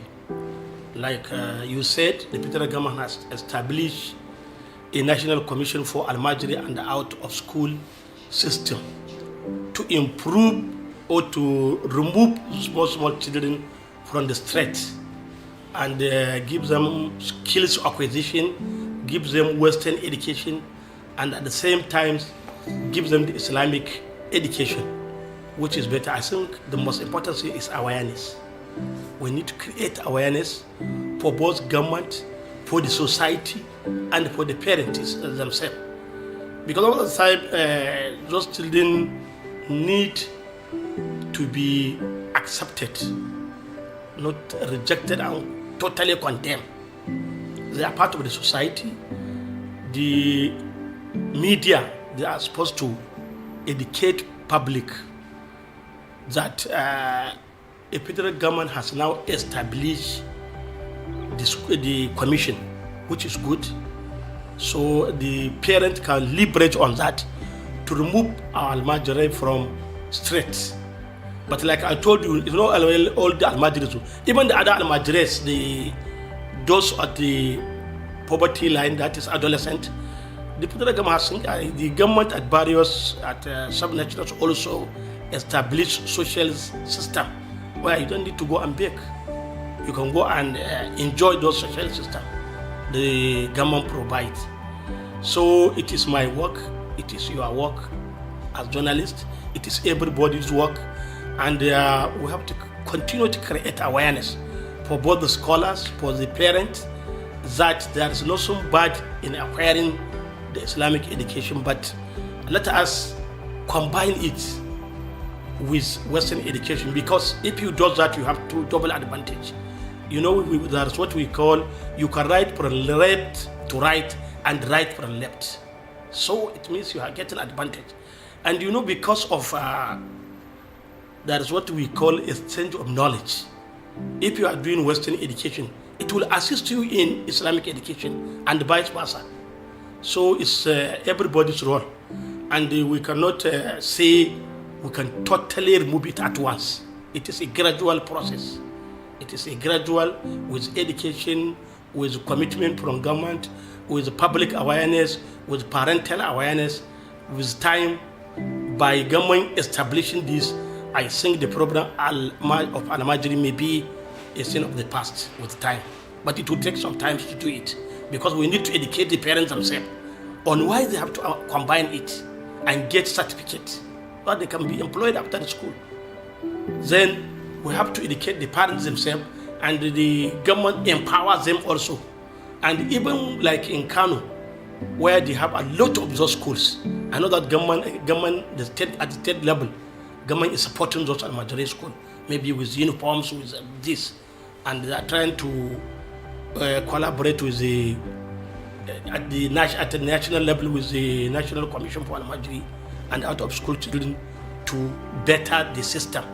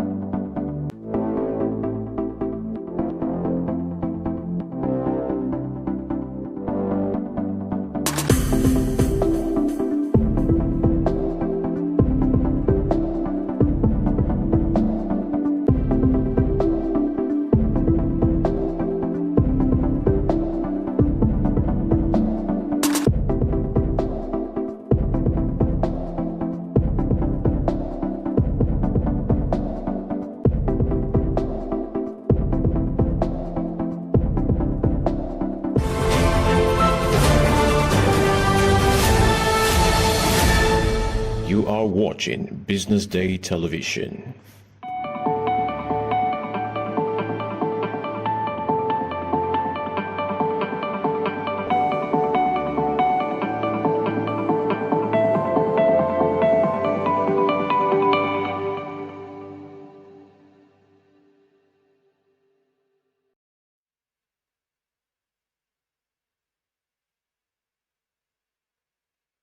Semi-clinic. My name is Ethel Adonu, a social media strategist here at Business Day, and I'm honored to be your moderator for today's important conversation. Our theme for today is Thriving in Tough Times, Practical Strategies for Nigerian SMEs to Stay Profitable in Q4. As we all know, Q4 is often the make or break season for many small and medium businesses. You talk about the rising costs, shifting consumer behaviors, and economic uncertainties makes it harder for them to ever stay profitable.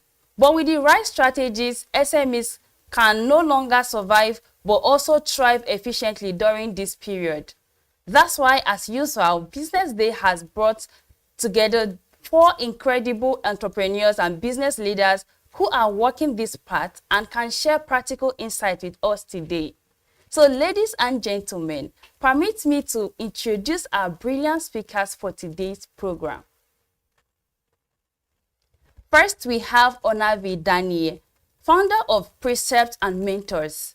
With over 12 years of experience in project management, strategy, and mentoring, Onavi has worked with leading organizations across Africa, helping them to build systems that drive growth and resilience. He is passionate about equipping entrepreneurs with practical tools in finance and leadership, and his track record in mentoring SMEs makes his insights very valuable for today's conversation. Welcome, Onavi. It's great to have you here with us today. Next, thank you very much. All right, thank you. Thank you for being here with us.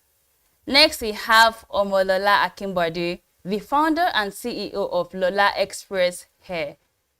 Lola Express Hair is one of the African leading luxury hair brands, and she is not only building a premium beauty empire, but also empowering women through LEH Academy and empowerment initiatives.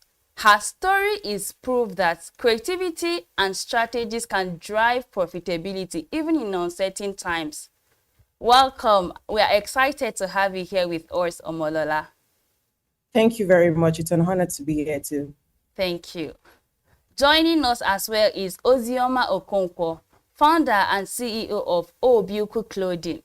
Ozioma is a fast-rising fashion entrepreneur redefining creativity and craftsmanship in the industry. She understands firsthand the importance of adapting to consumer behavior and the demand of staying agile in tough markets. Ozioma, it's a pleasure to have you here with us today. Thank you for being on this panel. Thank you so much. Thank you so much. I'm excited to be here. Thank you. And finally, we have Success Abasiama Ajilore, the founder of Success Transformation Network and the creator of the Accelerated Plus program. She is a chartered accountant and strategist with over a decade of experience in consulting, and also Success is known for helping SMEs simplify complex financial challenges and remain profitable through resilience-focused strategies. Thank you for being here with us, Success. We can't wait to have and learn from your expertise. Thank you very much. It's a pleasure to be here. Thank you everyone for tuning in. This SME clinic is designed to give you not just ideas, but also practical strategies you can apply right away. And with the incredible panelists we have today, I know you will be leaving here with insights that can move your business to the next level. So having said that, let's dive in and tackle some of the most pressing questions SMEs are facing right now. Okay, permit me to start with cash flow management, and I'll be taking the questions in no particular order. So One of the biggest challenges SMEs face, especially in tough times, is keeping cash flow under control. And that will bring us to the first question for today's program. That will be for you, Onavi. How can Nigerian SMEs effectively manage their cash flow during challenging economic times?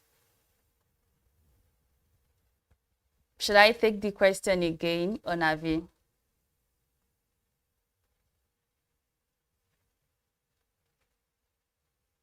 Sorry, can you hear me? Yes, I can hear you.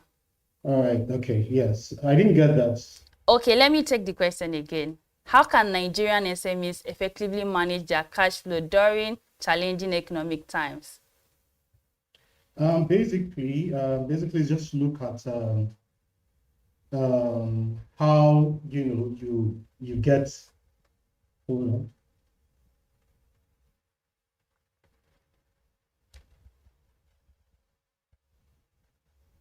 Okay, yeah. So basically, managing cash flow just has to do with your finances, right? The way you actually get funds, right? You want to be able to find out how, the processes, the systems that are in your business, right? And you want to find out the areas where, your business is actually moving and the areas where, you need improvement basically in. So you check out all those systems in place. Thank you. Thank you so much, Onavi. Thank you for, starting off the conversation with that brilliant answer. So let's even look at, having looked at cash flow, let's also look at adapting to the market changes. We have seen consumer behaviors shift a lot recently, and SMEs have to adjust quickly or, risk being left behind. So my question is for Ozioma. I mean, having grown your business for a while now, how can Nigerian SMEs adapt to the changes in market demand and also consumer behavior?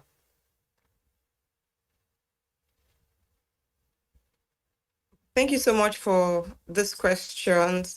First, you need to do research on your brand, the industry you're in. You need to make a lot of research so you know what's happening and how the business is moving.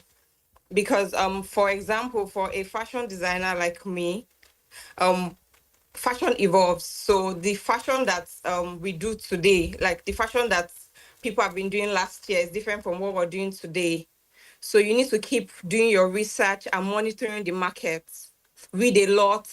I know a lot of people are very, very, very lazy when it comes to reading about their field. So it's important that you get to read a lot. You also need to have social media presence, which is very important for your brand.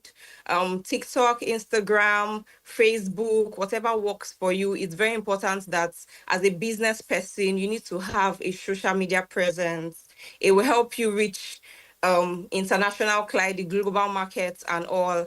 Then partnership. We need to partner in terms of collaboration. So when I say collaboration, I'll use my line as an example.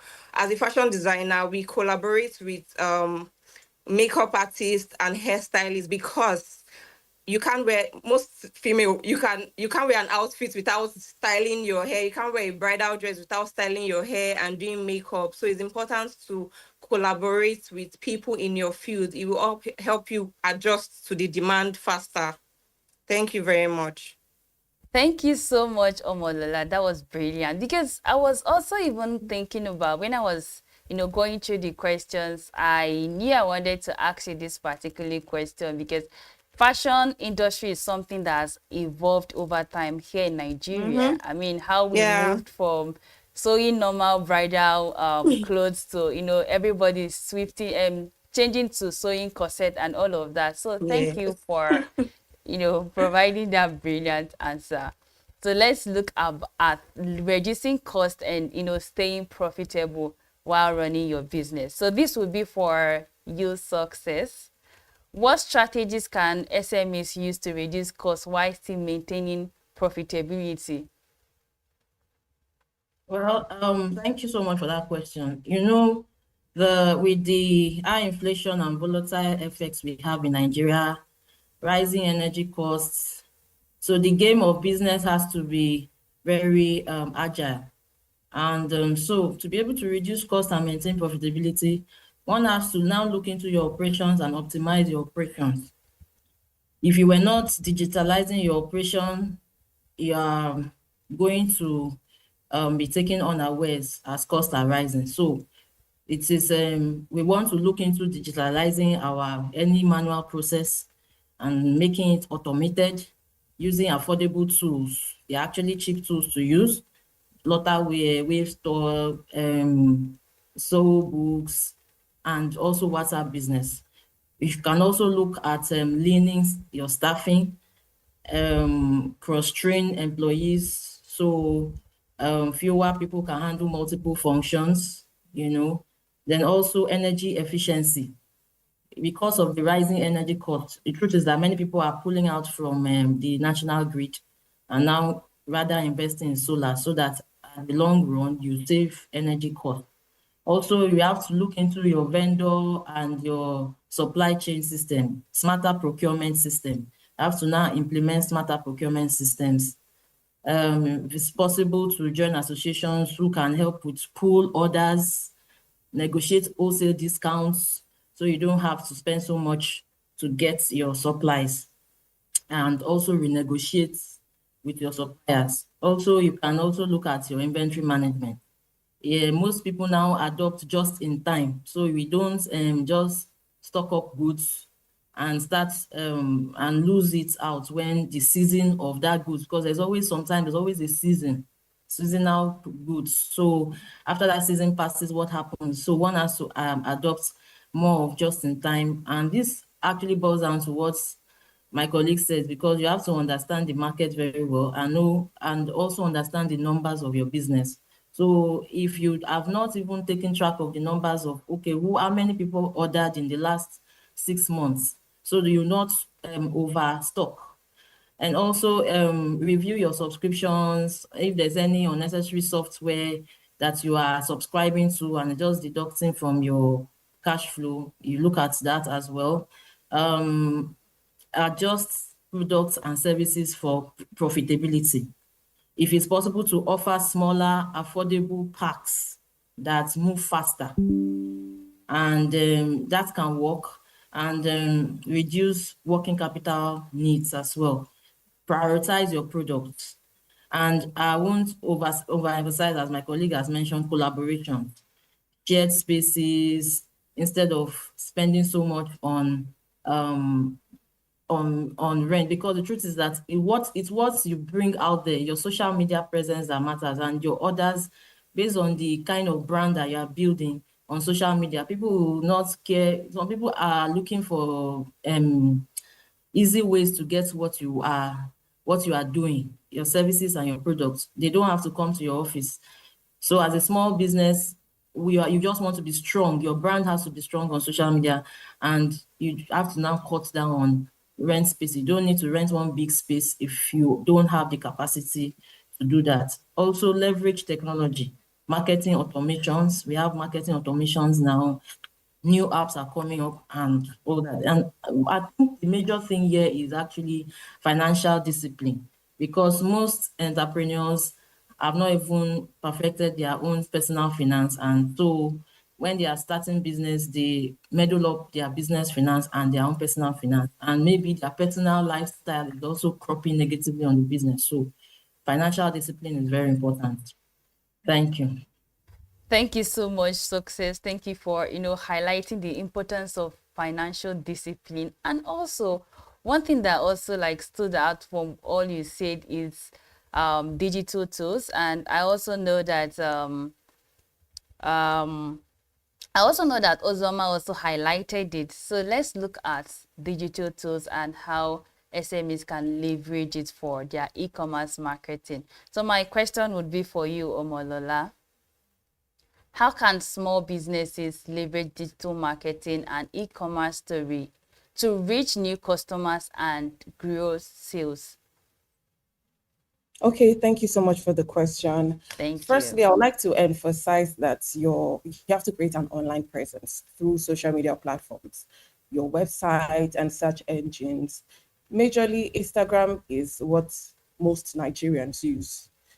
TikTok, Facebook, those are the social media platforms that you need to, establish your presence on to be able to reach your client, your international client, your local client.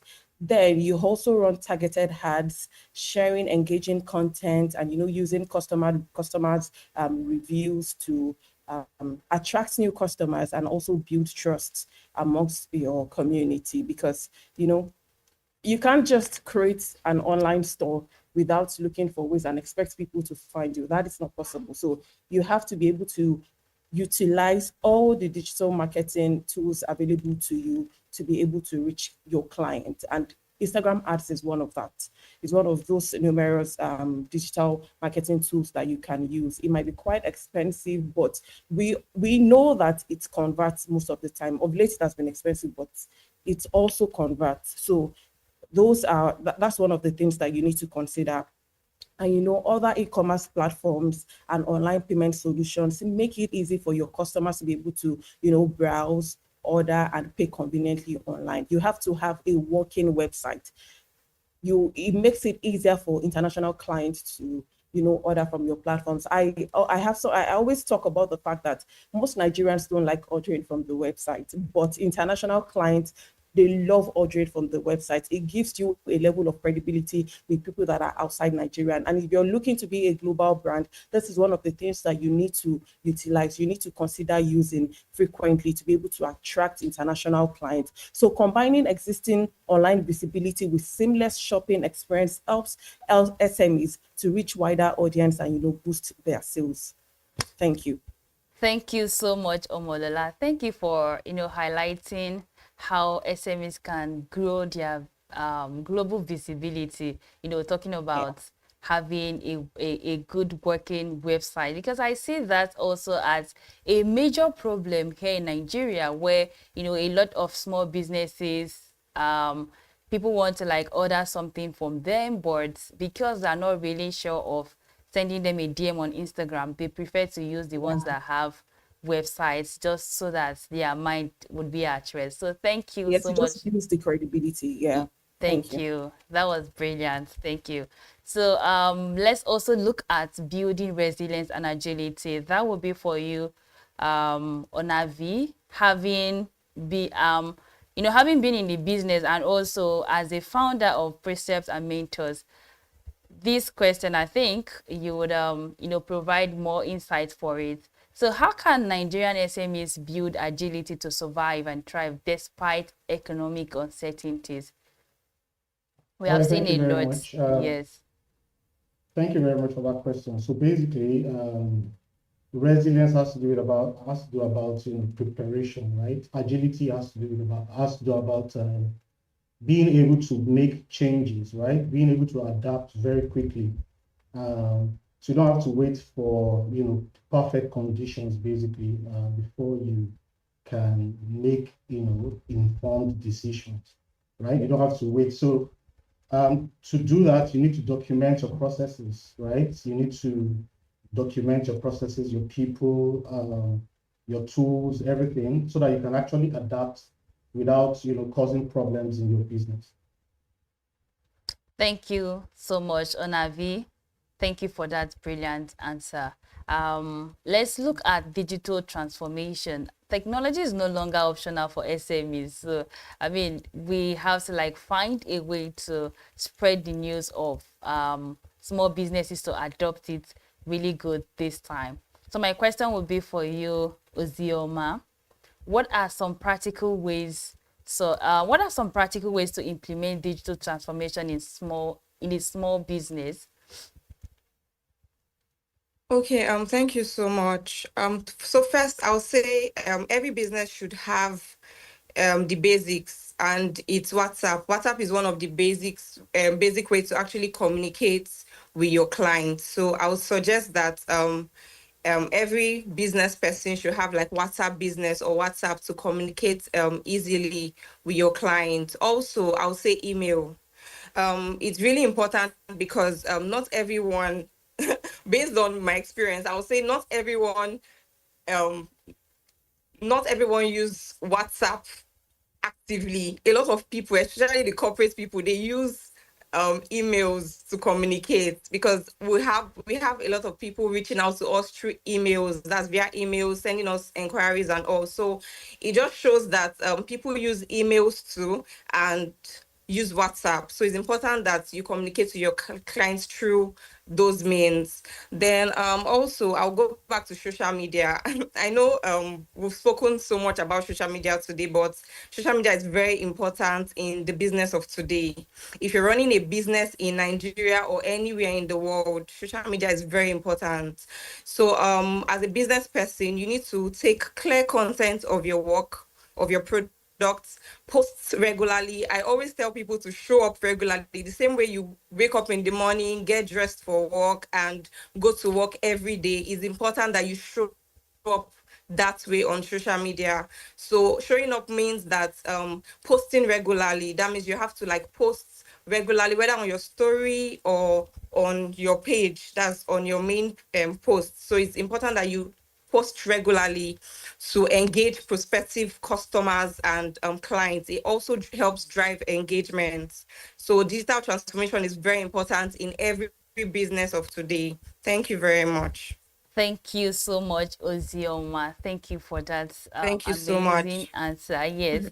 So as a business owner, if you're a business owner listening to us right now, this is your wake-up call to take your social media presence very important. seriously. I mean, you have heard all that have been Yeah. said today. So if you're not taking it serious, start taking it serious right now. All right, Yeah. let's look at partnership and collaboration. I know somehow some of our guest speakers had already mentioned the importance of partnership and collaboration because, I mean, no business succeeds in isolation. So let's look at it in depth. This would be for you success. How can Nigerian SMEs build strategic partnership and collaboration to drive growth? Yeah, I think the issue that we have here in Nigeria is sometimes this issue of lack of trust and one man show. So as building a business, the truth is that it should outrun you. So if it's something has to outrun you, you have to understand that there's a bigger picture. There are people that have gone ahead of you, and there are people that you can use leverage. Leverage is what makes you stand out amongst every other entrepreneur. You want to leverage on people that already have the network, maybe the capital, even the market too as well. So when you are looking at strategic partnership, you are looking at long term. We want your business to outrun you. So it's very important to consider strategic partnership. First of all, we should even know that it's very important. And if we want to go about it, we have to be careful to ensure that we are not dealing with our competitors. We are dealing with non-competing but related businesses. So for instance, fashion brand partnering with photographer or stylist and all that. So the truth is that some people that are in the fashion industry, there are specific people that are the ones just styling, doing the design and all that. They are not necessarily the one doing everything, sewing, design, everything. So they are partnering with photographer so that the photographer can do nice pictures. So it's good for social media presence. Also, cross industry alliance is important, like bakery collaborating with coffee shop for combo deals and all that. Then tech partnerships, we are looking at maybe SMEs can integrate with fintech solutions, Paystack, Flutterwave to offer flexible payment options. Also, the reason why we need to partner is maybe you are, as I mentioned, shared spaces, so that you don't have to take taking all the overheads. Then also bulk buying, because you are now working with somebody, another company, so you are buying things in bulk, then joint logistics, sometimes delivery of items. When it is so high, you can consider partnership in that regard. And also joint marketing and customer acquisition, like co-branding campaigns, two brands promoting each other's products, you are working in sync. A very simple example can be salon and skincare brand together, working together, co-branding campaigns. Sometimes some campaigns are expensive, so you can work together in collaboration to do that. And also looking at referral agreements. For instance, a real estate agent giving referrals to a furniture SME, all that. So maybe a big real estate brand, so you have a discussion with the really big real estate brand, so they can showcase your products and all that. So, and also joint exhibitions.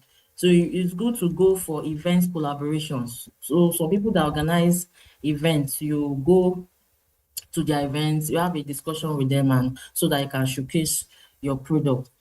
And also expand distribution channels, so like retail collaborations, like clothing SMEs selling through lifestyle stores, or food SMEs facing markets.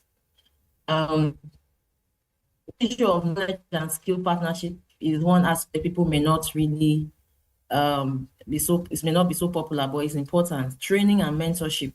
SMEs can collaborate with consultants or industry experts to build capacity, and also industry associations. It's very important as an SME to be a member of associations, established associations. So membership creates, access to collective advocacy, funding, networking. Networking is big when it comes to your business. So let's look at industry associations and all that. Then financial and investment collaborations.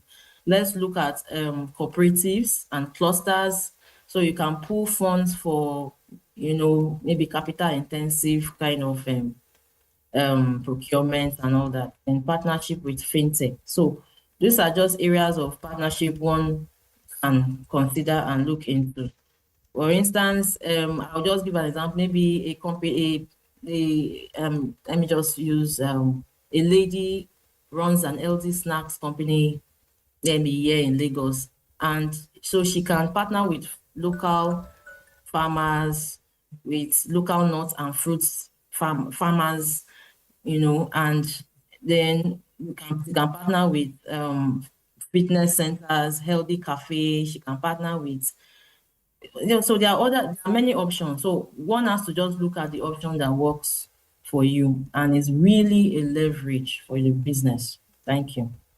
Thank you so much, Omodola. Thank you for, that extensive details about how to leverage collaboration and network. I think you mentioned about networking and leveraging your network as a business, trying to join some organizations and associations. So let's look at that.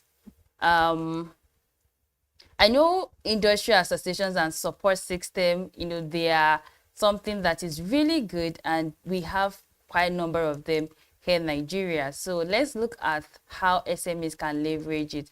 My question will be for Onavi. How can SMEs leverage industry associations and trade organizations to access resources and support?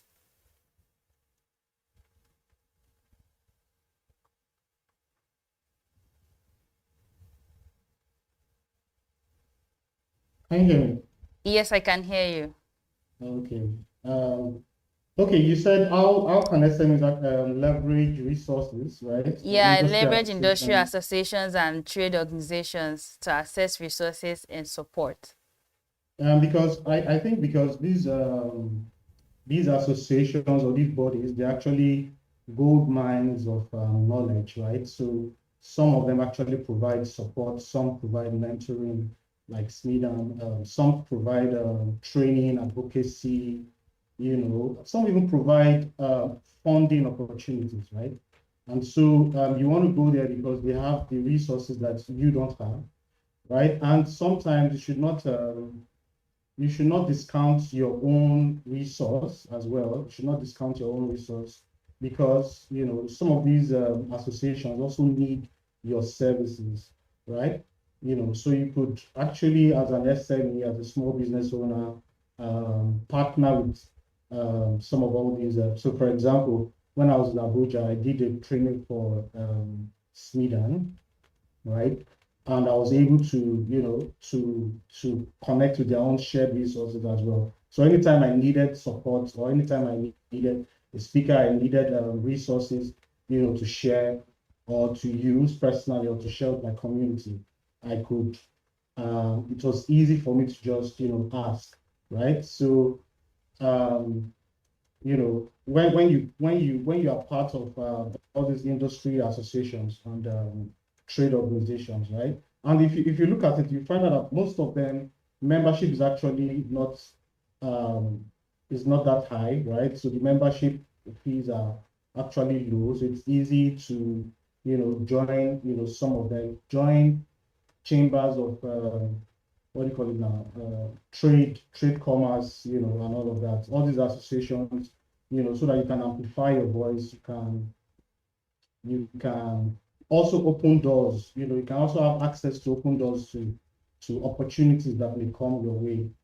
From the government sector, also from the private, sector as well.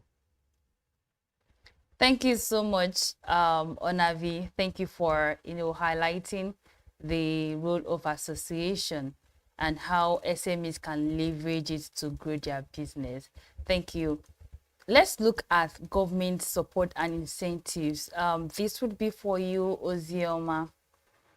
So as someone in the fashion industry, what are the roles of government, and what support or incentives are available to Nigerian SMEs, and how can they tap into it effectively? I mean, I don't know so much about fashion industry, but I believe there are some there will be some government incentive out there for SMEs. So how do you think they can tap into it and even discover one? Okay, thank you so much for the question. But to be honest, I really don't know any government incentive because I've not used one. But I know that the government gives loan and grants to SMEs. That's people that actually need them. There are mediums where you can get loans, grants, like banks. I know Central Bank does that, and other bank, and there are different opportunities for grants.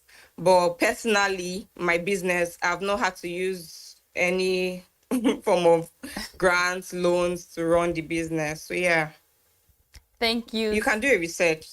Okay, You can do a research. Can I chip in? Thank Can you. I chip in? Sure, you Yes, can. please, Sure, you you can help can. out. All right, and there is this one, since you said there is this one I worked on, a popular fashion brand. We helped her Okay. to create a financial model. So it's called Creative Economic Development Fund. So if you go to cedf.gov.ng, you'll see the resource. I wanted to mention the name, but I don't think I'm allowed to. The name of that fashion brand, I think she was going for about 500 million, right? Yeah, so it's a grant. So you could go to the Creative Economic Development Fund. There are other funds as well. Bank of Industry, there is Development Bank of Nigeria as well. The CBN also has some, some incentives and some grants and all of that. Even NISARA, but I think NISARA has to do with agriculture, right? But there are a lot of opportunities, statewide as well as nationwide as well, that provide funding and grants and loans, investments, and, so for the fashion industry, you can actually leverage on CBN. All right, thank you so much, Onavi. Thank you for chipping in and also highlighting ways that SMEs can access government grants and loans. Thank you. And for any for SMEs listening to us right now, you can do some personal research, and also you heard all that they have said. You can look them up online and see how you can leverage that, tap into that, and access it to grow your business. So let's look further into networking and relationship building. Relationship, they are often the currency of business. Like Success mentioned, you have to build relationship. You can't do a one-man business. So Success, I would like you to, still put in more light into this question. What are some effective ways SMEs can network and build strong relationship with stakeholders? Oh, thank you so much. So for SMEs, especially in Nigeria's dynamic and unpredictable environment, networking isn't just about exchanging contacts. It's about building trust-based relationships that leads to opportunities, that leads to partnership, that leads to growth. So in leveraging relationship, we have to understand that you should understand your industry. So as I mentioned earlier, join associations that people in that same industry join. Like Nigerian Association of Small Scale Industrialists, NASI, like Nigerian Association of Small and Medium Enterprises, NASME, Manufacturers Association of Nigeria, if you are in that field.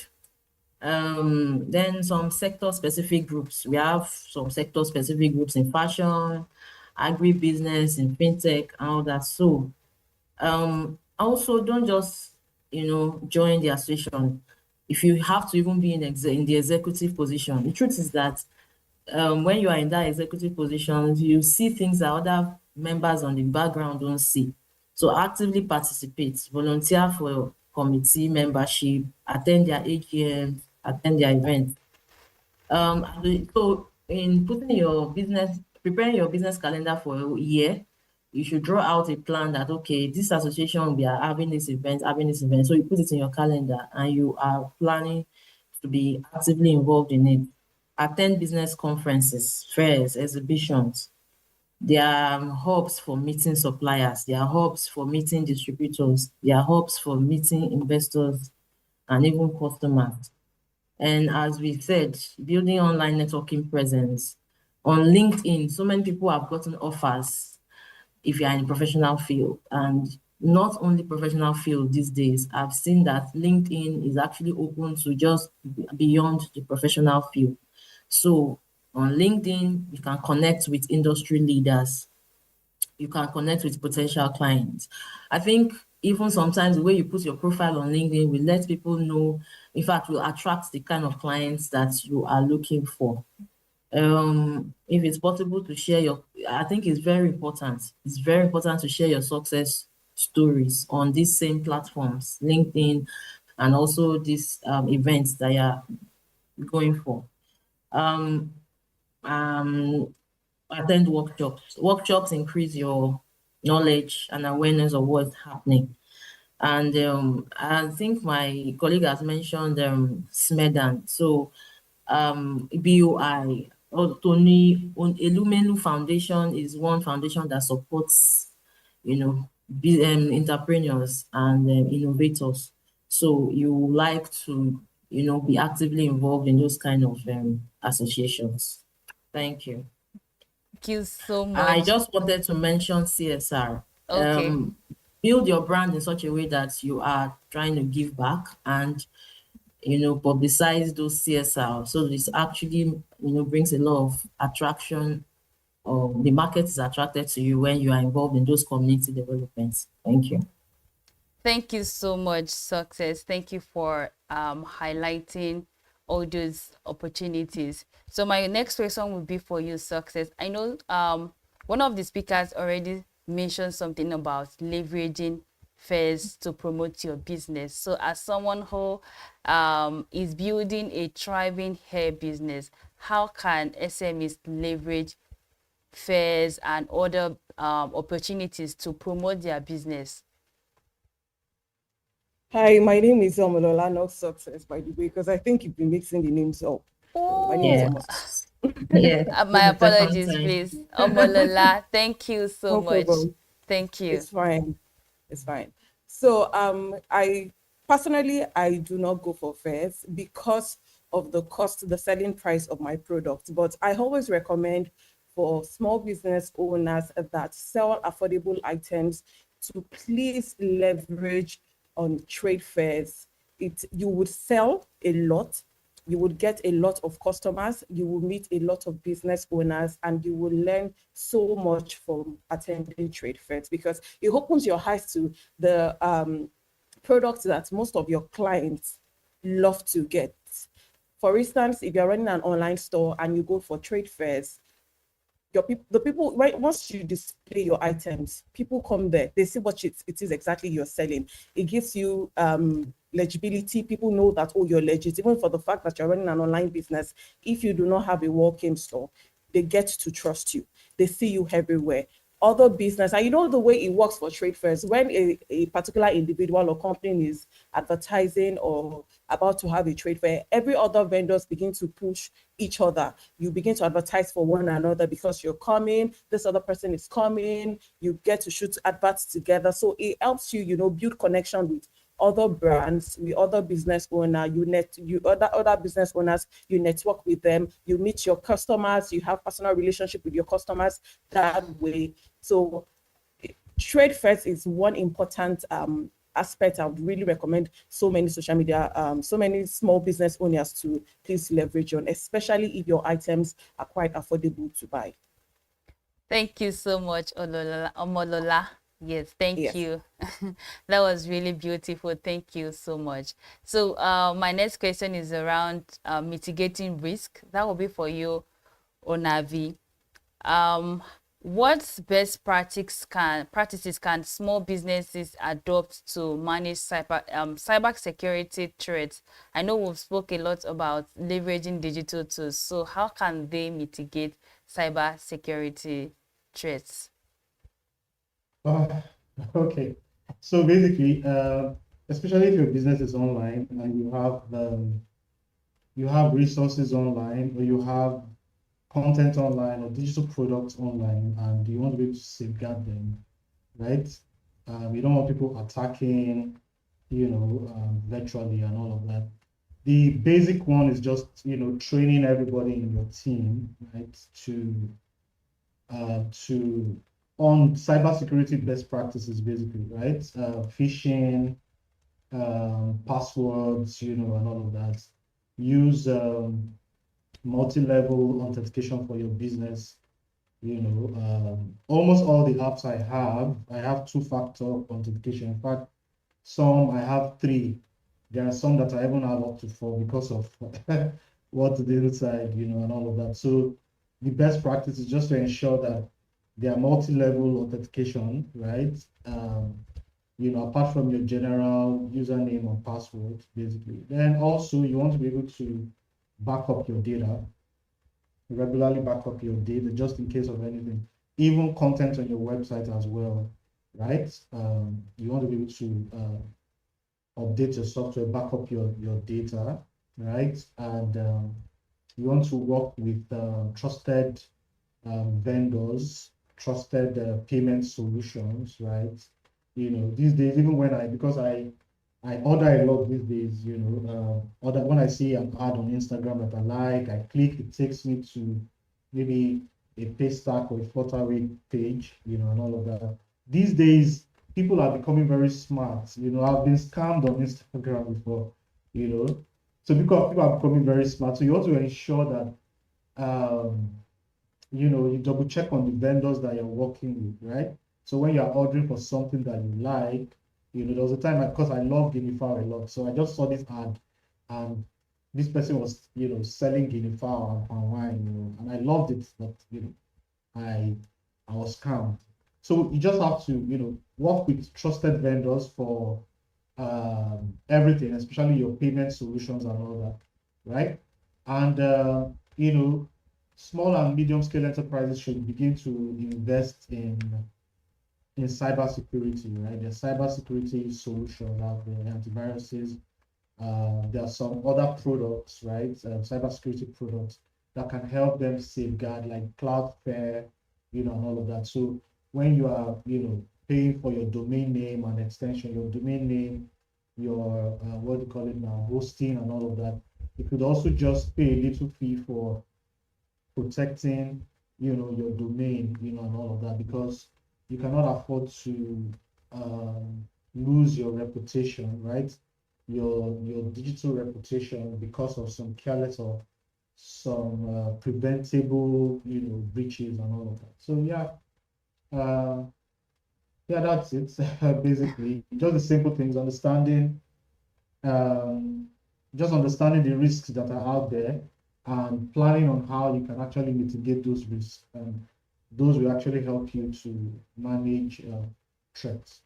Thank you so much, Onavi. Thank you. I think you had even highlighted one of the risks, which is people getting scammed day by day and all of that. So, and I also think some businesses are already putting some measures around that, just so they don't get their customers get scammed all the time.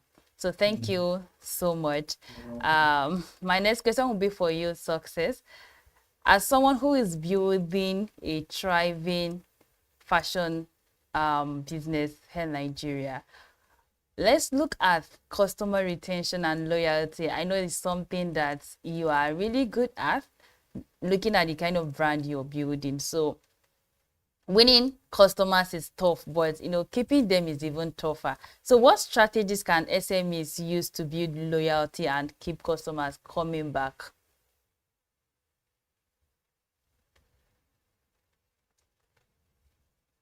So that question is not for me. You said the air branch of fashion business. It's not for Success. Oh, my apologies.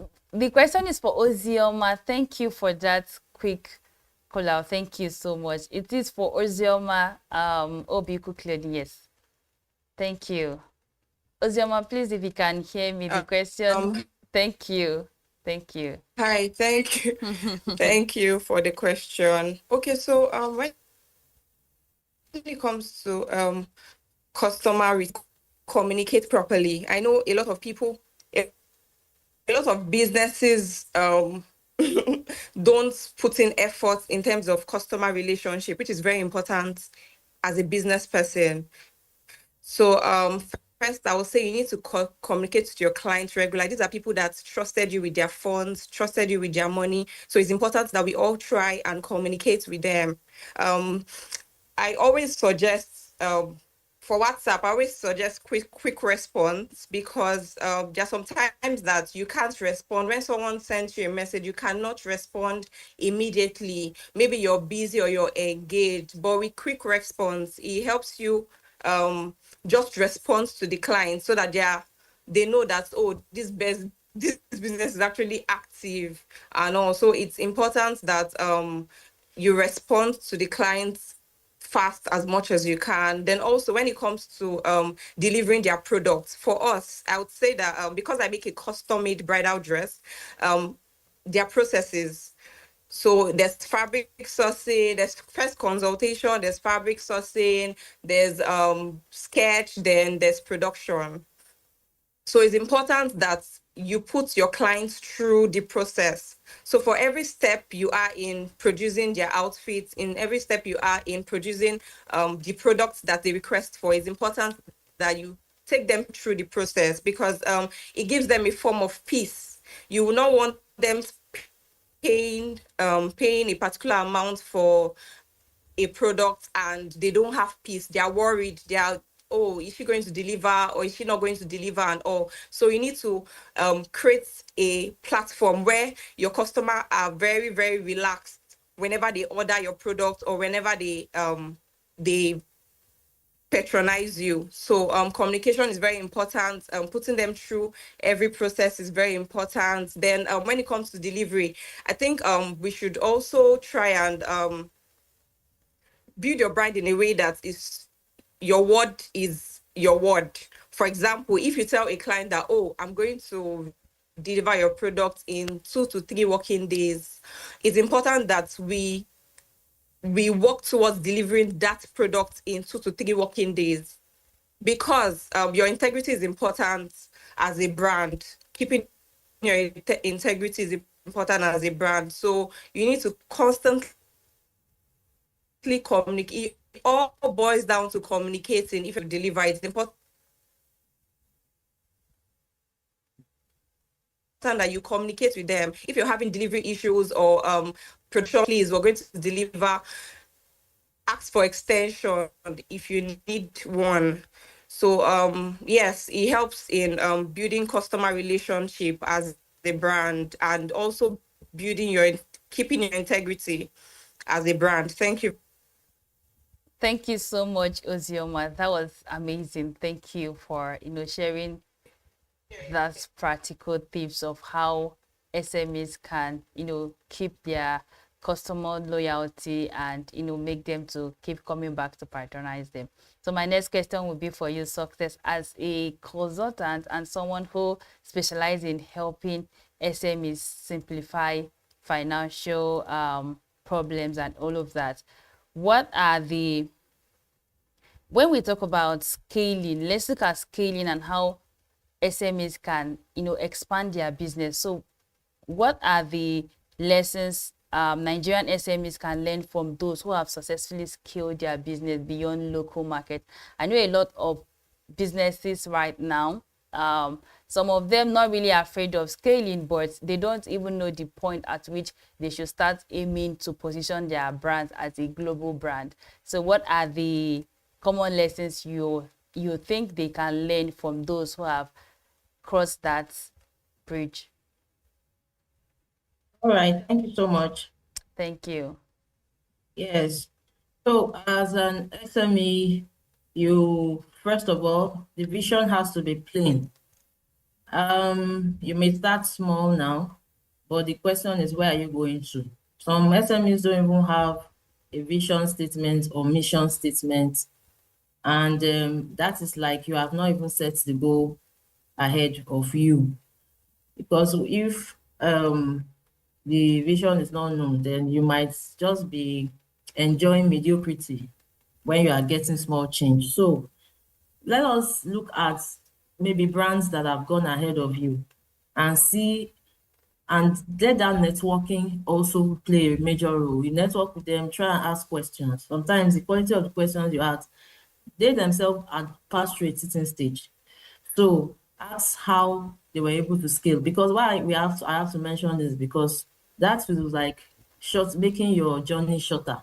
You are learning by asking the right questions, and you're asking them how they're able to pass through their teaching stage and scale up.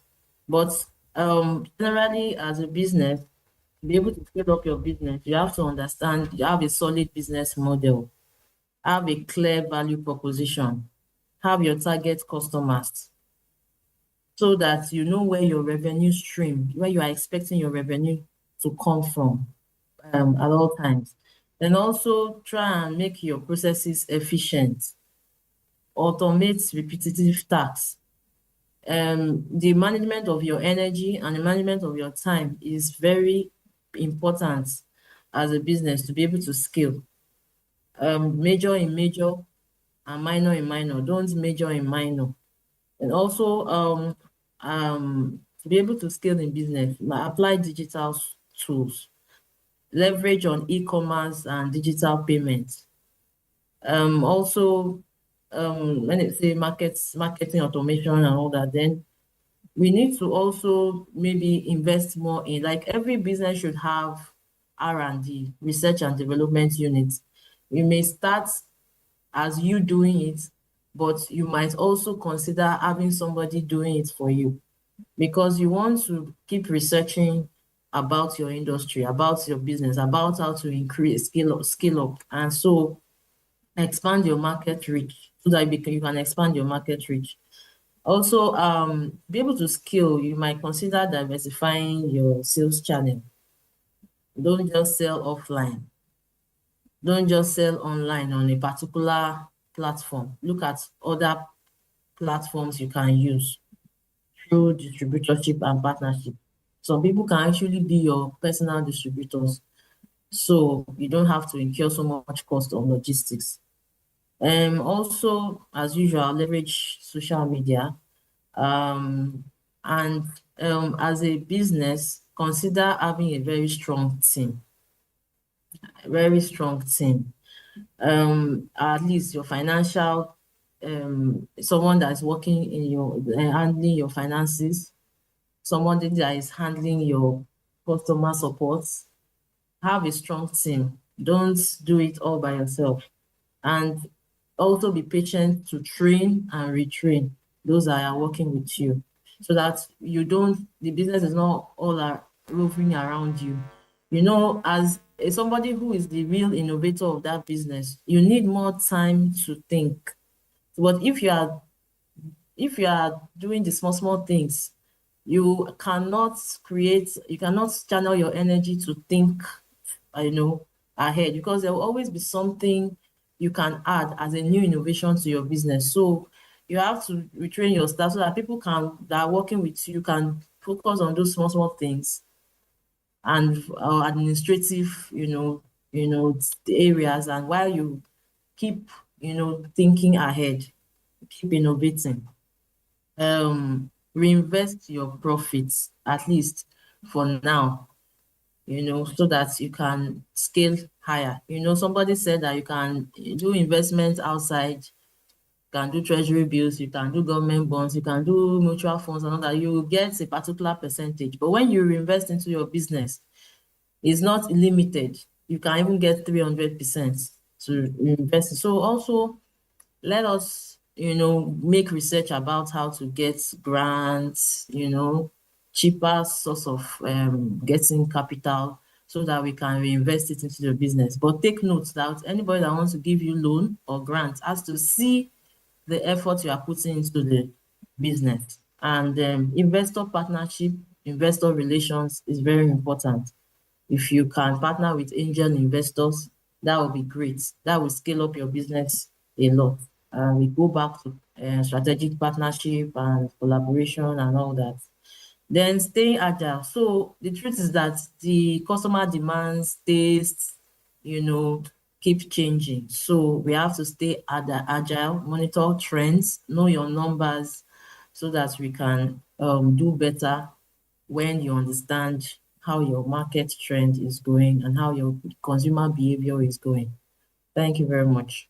Thank you so much, Success. This has really been an interesting conversation, and it's also been an interesting and a practical one for that matter. Thank you so much to our amazing panelists today. Thank you. They have really done justice to all the questions, and time is no longer on our side. So I would just like to walk around the room to get a final take from all our speakers today. So I will start with you, Omolola. If you could give Nigerian SMEs just one piece of advice today to stay resilient and positioned for a long-term growth in today's economy, what would that be? Okay, I'll make this quick. So everything we've discussed there on this clinic would not matter if you do not put systems in place. Systems in place that can track your inventory, basically, because of nowadays it's so rampant that so many small business owners employ staff that ends up stealing from them, because you as the business owner is either not present, not fully present. Even when you're fully present, you don't have systems in place that is tracking your inventory, tracking your finances. So all this effort will just be to a waste if you don't put that in place. And most importantly, your faith in God really matters. You have to commit your business into God's hands for success and continuity. Yeah.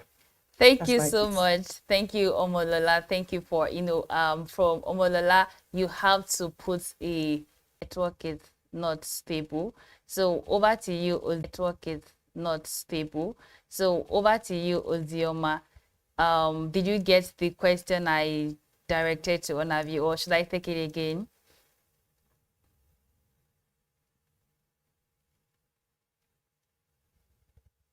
Hi, Ozioma.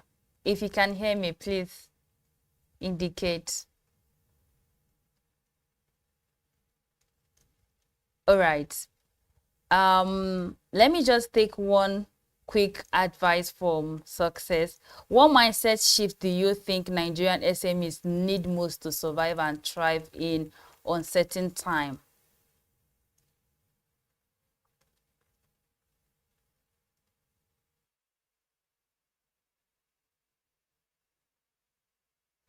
Can you all hear me?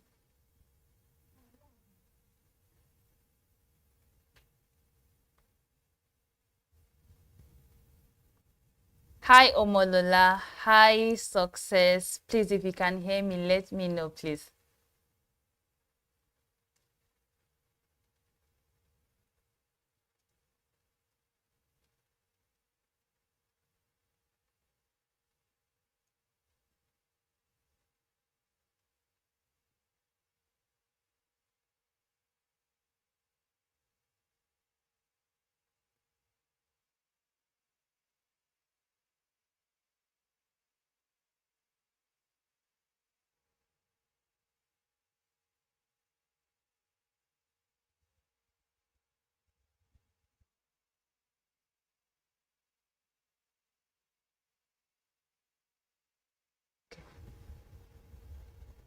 All right, thank you so much. Apologies for that quick glitch from our side. Thank you so much. I want to really say a very big thank you to our amazing panelists today. Thank you, Onavi. Thank you, Omolola. Thank you, Ozioma. And thank you, Success, for sharing such practical strategies and real-world experience with us today. It has really been an incredible conversation. And to our audience, thank you for joining this SME clinic. Remember, thriving in tough times isn't about waiting for the storm to pass. It is about building resilience, system and strategies that will help your business to stand strong no matter the season. Thank you all for joining us for this conversation today. And until the next time, I am Ethel Adonu, your moderator here at Business Day SME Clinic. Stay focused, stay innovative, and keep thriving. Thank you, and do have a wonderful day.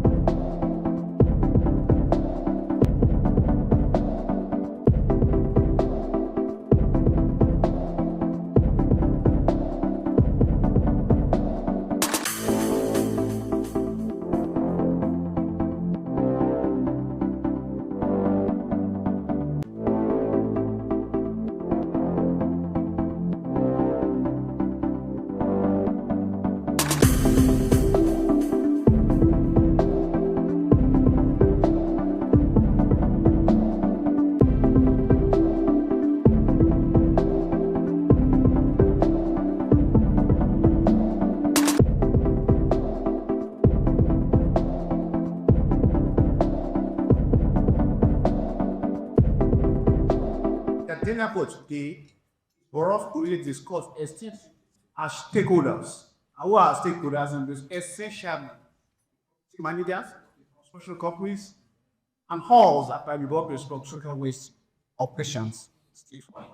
On the 26th of August 2025, the Lagos Waste Management Authority, in collaboration with Waste Care, held a stakeholders forum on construction, demolition and disaster waste management with the theme Building Responsibly and Driving Efficiency, Strengthening Stakeholder Collaboration in Construction, Demolition and Disaster Waste Management in Lagos State. The event brought together government officials, royal fathers, private sector leaders, real estate developers, and other professionals in similar fields. The message is this. One, what we are trying to propagate is advocacy. We're trying to enlighten the people, and we're trying to educate. Because one of the problems that we have seen in the management of construction waste, demolition waste, and disaster waste is ignorance. People have to be educated. People have to be educated on the right way to handle this waste, to process it and to get it off their sites to the appropriate locations. So that is what we are advocating. Because of the impact of this waste, don't forget that some of these wastes are also classified as hazardous waste, like asbestos. They are hazardous to humans, and so that's why there's a need for it to be properly handled, collected, and transported. So that is the message. The first point of call is one, people have to be educated, one, that it is to be generated when you are constructing. We say construction waste. While you are building from scratch, you have waste generated. That is number one. Two, when you are demolishing an old site to construct a new one, you will have generation of waste. So the first thing is to understand what these wastes are, how to handle them, and then take them to the professionals that would now process them to reuse them into other valuable, because like we are emphasizing circularity. We are saying that resources should be reused and reused and reused, not taking new raw materials and starting from scratch. So when you bring down the old materials, let us take them back to where they'll be recycled and where they'll be reused, rather than harnessing new raw materials all the time. But it's a field that you have to employ the professionals, those that understand the composition of this waste and they know how to recycle them back to other useful products. That is what we're emphasizing, because the layman cannot say, like it was emphasized during the lecture, some people just used to fill potholes and roads and what have you. So that's what we're trying to emphasize, that this should be used properly because of the constituents of some of this waste. There's no taxation, there's no transition. What we are emphasizing now is this. Normally your waste will be carted away. And when your waste is carted away, you pay for carting away your waste. And the volume of waste that generated on consumption is quite high. And these are, peculiar waste that have to be, you can't put the consumption in a compactor truck. It won't work. You probably need an open truck that is also covered so that as it's being transported, it is not spilled on the road. So you have to pay. When you generate waste, don't forget that construction sites are, they are very the high-end cost, high-cost sites. You pay a lot of money to put up a construction. So paying a little amount for it to be, the waste to be managed, it's not too much. What we are just saying is that you pay for your waste to be, you register with LOMA, and then LOMA has the technicalities to, collect the waste and take it away from your site. So it's not too much if you pay a little token to have it evacuated. That's what we're talking about. We're not talking about heavy taxation. No. That's what we're talking about. You inform LOMA that you are constructing a site. When you generate your waste, you get them, you collaborate with them so that they can pick up your waste and take it away. So we're just paying for the waste to be evacuated, collected and evacuated. That's all. The Executive Director, Loma Finance, Mr. Kunle Adebiyi, representing Chief Dr. Muyiwa Gbadegesin, MD and CEO Loma, kicked off the event with an opening address and the roadmap and overview on CDDW. Business is writing, it's all still about collaboration and partnership. And that's why I said all of you to be in this room today. The essence of this meeting is more or less what we call stakeholder engagement. Stakeholder is very key in any policy making by the government. We are aware that there's quite a lot of rapid growth in Lagos State in terms of building. And we know quite all right that waste handling is very key. In as much as people are interacting, there's potential to generate waste. What will we do to this waste? It's what is a critical concern, not only to us as an agency, to the government as a public health will also be in jeopardy. So the exercise is to bring them together, put them a kind of capacity, enlightening them, and how to properly manage construction, disposal, and disaster waste in Lagos State. This is to bridge the gap, because we knew quite all right that a lot of construction industry out there, they don't know what to do with their waste. And also we're in the era of circularity, which means that those things they are regarding as waste, they are not but a resource. So for us today is to expose them, creating that awareness, widening their horizon on the proper waste to conduct the activities at their various sites. Getting the planning approval is one thing. Other things is what do you do with your waste during the construction period? And that's where Loma Rose is very critical. For us, our plan is to ensure that, yes, while you are doing your construction, we register you, we monitor your activity closely, and we ensure that we provide adequate infrastructure to evacuate your waste during that time period. So for us, as a government, we are interested not only in business entity, in overall public interest, which is very critical for us. Well, generally, there is a perception that, which we all also see, that Greater Lagos is rising. It's not only by individual, it's a collective responsibility. That's why we bring a partner, we call Mrs. Waste to collaborate with government driving this initiative down. We also ensure that, yes, we create a system in such a way they can register theirs at the convenience of their homes and offices.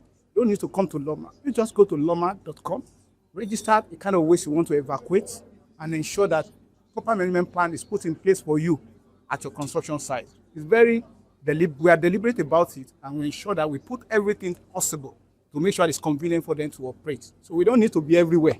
The system is there, and it's auto drive. There is no doubt. In as much as solid waste, we have that capacity.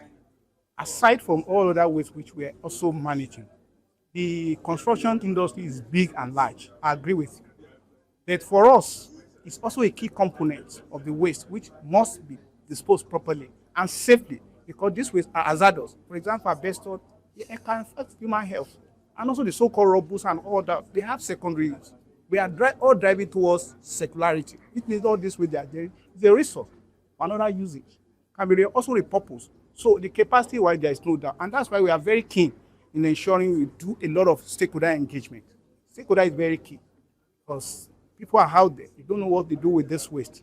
So I don't have any challenges in ensuring that, yes, we put a proper perspective to it and ensure that people do the right thing in the right environment, not to really safeguard their personal, it's for overall general interest of the public. The guest speaker at the event, engineer Tijani Ajibola, the CEO of Aqua Green Consulting and Construction Company Limited, urged on strengthening compliance in construction and demolition waste management and the need for its utilization.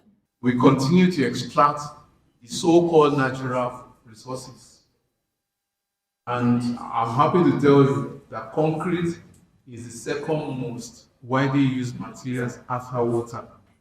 So the lecture started with the overview of where we were in the past.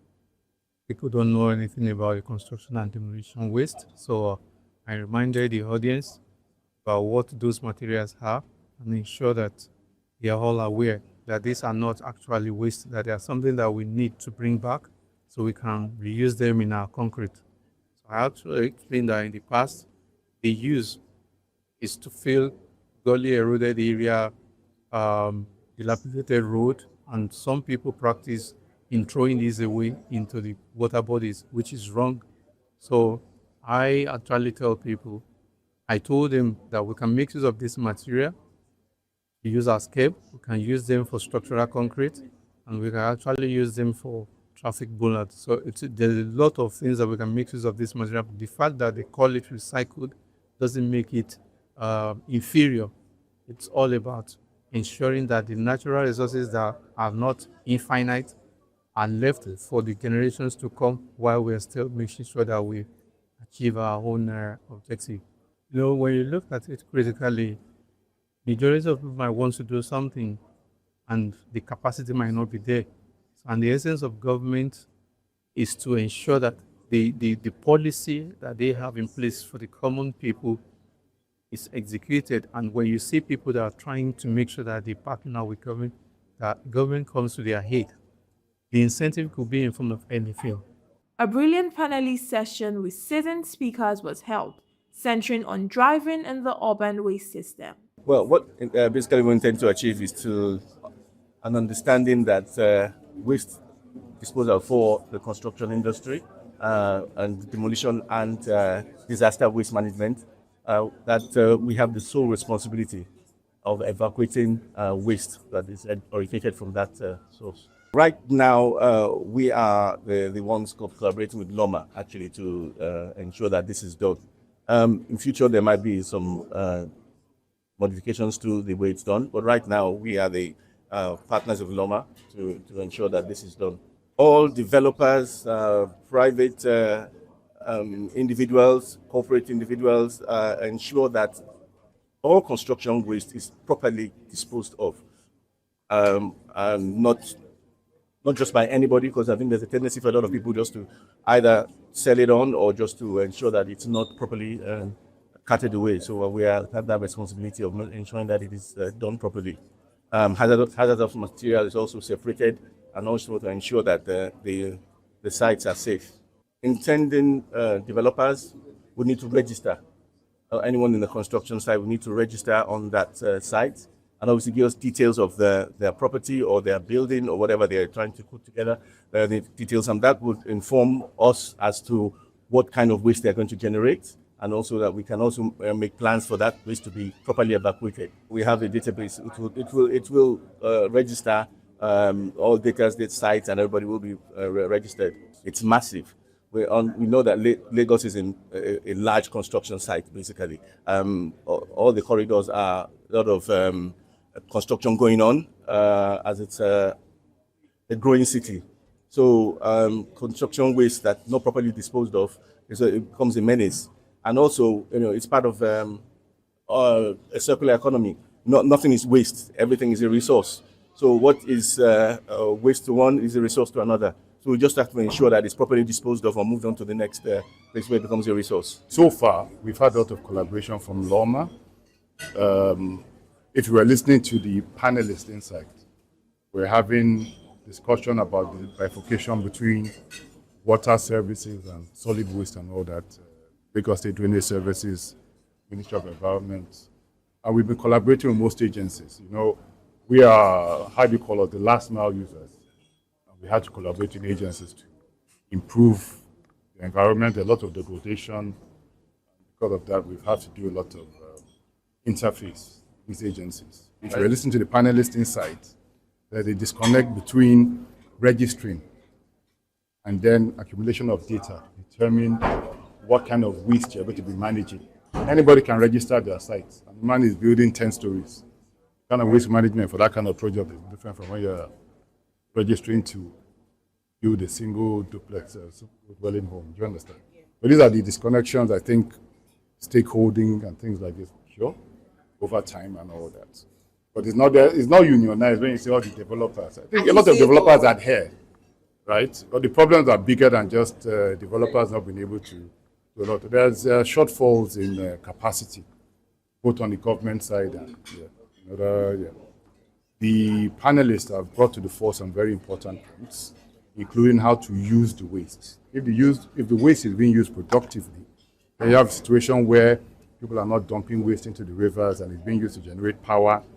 It's being used to build an economy and an ecosystem. That way, waste management becomes, an economic powerhouse, right? So we are generating waste. The waste is being used to produce, generating jobs. We'll see less of these problems. So I think it's mostly a stakeholder issue. All these moving parts have to come together for cohesion. The event ended on a high note with a pledge from the general public and a vote of thanks from Dr. Acien Nswabia, Director of Waste Management Statistics and Policy Development. Amanda Amosigwe reporting for Business Day Television.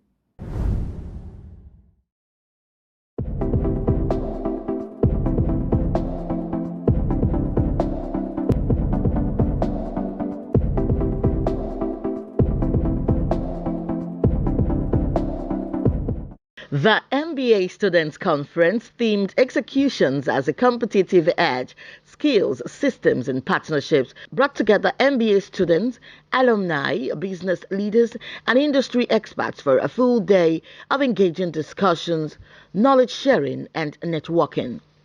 The conference opened with a welcome address from Professor Olayinka David West, the Dean of Lagos Business School, who encouraged participants to take full advantage of the learning and networking opportunities. And this set the stage for insightful conversation and collaborations. This conference is therefore not just an event, but an expression of what LBS stands for. It demonstrates that excellence at LBS is not confined to the classroom. It is actively lived out in how our students organize, collaborate, and engage with the world.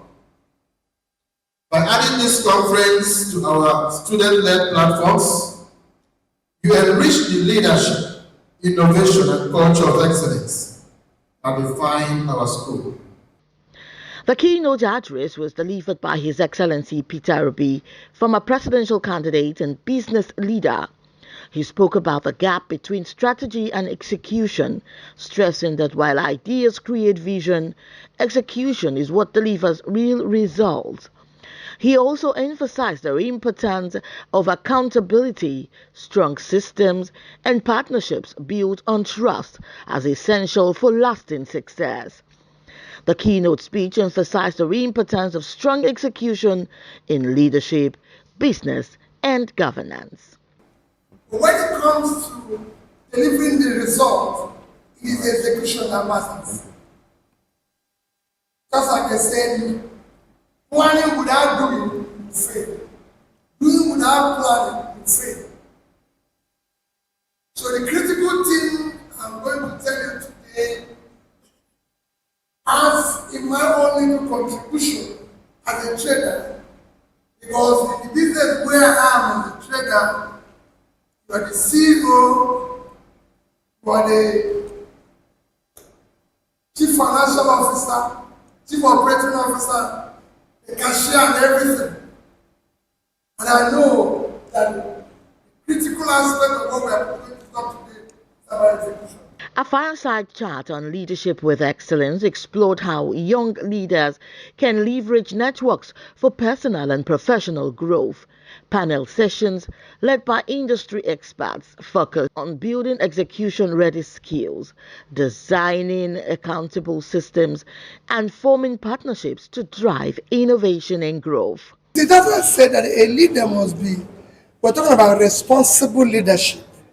It comes with a lot of discipline.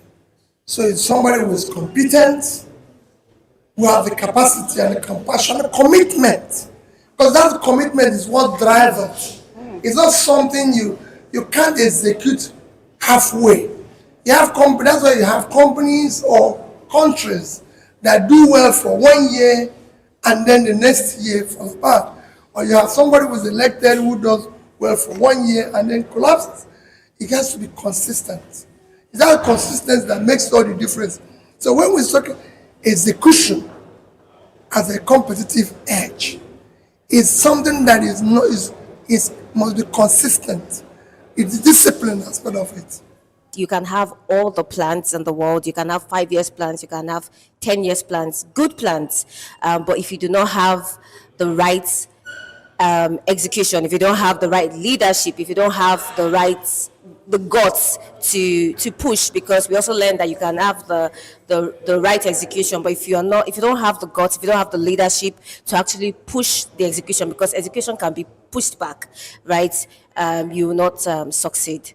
I think there needs to be a system of learning, right? There needs to be a system of learning, and there needs to be a system of failing fast. So you need to fail fast, make accommodation for that, and then learn from that and begin to grow. That's what I think that organizations need to do. They also need to train their staff to ensure that they have the requisite capacity to deliver on the strategic objectives of the organization. Execution rather requires discipline. You need to be able to follow execution religiously. The event ended with networking sessions where students connected with alumni, entrepreneurs, and executives, gaining mentorship and career opportunities. The conference was widely seen as a success, inspiring participants to view execution not just as a process, but as a true competitive advantage in leadership and business. The MBA Students Conference themed executions as a competitive edge, skills, systems, and partnerships brought together MBA students.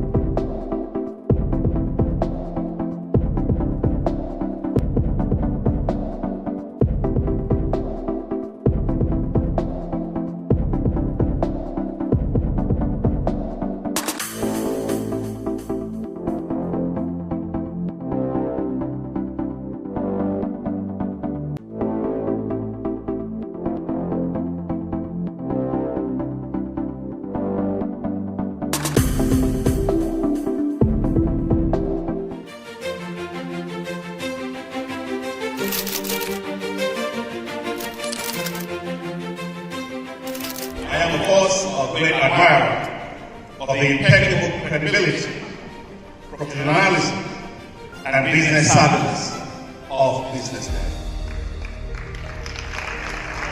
If you really mean business in Nigeria, start your day with BusinessDay.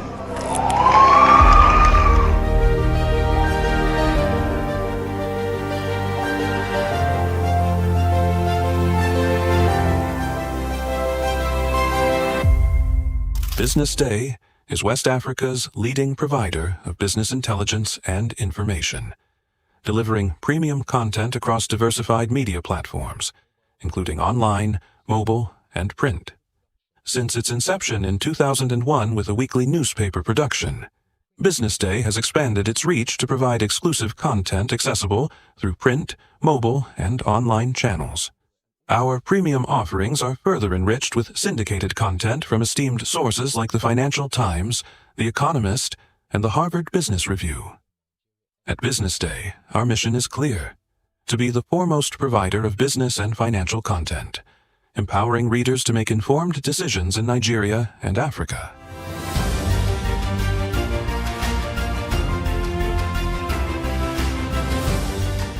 Since our establishment, we have been committed to delivering insightful, relevant, and accurate information about Nigeria's business and finance environment, while contextualizing the impact of global events. We monitor the stock market, analyze the companies driving it, and report on government policies and their economic implications. For being consistent in organizing these CEO forums for almost the last 14 years, I think this is worth commendation, and I think something that will encourage them to continue.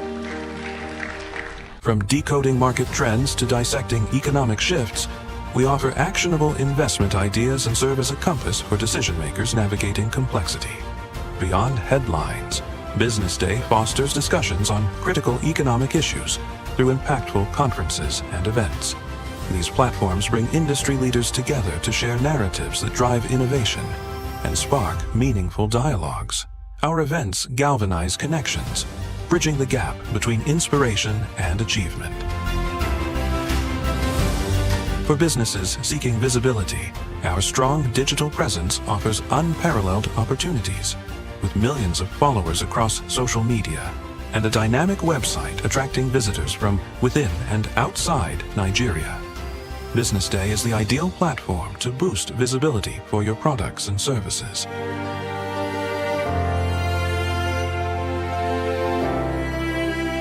If you're looking for in-depth analysis and expert opinions on Nigeria and Africa's business landscape, BusinessDay is your guide.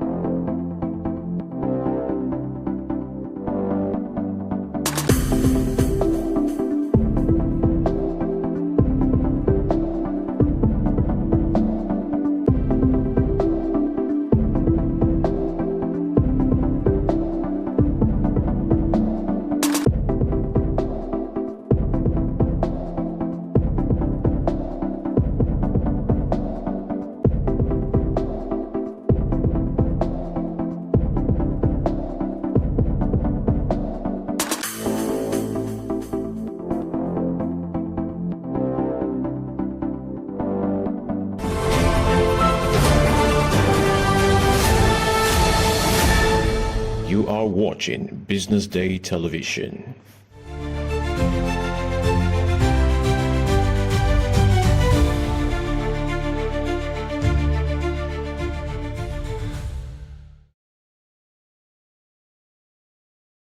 It's reaching you live from Business Day Television News Studio here in Lagos, Nigeria. Coming up,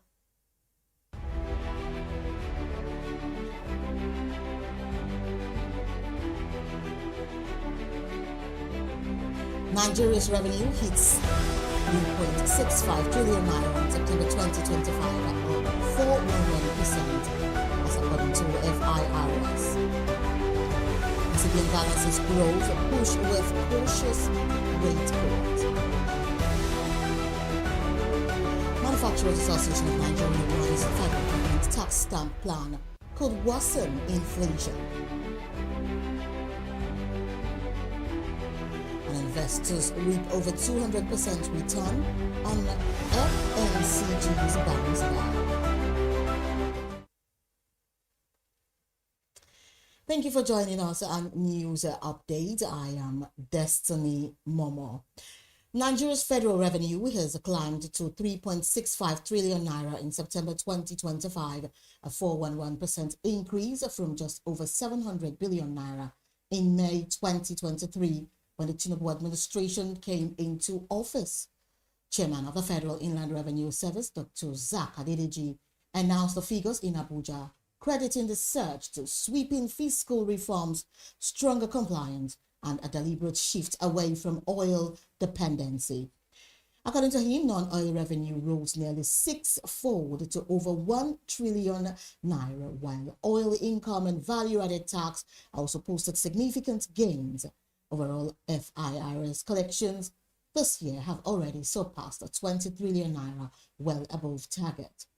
Dr. Adedeji highlighted reforms such as digital tax tools, streamlined processes, and efforts to bring hack-to-tax sectors into the net.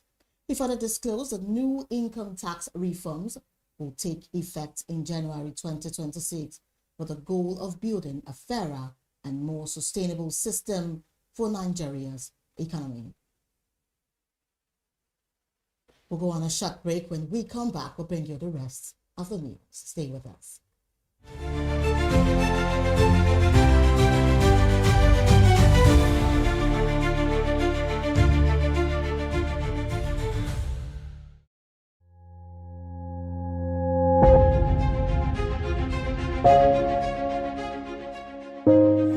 Good morning and welcome to the BDTV Breakfast Show. I am Bethel Obajabi. My name is Elizabeth Musa. And this is the social listening segment on the BDTV Breakfast Show. We're talking about the Fly Nigeria Act. Can you give us a background into what this is about?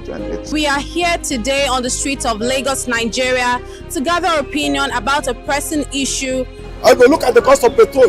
We get everyone in Nigeria with a suffer. The income is not really increasing, but the prices of items are increased. Nothing like service again. No. You only pray for that money to reach you that month. There's a lot of high pressure, a lot of stress. There's a lot of high targets to be met. I was quite strict.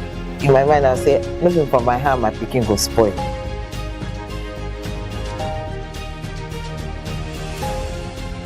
To allow all banks and all the players in the space.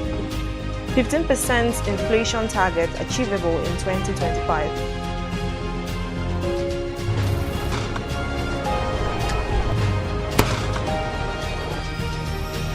The command and vision philosophy of both the Chief of Defense Staff, the Chief of Army Staff, and indeed all the service chiefs.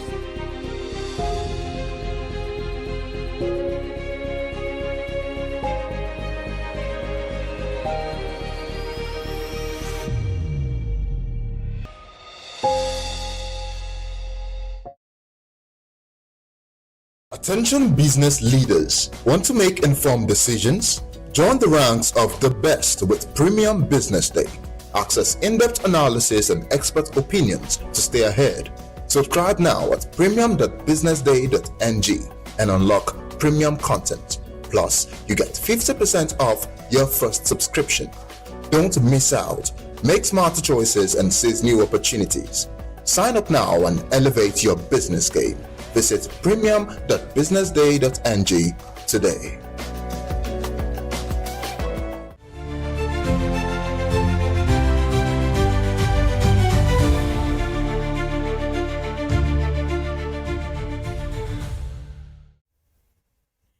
Welcome back.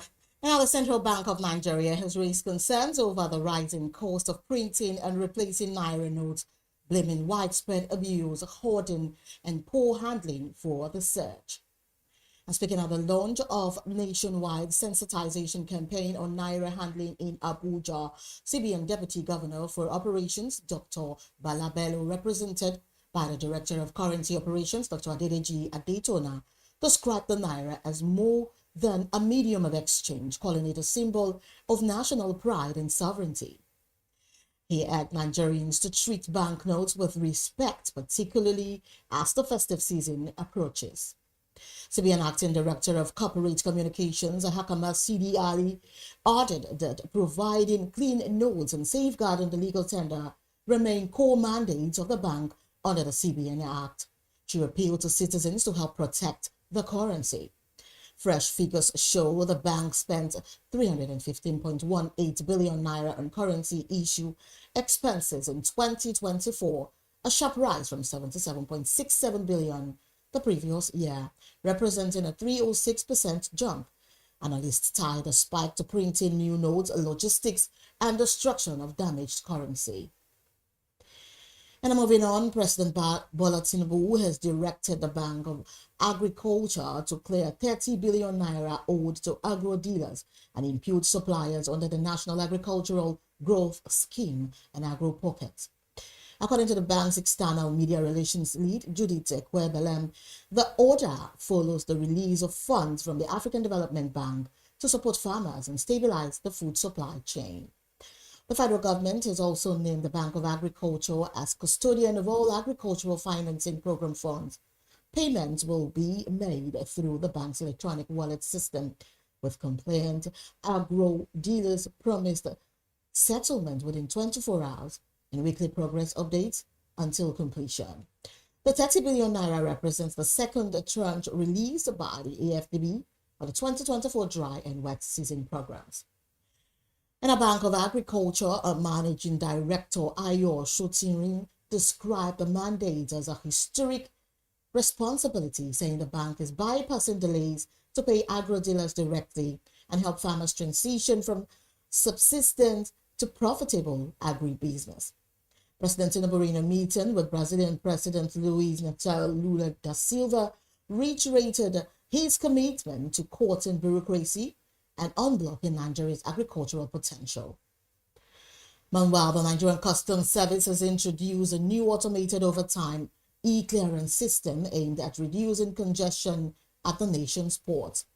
The platform, launched in Lagos on Wednesday, will enable consignees submit and track applications remotely, and of Customs Controller General Adewale Adeniyi says will speed up clearance, cut costs, and curb corruption. Adeniyi, however, cautioned against abuse of the process, citing abandoned cargo still under investigation. He stressed that tougher sanctions will be applied to those attempting to evade duties, with intelligence units monitoring compliance. The customs chief also directed closer collaborations with terminal operators and shipping companies to ensure a smooth rollout. We will be back after this break.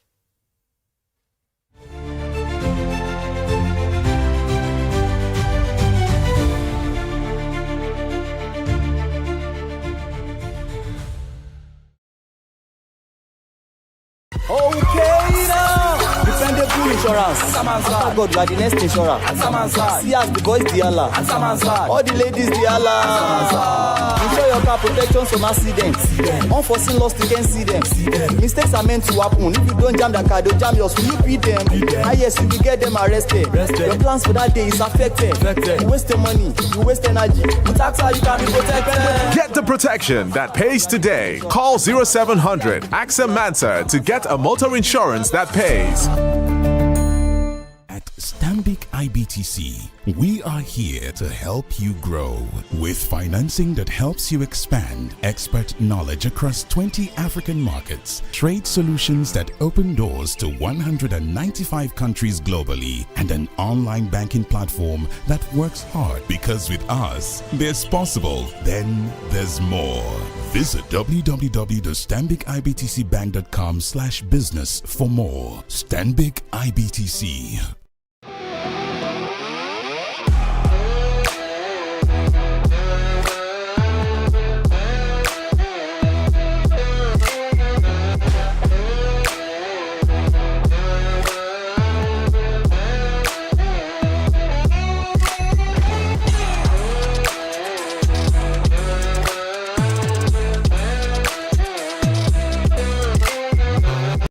True strength. What defines it? The brilliance of a player? Or when a team comes together to win? A solo beat? Or the rhythm of many? The flair of one dancer? Or the art of a troupe? One distinct voice, or the beauty of the symphony. At FCMB Group, we build ecosystems, empower communities, and create the future. Because we believe it's not just one, but the power of the group that delivers the future we all desire. FCMB, the power of the group.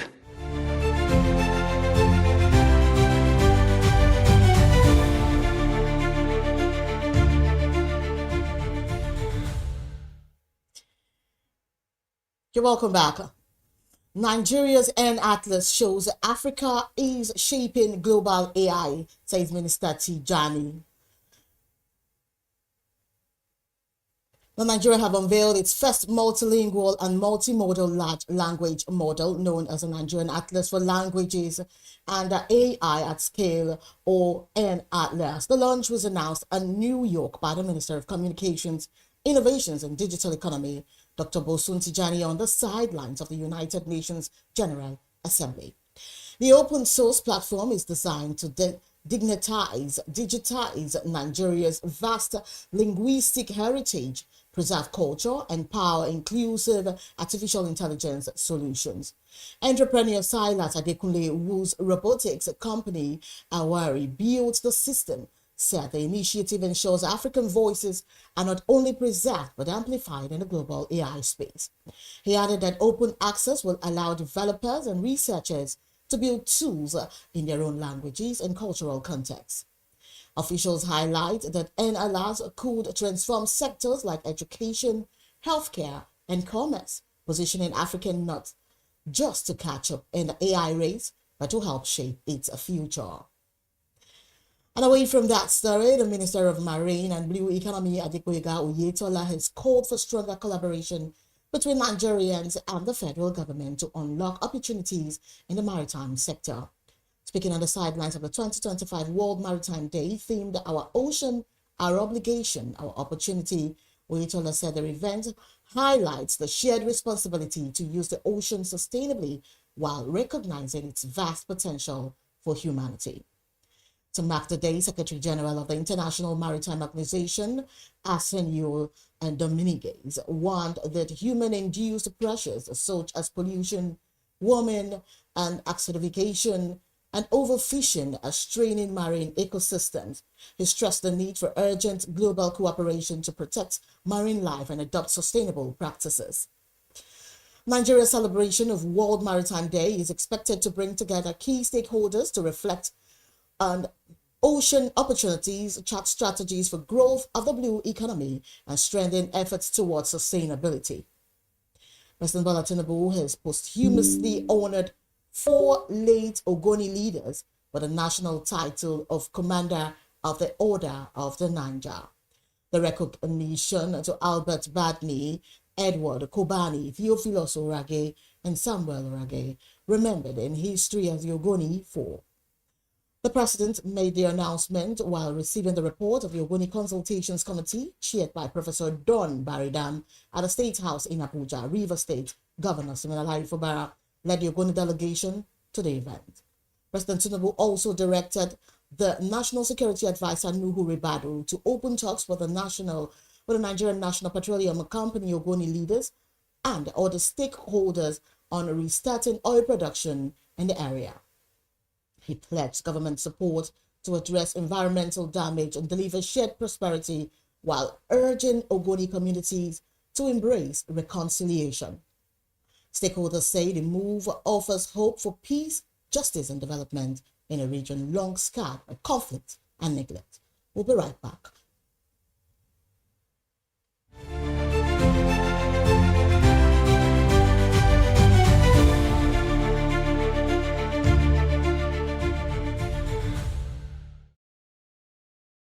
Okay now. Dependable insurance. After God, you are the next insurer.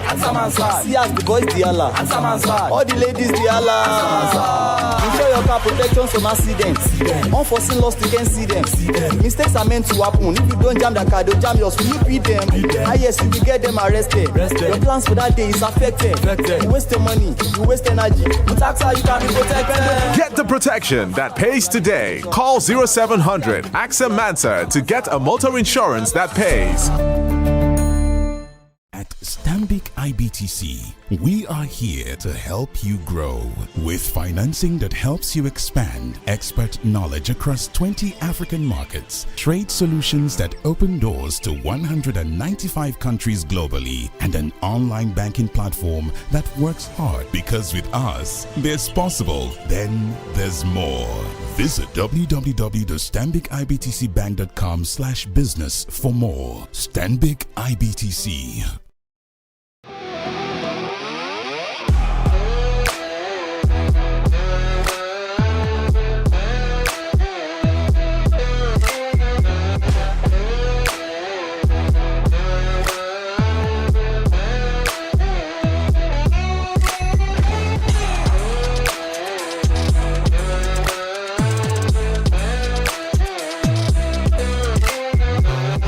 True strength.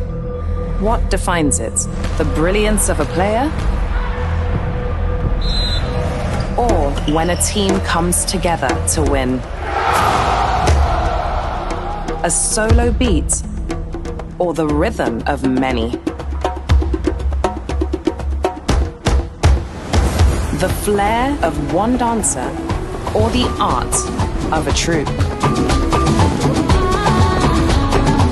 One distinct voice, or the beauty of the symphony. At FCMB Group, we build ecosystems, empower communities, and create the future. Because we believe it's not just one, but the power of the group that delivers the future we all desire. FCMB, the power of the group.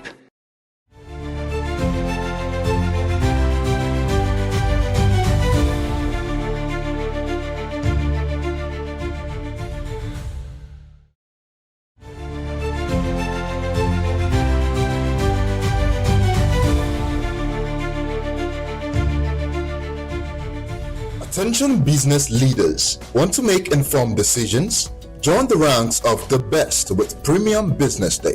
Access in-depth analysis and expert opinions to stay ahead. Subscribe now at premium.businessday.ng and unlock premium content. Plus, you get 50% off your first subscription. Don't miss out. Make smarter choices and seize new opportunities. Sign up now and elevate your business game. Visit premium.businessday.ng today.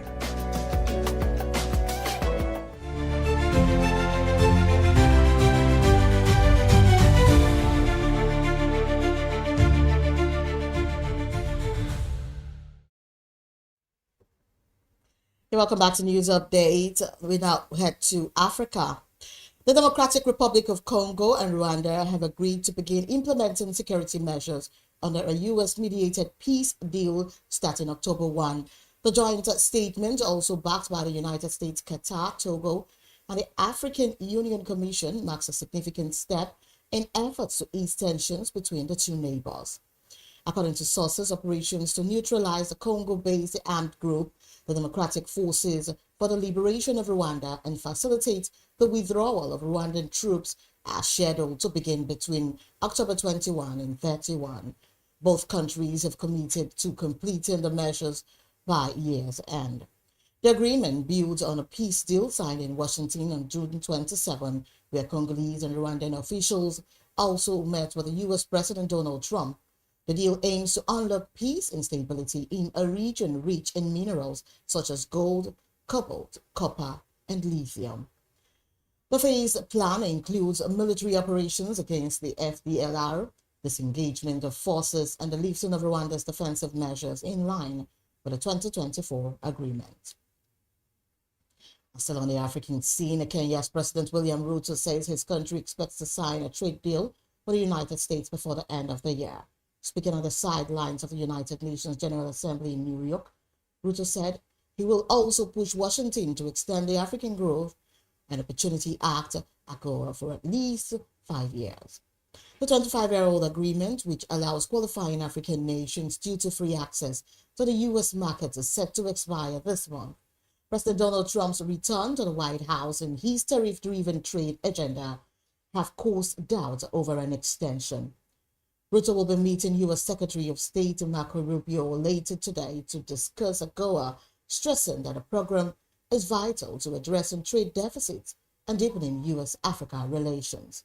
Kenya is eyeing broader access for its exports, including apparel, tea, coffee, and avocados, while also looking to expand into mining and fishing. If signed, the deal would mark the first bilateral trade agreement between Washington and a sub-Saharan African nation. And I'm moving on to the foreign scene. The European Bank for Reconstruction and Development has raised its 2025 growth forecast for the first time in over a year, but warned that tariffs, rising debt, and war will drag on growth in 2026.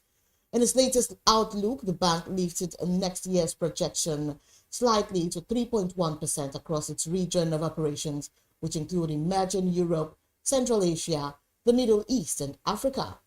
However, it flagged a widening gap with growth in emerging Europe lagging behind other regions. EBRD chief economist Beata Javori said debt and inflation remain a major risk, noting the debt servicing costs have climbed to worrying levels, particularly in Egypt, where they account for about 14% of GDP. Inflation across the EBRD regions now averages 6.4%, still well above expectations. The bank also cut its 2025 growth forecast for Ukraine, citing the protracted war with Russia, weak harvests, and labor shortages. And now also the White House has directed federal agencies to prepare plans for mass firings if a government shutdown begins next week in a memo sent Wednesday. The Office of Management and Budget asked agencies to identify programs that will lose funding on October 1 when the new fiscal year begins, unless Congress passes a spending bill. The move marks a sharp shift from previous shutdowns when federal workers were placed on temporary furloughs. Agencies have been told to submit reduction in force plans and notify employees even if they would normally be exempt. It remains unclear whether the order is part of the President Donald Trump's push to shrink the federal workforce or a negotiating tactic to pressure Democrats into backing Republican spending proposals. Trump has already cancelled a meeting with Democratic leaders as the shutdown deadline looms. Roughly 154,000 federal employees are set to leave government service at the end of this fiscal year, part of the administration's broader plan to reduce the 2.4 million strong civilian workforce. Up next is sports news. After this break, stay with us.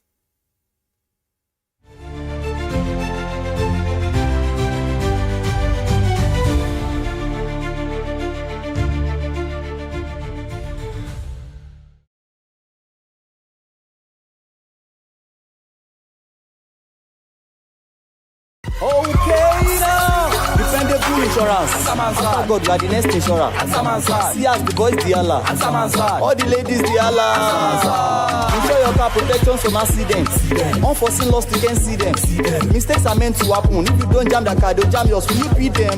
Ah yes, you will get them arrested. Your plans for that day is affected.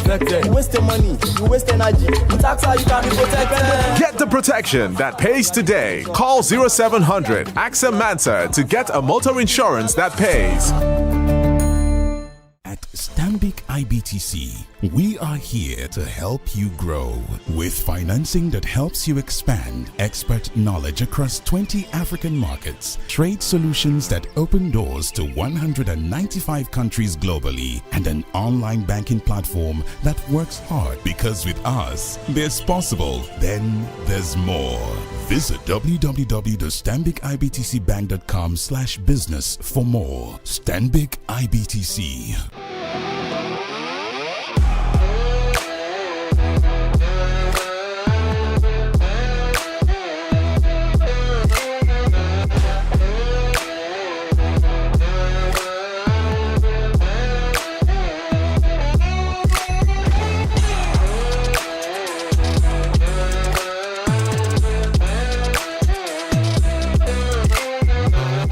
True strength.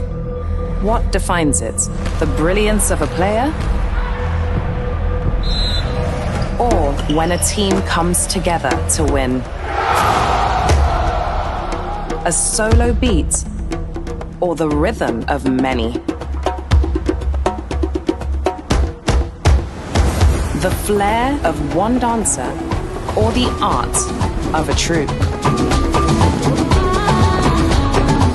One distinct voice, or the beauty of the symphony. At FCMB Group, we build ecosystems, empower communities, and create the future. Because we believe it's not just one, but the power of the group that delivers the future we all desire. FCMB, the power of the group.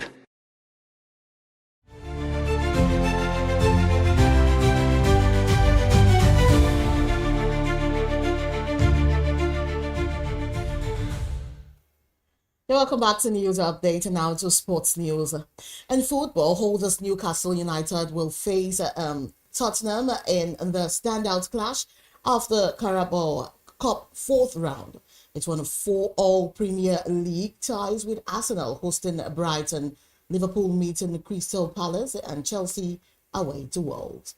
And for the first time, 3 Welsh teams have reached the fourth round. And Wrexham will host Cardiff in a historic all-Welsh tie, while Swansea welcome Premier League champions Manchester City. Elsewhere, Brentford travels to League 2 side Grimsby, who shocked Manchester United in the last round, and Wycombe will take on Fulham. And to end the news, Manchester City is safely into the fourth round of the Carabao Cup after a 2-0 win over Huddersfield Town. Phil Foden was the star of the night, scoring the opener at the 18th minute before setting up Savino for City's second late on. The winger marked his first start of the season with a powerful strike off the crossbar in the 75th minute. Despite City... Business Day is West Africa's leading provider of business intelligence and information, delivering premium content across diversified media platforms, including online, mobile, and print. Since its inception in 2001 with a weekly newspaper production, Business Day has expanded its reach to provide exclusive content accessible through print, mobile, and online channels. Our premium offerings are further enriched with syndicated content from esteemed sources like the Financial Times, The Economist, and the Harvard Business Review. At Business Day, our mission is clear: to be the foremost provider of business and financial content, empowering readers to make informed decisions in Nigeria and Africa.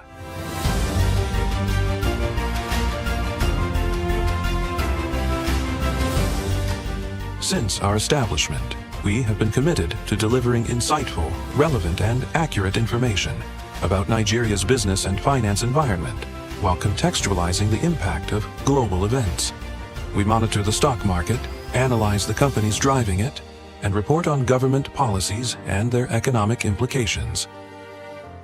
For being consistent in organizing these CEO forums for almost the last 14 years, I think this was a commendation, and I think something that will encourage them to continue. From decoding market trends to dissecting economic shifts, we offer actionable investment ideas and serve as a compass for decision makers navigating complexity. Beyond headlines, Business Day fosters discussions on critical economic issues through impactful conferences and events. These platforms bring industry leaders together to share narratives that drive innovation and spark meaningful dialogues. Our events galvanize connections, bridging the gap between inspiration and achievement. For businesses seeking visibility, our strong digital presence offers unparalleled opportunities, with millions of followers across social media and a dynamic website attracting visitors from within and outside Nigeria. Business Day is the ideal platform to boost visibility for your products and services.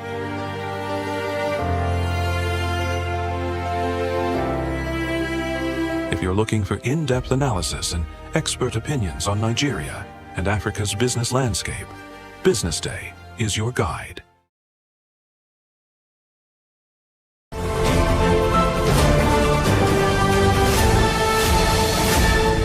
You are watching Business Day Television.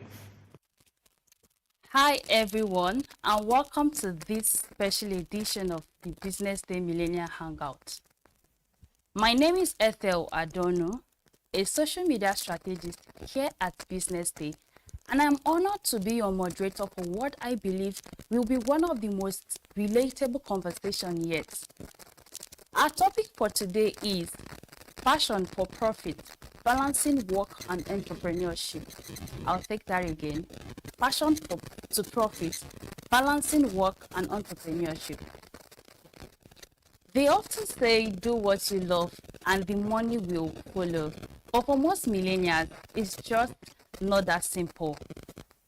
You are passionate about something and somehow you are passionate about your side hustle, but somehow you still need that 9 to 5 job just to maintain a stable paycheck. So the big question is, how do you manage your time and avoid burnout when trying to balance the both of them? And most importantly, how do you turn that passion into real, sustainable, and profitable business without jeopardizing your work and also your side hustle? That's what we are here to unpack today. And as you all know, I am not here alone. I have got with me 5 incredible business experts who are living proof that balancing work and passion is possible and doable. So permit me to introduce them to you all. First, we have Damola Richard Salvador Adebayo, a seasoned marketing professional with over 14 years of experience and a firm believer in disruptive thinking.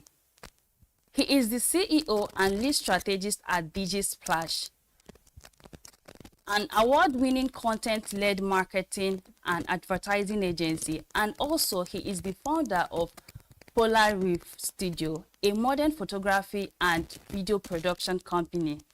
Welcome, and it's great to have you, Damola. Thank you for joining us.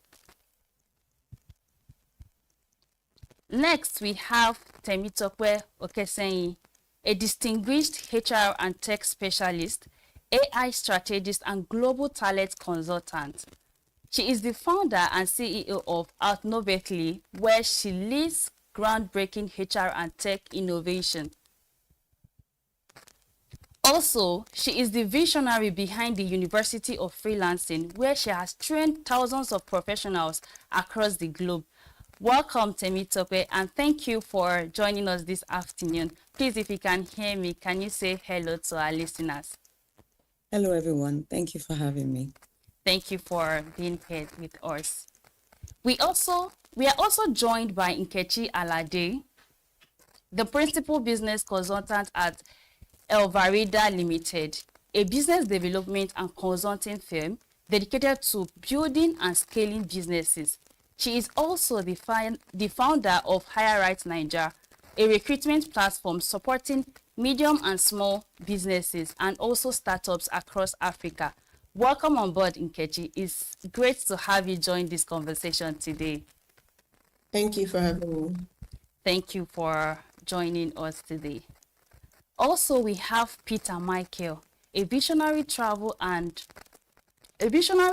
entrepreneur and a global business strategist. He is the founder of Fly Connect 102 Limited, an IATA certified and NCAA accredited travel and logistic company, as well as the creator of Rome Paddy, a fast rising tourism and lifestyle brand. Thank you for joining us today, Peter. You are welcome to the show. Hello, everyone. Thank you for having me. All right. And finally, we have Ebunoloa Opelami, who is a seasoned professional with vast and rare combination of experiences. She assists organizations in achieving extensive and sustainable business growth by formulating business strategies, driving business performance, and also identifying, nurturing, and developing talent. Thank you for joining us, Ebunoloa. All right. Thank you also, our viewers, for joining this crucial conversation. With the careful hand-picked panelists we have today, I can guarantee you that we all will be leaving this conversation today with a life-changing nugget. All right. Now let's kick off with the conversation with some very important question that is on everybody's mind. So I would like to start the Q&A section with, balancing, how to balance work and entrepreneurship. And again, I'll be asking the question in no particular order. So permit me to start with the last person, our last speaker, Ebunoloa. This question is for you. What practical strategies can help young professionals balance a full-time job with a side hustle or entrepreneur venture? Okay, thank you very much for that question, and thank you for having me on the session. Thank you for joining us. Okay, and good morning and good afternoon to all speakers. Okay, so I want to start by saying every entrepreneur, it starts with you. It starts with you in the sense that you must know yourself. What are your strengths? What are your weaknesses? What are your goals? How are you wired? And by that, I mean, are you a morning person? Are you an evening person? Do you function better at night? All of these questions you need to answer clearly so that you can understand what works for you in terms of how you want to structure your daytime job with your moonlighting or your entrepreneurial journey. Because without this clarity, it will be a struggle. For instance, if you're an early morning person, you may decide to wake up very early in the morning, get some things done before going to work, and then you can work well and come back at night to rest or do some less intensive things can still get done later in the evening. But if, on the other hand, you're an evening person, you know that you have to work during the day, close early enough so that you can be back at home to carry out your entrepreneurial work by the side in the evening as well. So understanding yourself very, very well. What are your strengths as well? What are the things you do so well that you need to focus on? What are the other ones that you need to get help with? And sometimes when we say get help, depending on what stage you are on your business journey, you don't always have all the resources you require. But the thing is, we don't always need resources in terms of capital or revenue or money. Sometimes it's resources of people. What sort of network do you have? And when we talk about network also, I always like to lead with value. What am I bringing to the table? So take, for instance, I'm in a network, a pool of human resource capital people.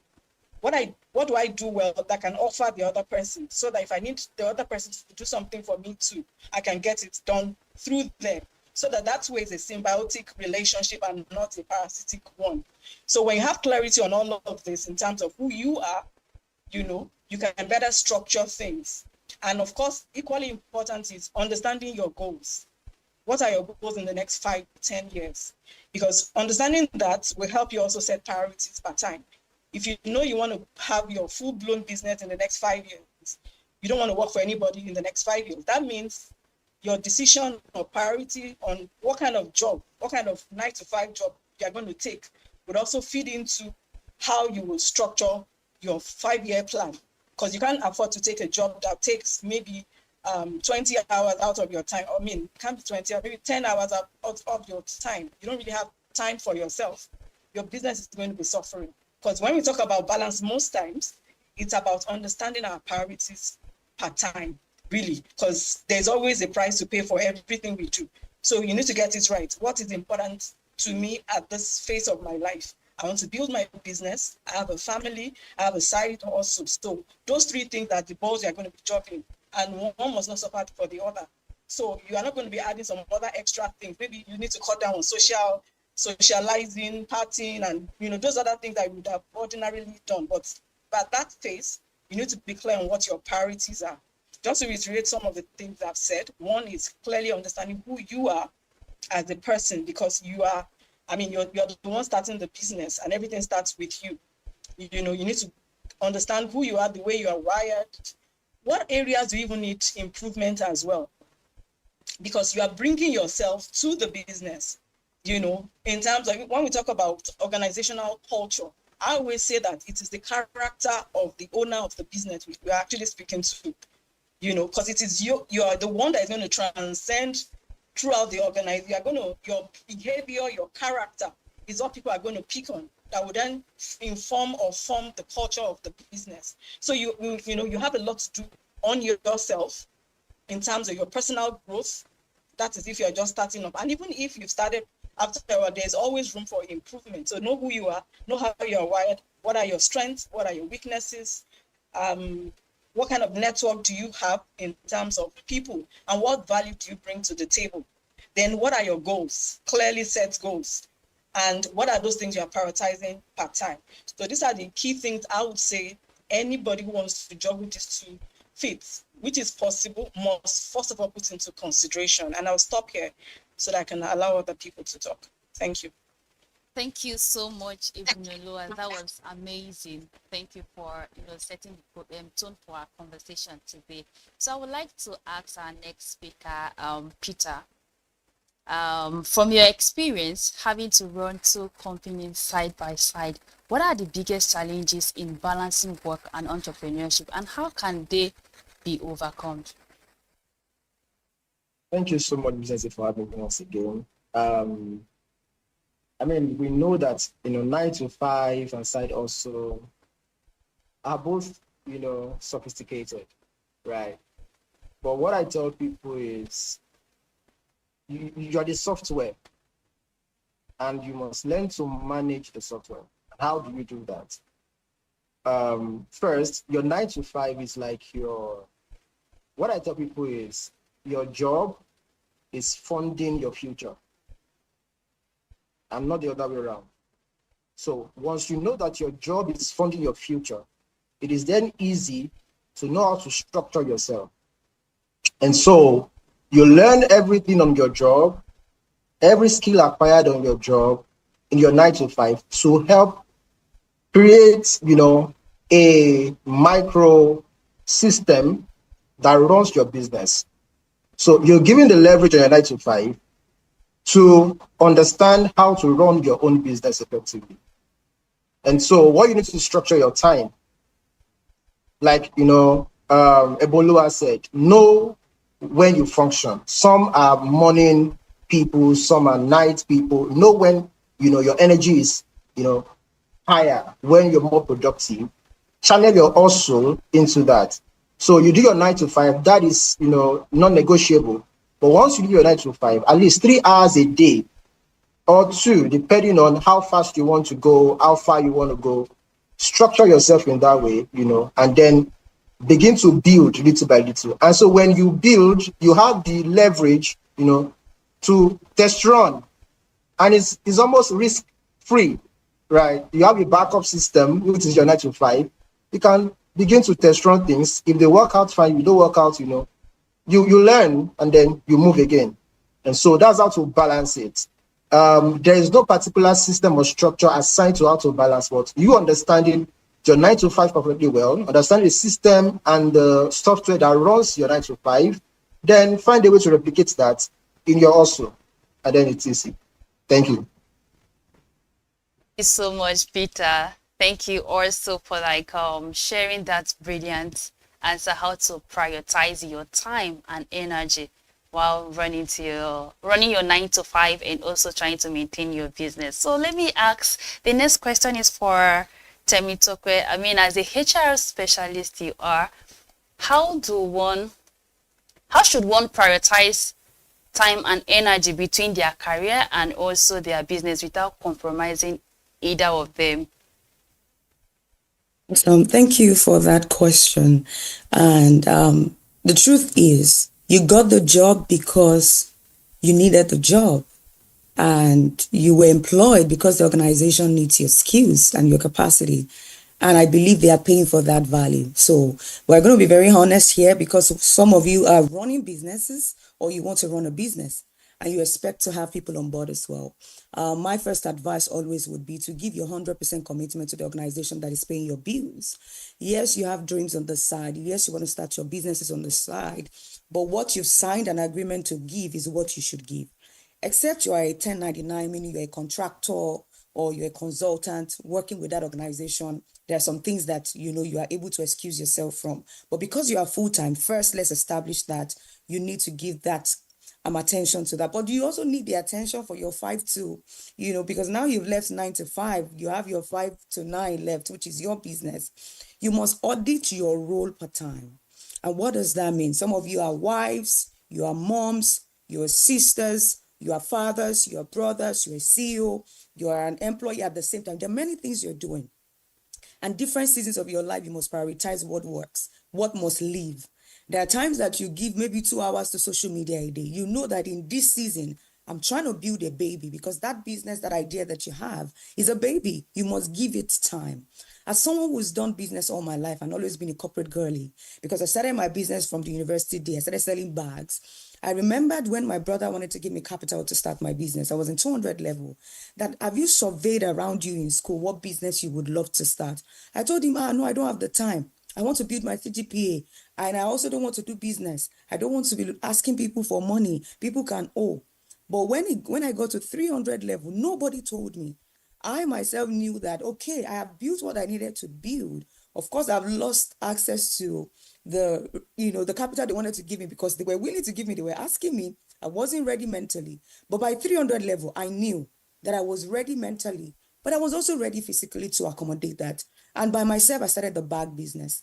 And I did that with schooling, came out with good scores, came out of school, started working the first year that I came out, running a fashion business. From there, I moved to freelancing online, running my own digital agency. I have 2 startups now, have a company. I still work at the same time.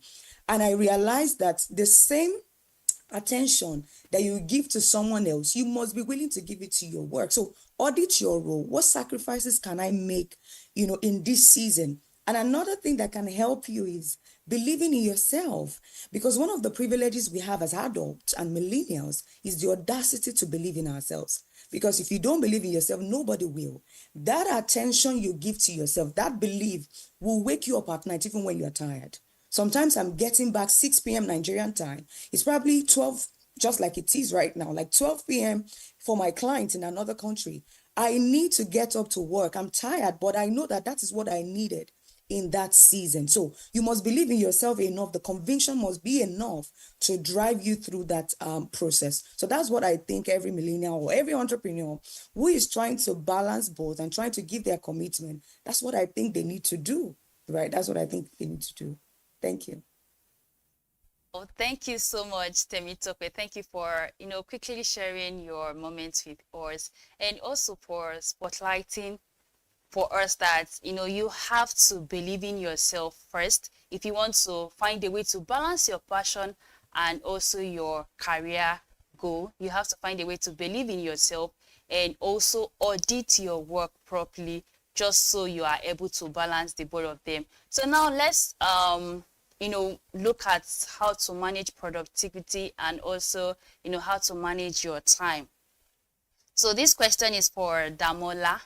As a seasoned marketing professionals, I know you deal a lot with marketing tools and all of that. So what tools, habits, or systems have you found most effective in staying organized and also productive? I mean, having to have over 14 years of experience, work experience, and also building your company, DigiSplash. Okay, thank you for having me. I hope you can hear me. Hi, Damola. Okay, yes, I can't said I hear hope you. you can hear me. All right. Can anybody else hear me? Oh yes, she says she can. Hi, Damola. I think you're muted. I can't hear you. No, I'm not muted. Okay. Everybody else can hear. Okay, I can hear you now. Thank you. Okay, great. Okay, I think your question was on productivity. Yes, how to manage productivity, to tools and habits that help you to stay organized. Okay, I think the major thing is to, like some people already mentioned, identify your, identify your majors and your minors. And I think prioritization is very important. So you need to prioritize what is important. You can use tools like Slack. For me, I'll say for work, Slack helps. Simple tools like just managing your time, your calendar, reminders, things like that help a lot.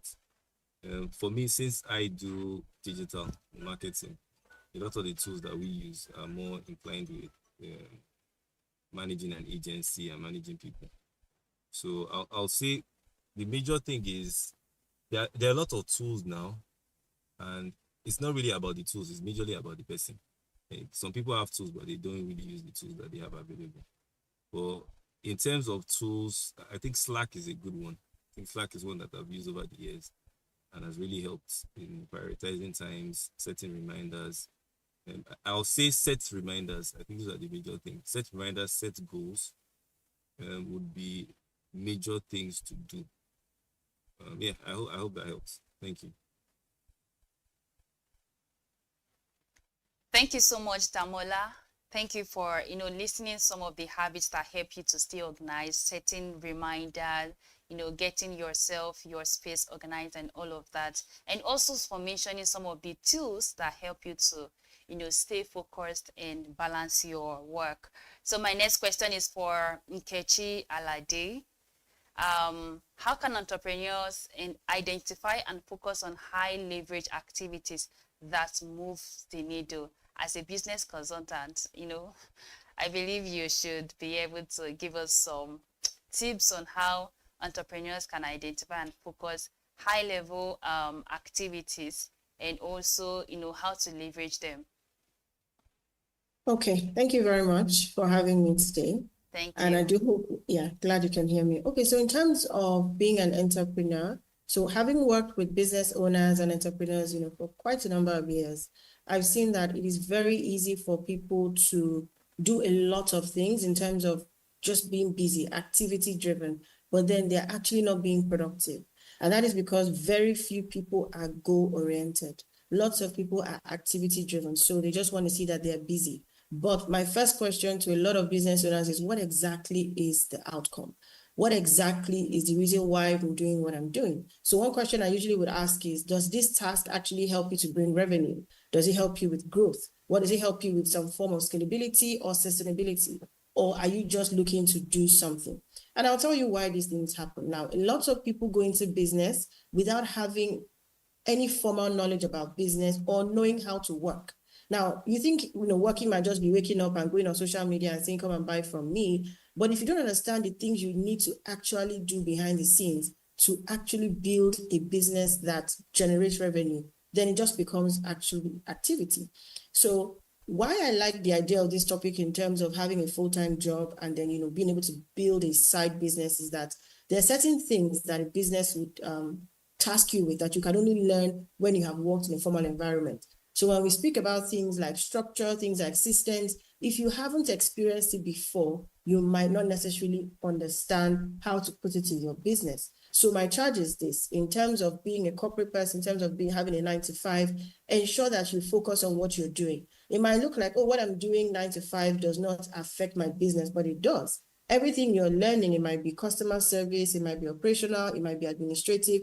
You're able to see how it's done and then take those learnings into your business. And it helps you to see, okay, how do I prioritize these tasks? What do I need to do here? How do I ensure that the outcome is clear?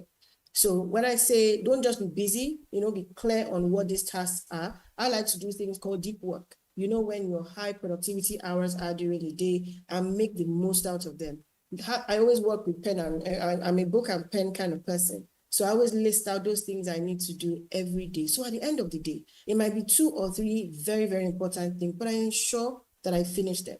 Because we live in a generation now where attention is very, very limited. It's difficult for you to just do one thing because there's so many distractions. You pick up your phone, you want to be on a call, you want to do something else, but you need to learn to focus. You need to learn to narrow in so that you're able to ensure that you get out the results that you want as a business owner. So it is very important. We don't have the leverage of time. Time is one thing that we all have. It's 24 hours every day. You can't have 36, I can't have 40, you can't have 2. And you can't take back the time of yesterday. So you have to ensure that you're doing the most you can every given point in time with the time that you have. Thank you. Thank you so much, Nkechi. Thank you for, thank you for sharing your knowledge with us and also reminding us how to manage our time effectively. So let's just take the last question on time management. This would be for you, Temitope. As someone who has juggled many hats, running your business on the side and also being a corporate girly, like you said, what are the common time management mistakes? Like, do you think young entrepreneurs make, and how can they avoid it? Thank you for that question. First, I think it's trying to overestimate what you can achieve within a time limit and also underestimate what you can achieve. And just like Nkechi highlighted, I'm also a pen and a note kind of person. But of course, we have digital notepads now. One of the mistakes that I see is, we want to do a lot of things, right? But you end up doing nothing. There's a lot of distraction. A lot of things are looking for your attention. And we also want to perfect almost everything as we're starting. But the idea is you must start from where you are. And because of the fear of maybe rejection, if I don't do it well, you end up doing haphazard work, half work here, and eventually you get nothing done. So you must realize that I must be accountable to myself.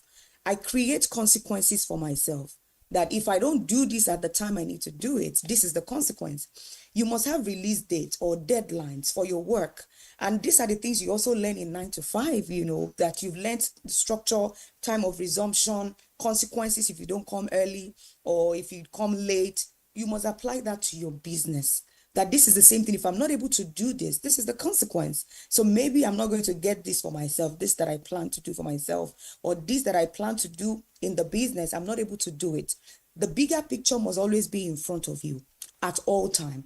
There's a word I call people like us who are, running businesses and also being in corporate is youpreneurship.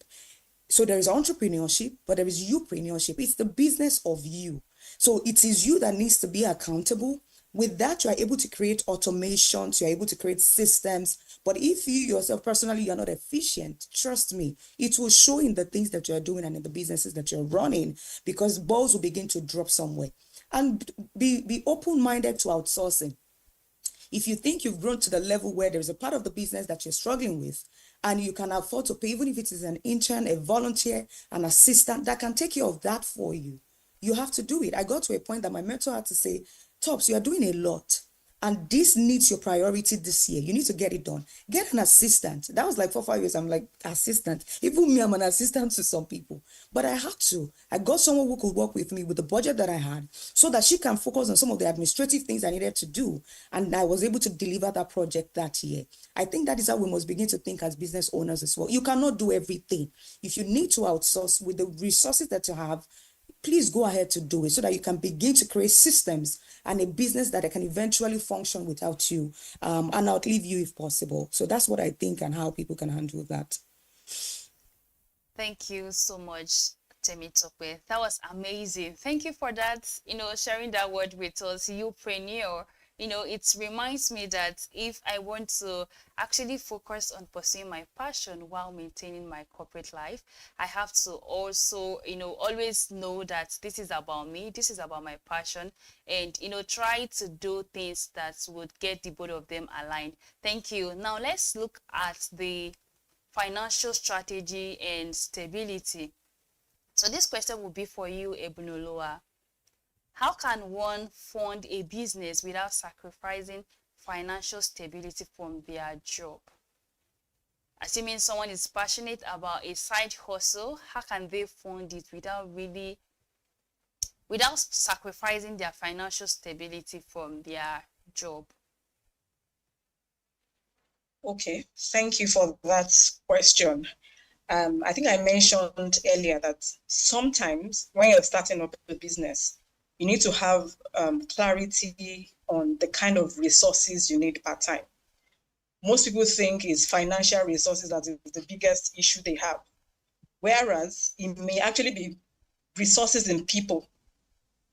And I cited an example earlier to say that you're starting up, you also have value you bring to the table. Do you have people in your own network that can do what you need for you without you paying for it?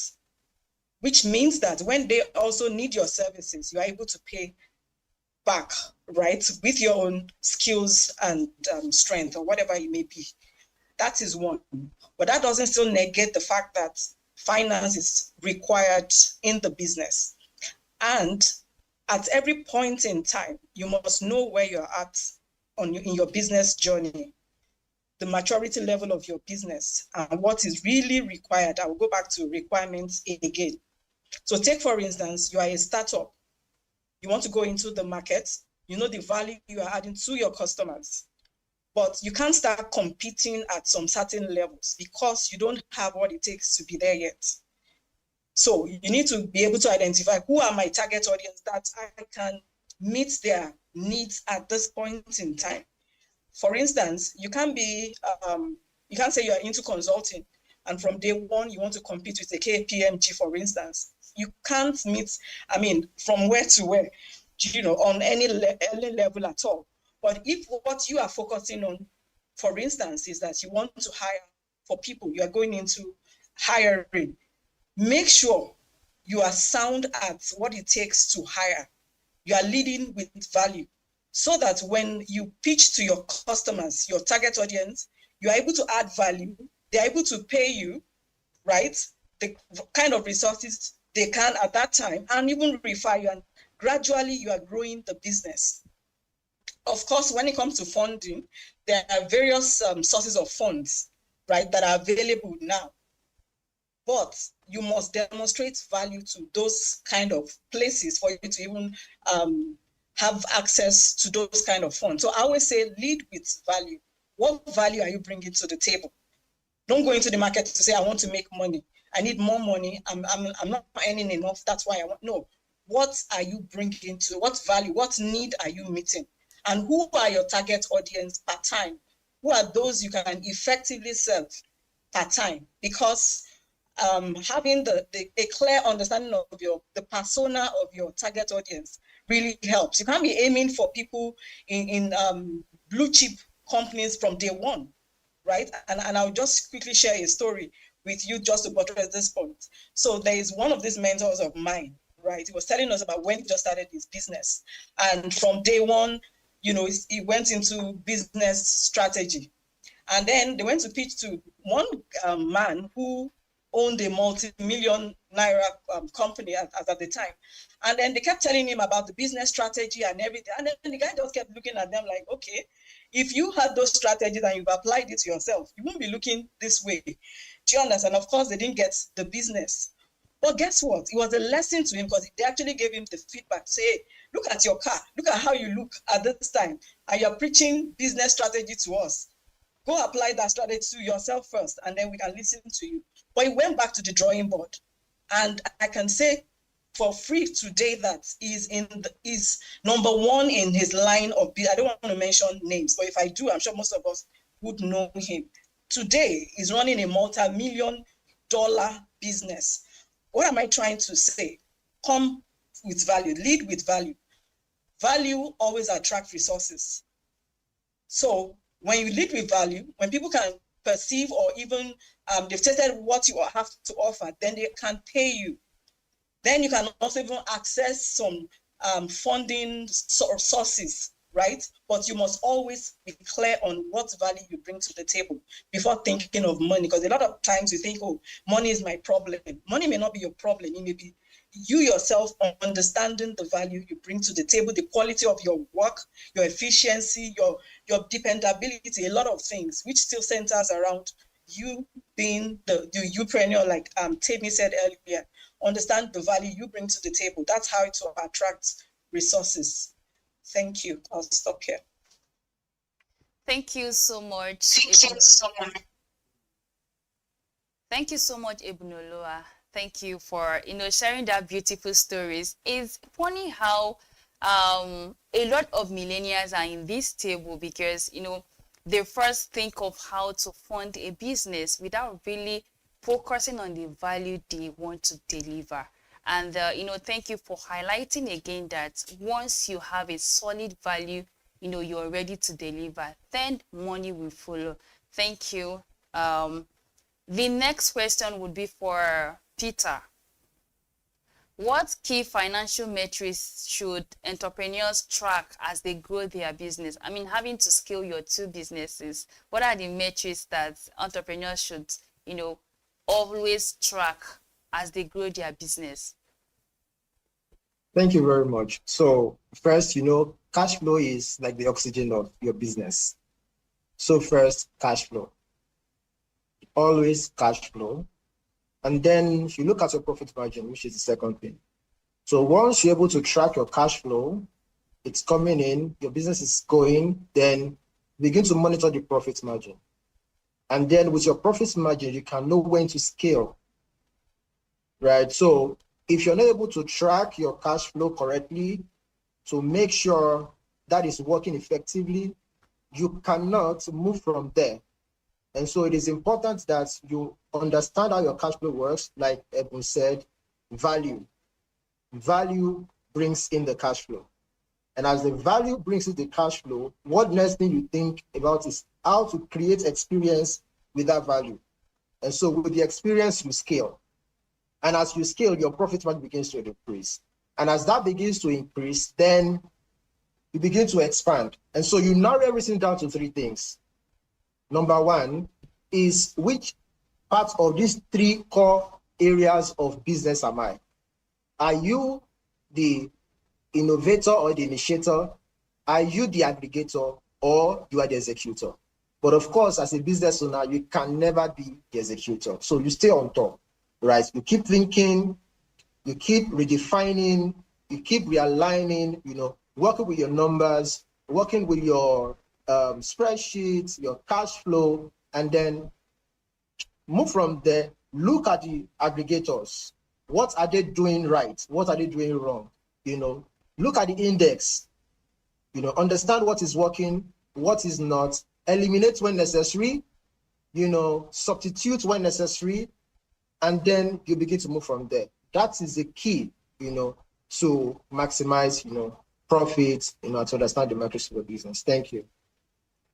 Thank you so much, Peter, for highlighting the keys to maximizing profits as a business owner, and also to how to know where and when and where to draw the margins in your business operations.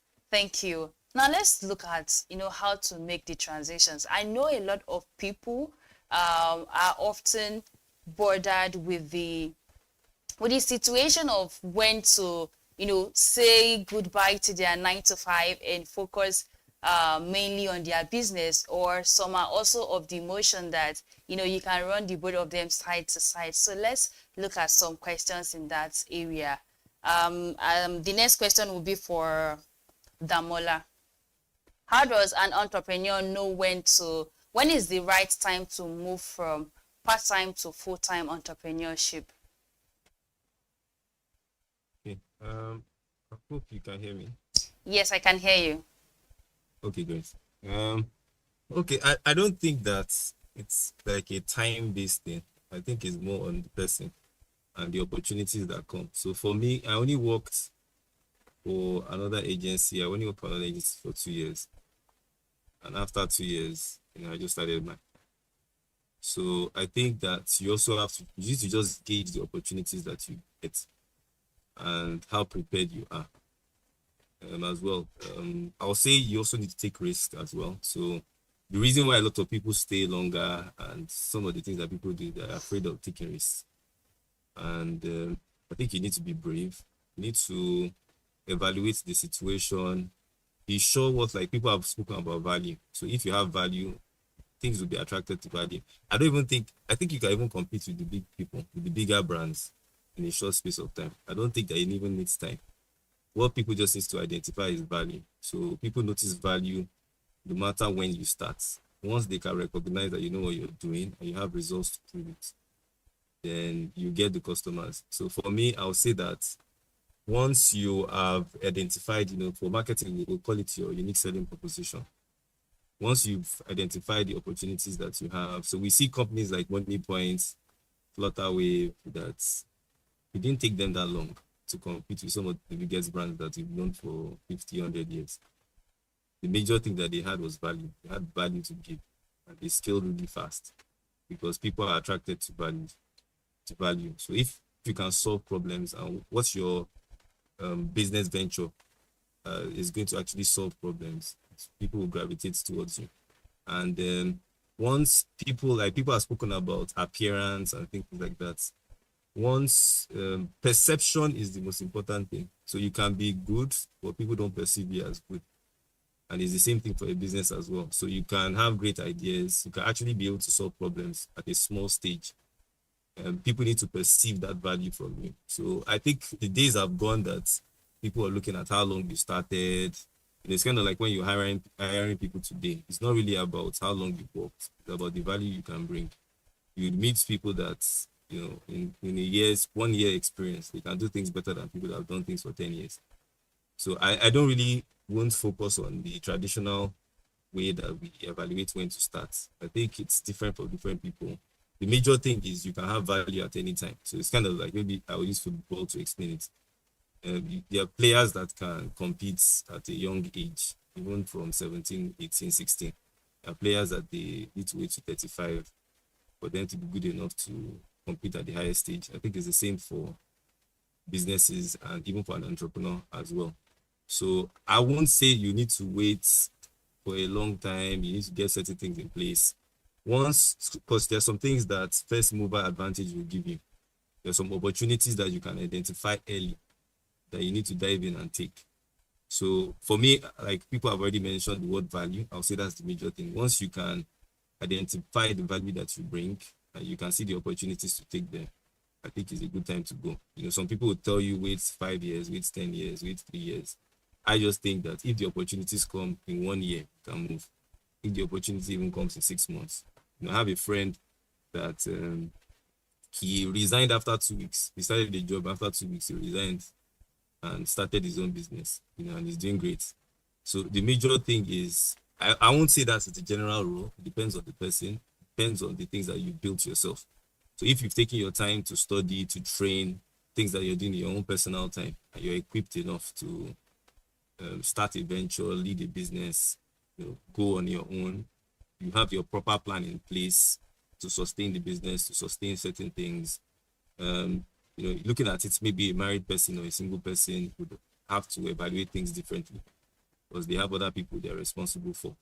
So I'll say things like that, but I would say opportunity, just identify the opportunities you have, look at the value that you can give. And if the opportunity arises, I think that you should take it. So I hope that helps. Thank you. Thank you so much, Damola. Thank you for already highlighting some of the important factors to look into before you transition. And also, I like the fact that, you kept on hammering on there is no such thing like it is this time. You can't just say, oh, it's 5 years or 10 years before you can transition to pursue your side hustle, your passion. Just understand your time and be confident with your value, the value you bring to the table. Then you're good to go. Thank you. Let's still look more deeply into some of the factors to consider. So over to you, Nkechi.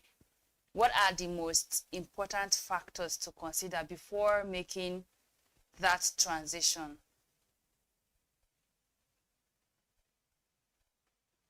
Hi, Nkechi, can you hear me? Hi, can you hear me? Yes, thank you. Okay. Yes. Did you get my question? I should take it again. Please, can you take it again? Okay, what are the most important factors to consider before making career or that transition? Okay, all right, thank you for the question. So first of all, right, I would like to really say that entrepreneurship, or rather full-time entrepreneurship, is not for everybody. There is no hard and fast rule to it. Everybody must not be an entrepreneur. The reason why I'm saying this is when you work a full 9-to-5 job and you're transitioning, it's almost like going from having your bath with warm water to cold water. You have been promised a paycheck at the end of the month. If you're not in sales, right, most of the time you have a salary every month, whether or not that business makes money. That is their commitment to you. Now, when you're going into full-time entrepreneurship, it's a different ballgame. You have to be someone who has discipline, resilience, someone who has grit, someone who's able to take no, keep moving, be vision-oriented, and the kind of person that has control over their mindset. So for you to be that kind of person and for you to be able to transition full-time, you need to first of all be honest with yourself. Am I an entrepreneur? Am I someone who is ready to commit to this decision for the next 10 years? Am I ready to continue to say yes to myself? Because entrepreneurship is really beyond earning money. It's beyond revenue. It has a lot to do with who you are as a person. So one of the major mistakes that I've seen with people looking to transition is quitting too early. You cannot make this decision based on feelings. It cannot be how you feel because your feelings are too fickle for you to make decisions with them. You have to be quite objective. You need to be able to see that, okay, this is where I am now. This is my plan for the next 60, 90, 120 days. This is how I'm going about it. Remember that as a person, you might have obligations, you might have a family, you might have dependents. And again, it starts with you. So you have to be ready to understand that once you're moving, right? So that is one thing I would say. So also in terms of mistakes people make is that they don't pay attention to the market they are going into. You can't go into business blinded. You have to be sure, okay, this is what the market currently is saying. This is how people are doing things. Imagine being in the business today of maybe entertainment, and then you start selling your own CDs or something. I mean, you're really, really, really competing with the past. So you need to know what exactly the market is saying. You need to be sure how much people are charging. What do you charge? What kind of people do you need on board? So there are certain questions you need to be asking yourself. You need to also understand how to do business. When you're running a business, you have to, of course, register it. You have to ensure your tax is in place. You need to ensure, your legal, any other paperwork that you need to have. You can't just go into it and just sort of start to wing it. We are in an age where you click of a button, find out what is required for you to start to render these services within a particular environment. So don't just rush in and close your eyes and say, oh, you know what, I'm going to do it right now. Yes, I believe you should take risks. I believe you should do it while you can. I believe you should have momentum, but doesn't mean you should do it without, putting in the right things in place, without doing your research. And of course, someone had also mentioned value. You need to ensure, what am I bringing into the market? How am I different? Now, you cannot compete right now by being the best or by having the best price because there are so many options available. So one thing that I always say to people looking to start new businesses is one way you can differentiate yourself is by being a human being. What is the human factor you're bringing into what it is you're doing? Yes, you're a small business. People might want to work with you because they feel like you are human.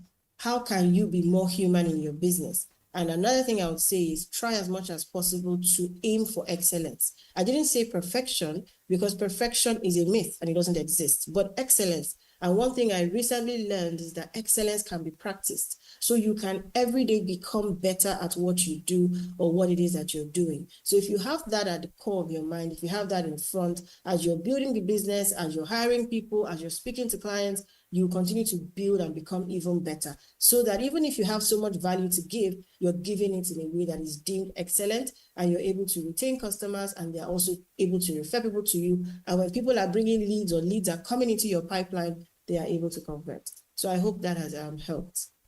Thank you so much, Nkechi. Yes, that's actually answered my question. And thank you for, you have already set stone for the next thing that we'll be looking at, talking about aiming for excellence. Let's look at business growth and branding, how to properly brand your side hustle, your passion, and any other thing that you have on the side that you're interested in building. So the question would be for Ebunoloa.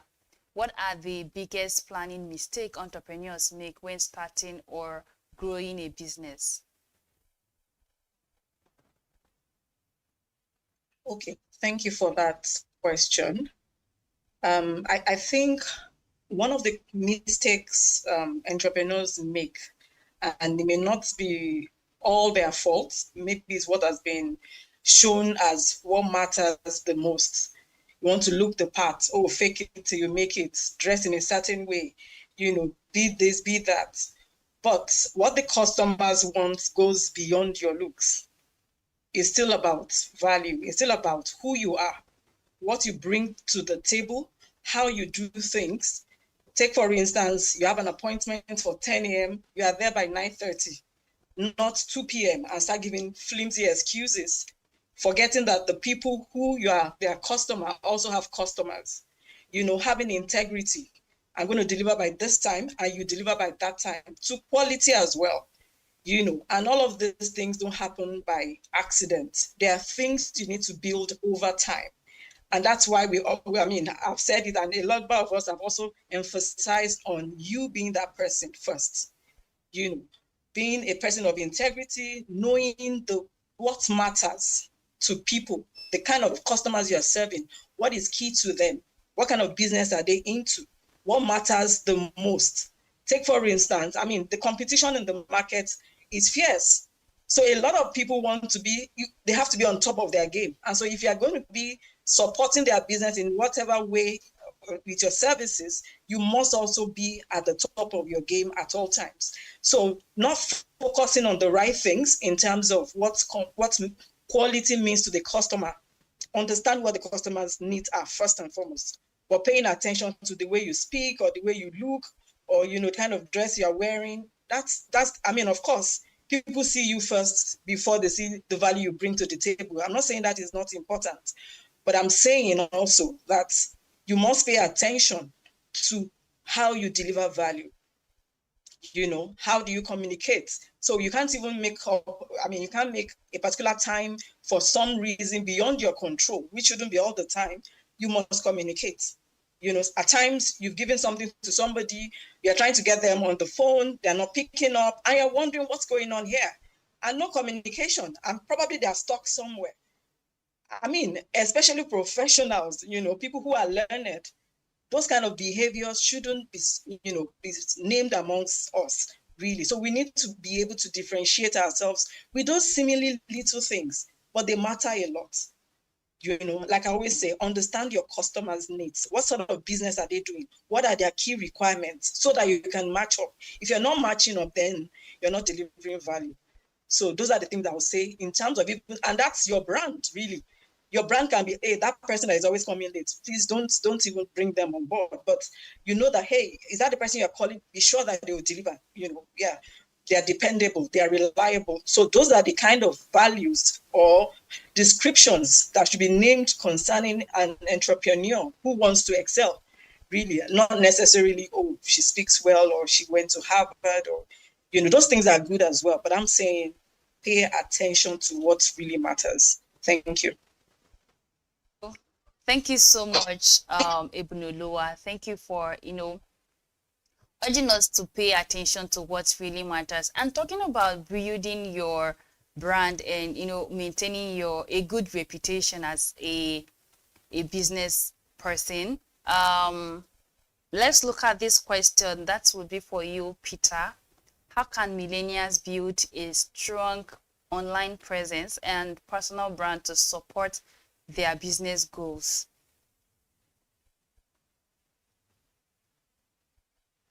All right, thank you very much for that question. So first, what I would like to say is you are the brand. It is not separate from the name you give to your value. It is not separate from your product. It's not separate from your service. You are the brand. And so there's a book I'm writing. It's called Phones and Ring Lights, right? How to make your own noise for attention.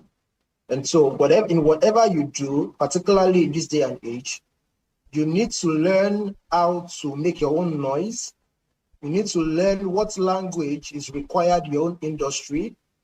You need to learn how whatever value or product or service you sell is being accepted. You know, understand the old ways, understand the new ways.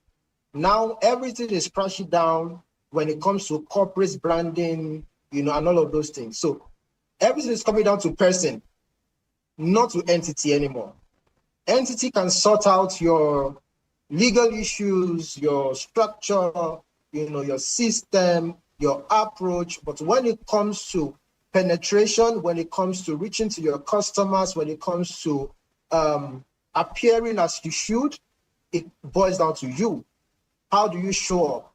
What language do you speak? Do they even understand the language?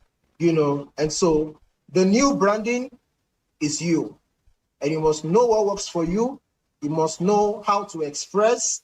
You must know how to receive. You must know how to give. So you understand your customers. You know what they like. You know what they don't like. You know how to navigate things. And so everything comes back to you. So you see that even big brands now are using human beings as the brand. And so it's becoming difficult to make a merger between so-called ambassadors, you know, influencers, and all with a brand. So the brand is now the human being. The brand is not the brain, you know, pushing and, you know, advancing whatever value you're advancing to the world. And so you need to pay attention to you. So you is the new brand. So you have to brand yourself. Thank you. Thank you so much, Peter.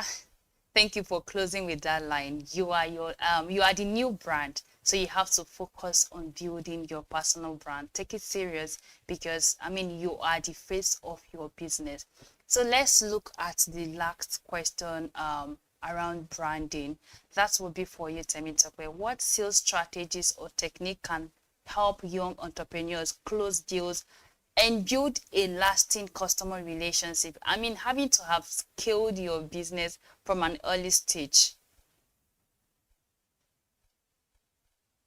Thank you for that question.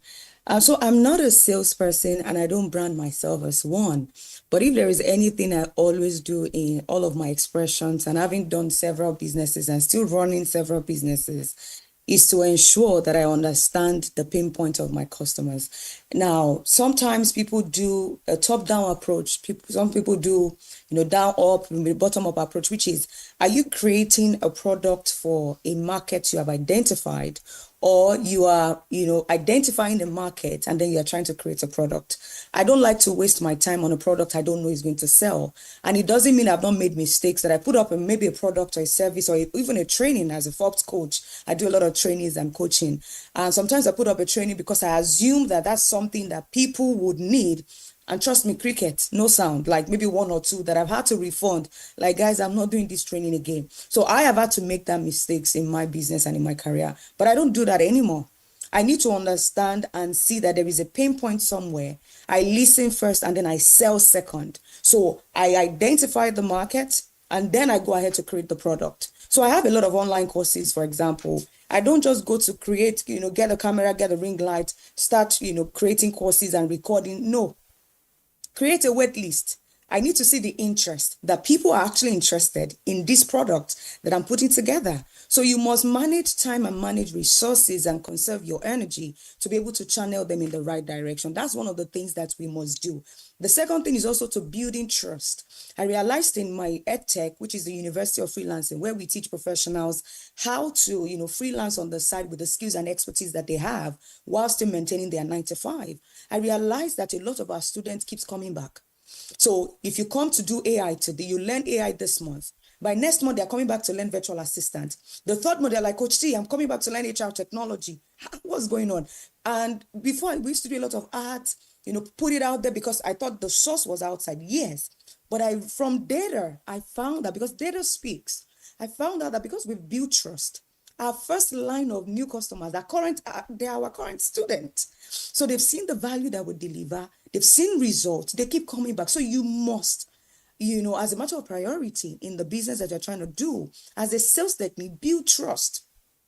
Because that helps you to deliver the value we've been talking about up front. Because you have built trust in them, they trust your brand, they can recommend. So referrals, because now the customers you have that you are looking for, we live in an age where bad news fly faster than good news. For your good news, you need to pay for it to be promoted. You will pay for people to carry it on the blog. But if it was a bad news, something bad happened to your business, blogs will begin to carry it without your attention. And you must now understand that it means that word of mouth, the testimonials from people, what people say about your brand, whether you are there in the room or not, it matters. Then that helps you to begin to think about the current customers that we have, the current sales that we're running or that we have. Where is the source? What is the data saying? How can we satisfy these people that they become the one, preaching the gospel of the good things that you're doing in your brand and in your business. And last but not the least, what I've said, and this is something that has worked for me as well, and I don't think a lot of businesses or brands do it, is to take care of their customer service unit and department a lot. You see people, you chat them up these days, they're almost rude to you, customer, that they want to beat you. Like, I want to make an encouragement. I'm the one bringing money to buy something from you. So that first approach that people have with your brand creates an impression, and a lasting one at that. Sometimes I've had to jump into the DM myself to say, I understand you are trying to respond professionally. I need to quickly respond to this person myself because I know I'm the one losing money, not you. People want to do their job and then move on. So as a business owner, your eyes must be on the communication department or unit or channel of your business. You need to ensure that your brand is being communicated in the way that you want it to communicate. Sometimes I'm seeing my business page. Maybe one of them is liking a particular post or a particular, comment. You cannot do that with a business page. Maybe something went viral on the blog. You are liking it with a business page. What if it's something that is counter to the brand that you are building and the culture that you are building? You liking it and responding means you endorse it. And people don't care whether it was a customer service person that did it or not. So you must pay attention to how your brand is being communicated, how it is being seen. All of this might not sound like the traditional sales techniques, like run ads, like, get a brand ambassador. No, but this is the core and the foundation that really helps us, because you have a job. Let's not forget, you have a job that you are doing and you have something on the side. So you must be able to manage them with the little resources and the time attention that you can. And you must build something solid at the end of the day that can help you transition eventually to full-time entrepreneurship if that is what you want. I hope that answers the question. Temitope, that was fantastic. Thank you for wrapping up the conversation. Really good. I just want to, time is no longer on our side, and you can see the way I'm excited because it has been an awesome conversation so far. Thank you all for sharing your expertise and all of that. I just want Damola and Nkechi to wrap up the conversation with this last question, which is just, what is one advice you would give to a business person listening to us right now? What advice will you give to the person or someone who is looking forward to starting their own business in no time? Let's start with you, Damola. All right, thank you. So what I would advise, I think, is similar to what Stevie just said. I think a lot of times people focus on logo and all those other things, and your branding is more than your logo, is more than your website and all those things. your user experience is part of your branding. So the perception that you have. Focus on maintaining good relationships with the clients that you have. You don't know how important one small opportunity was to create. So for me, I'll say the majority of the clients that I have now are referrals. And when you can't compete with money, you can't compete with size and all those things.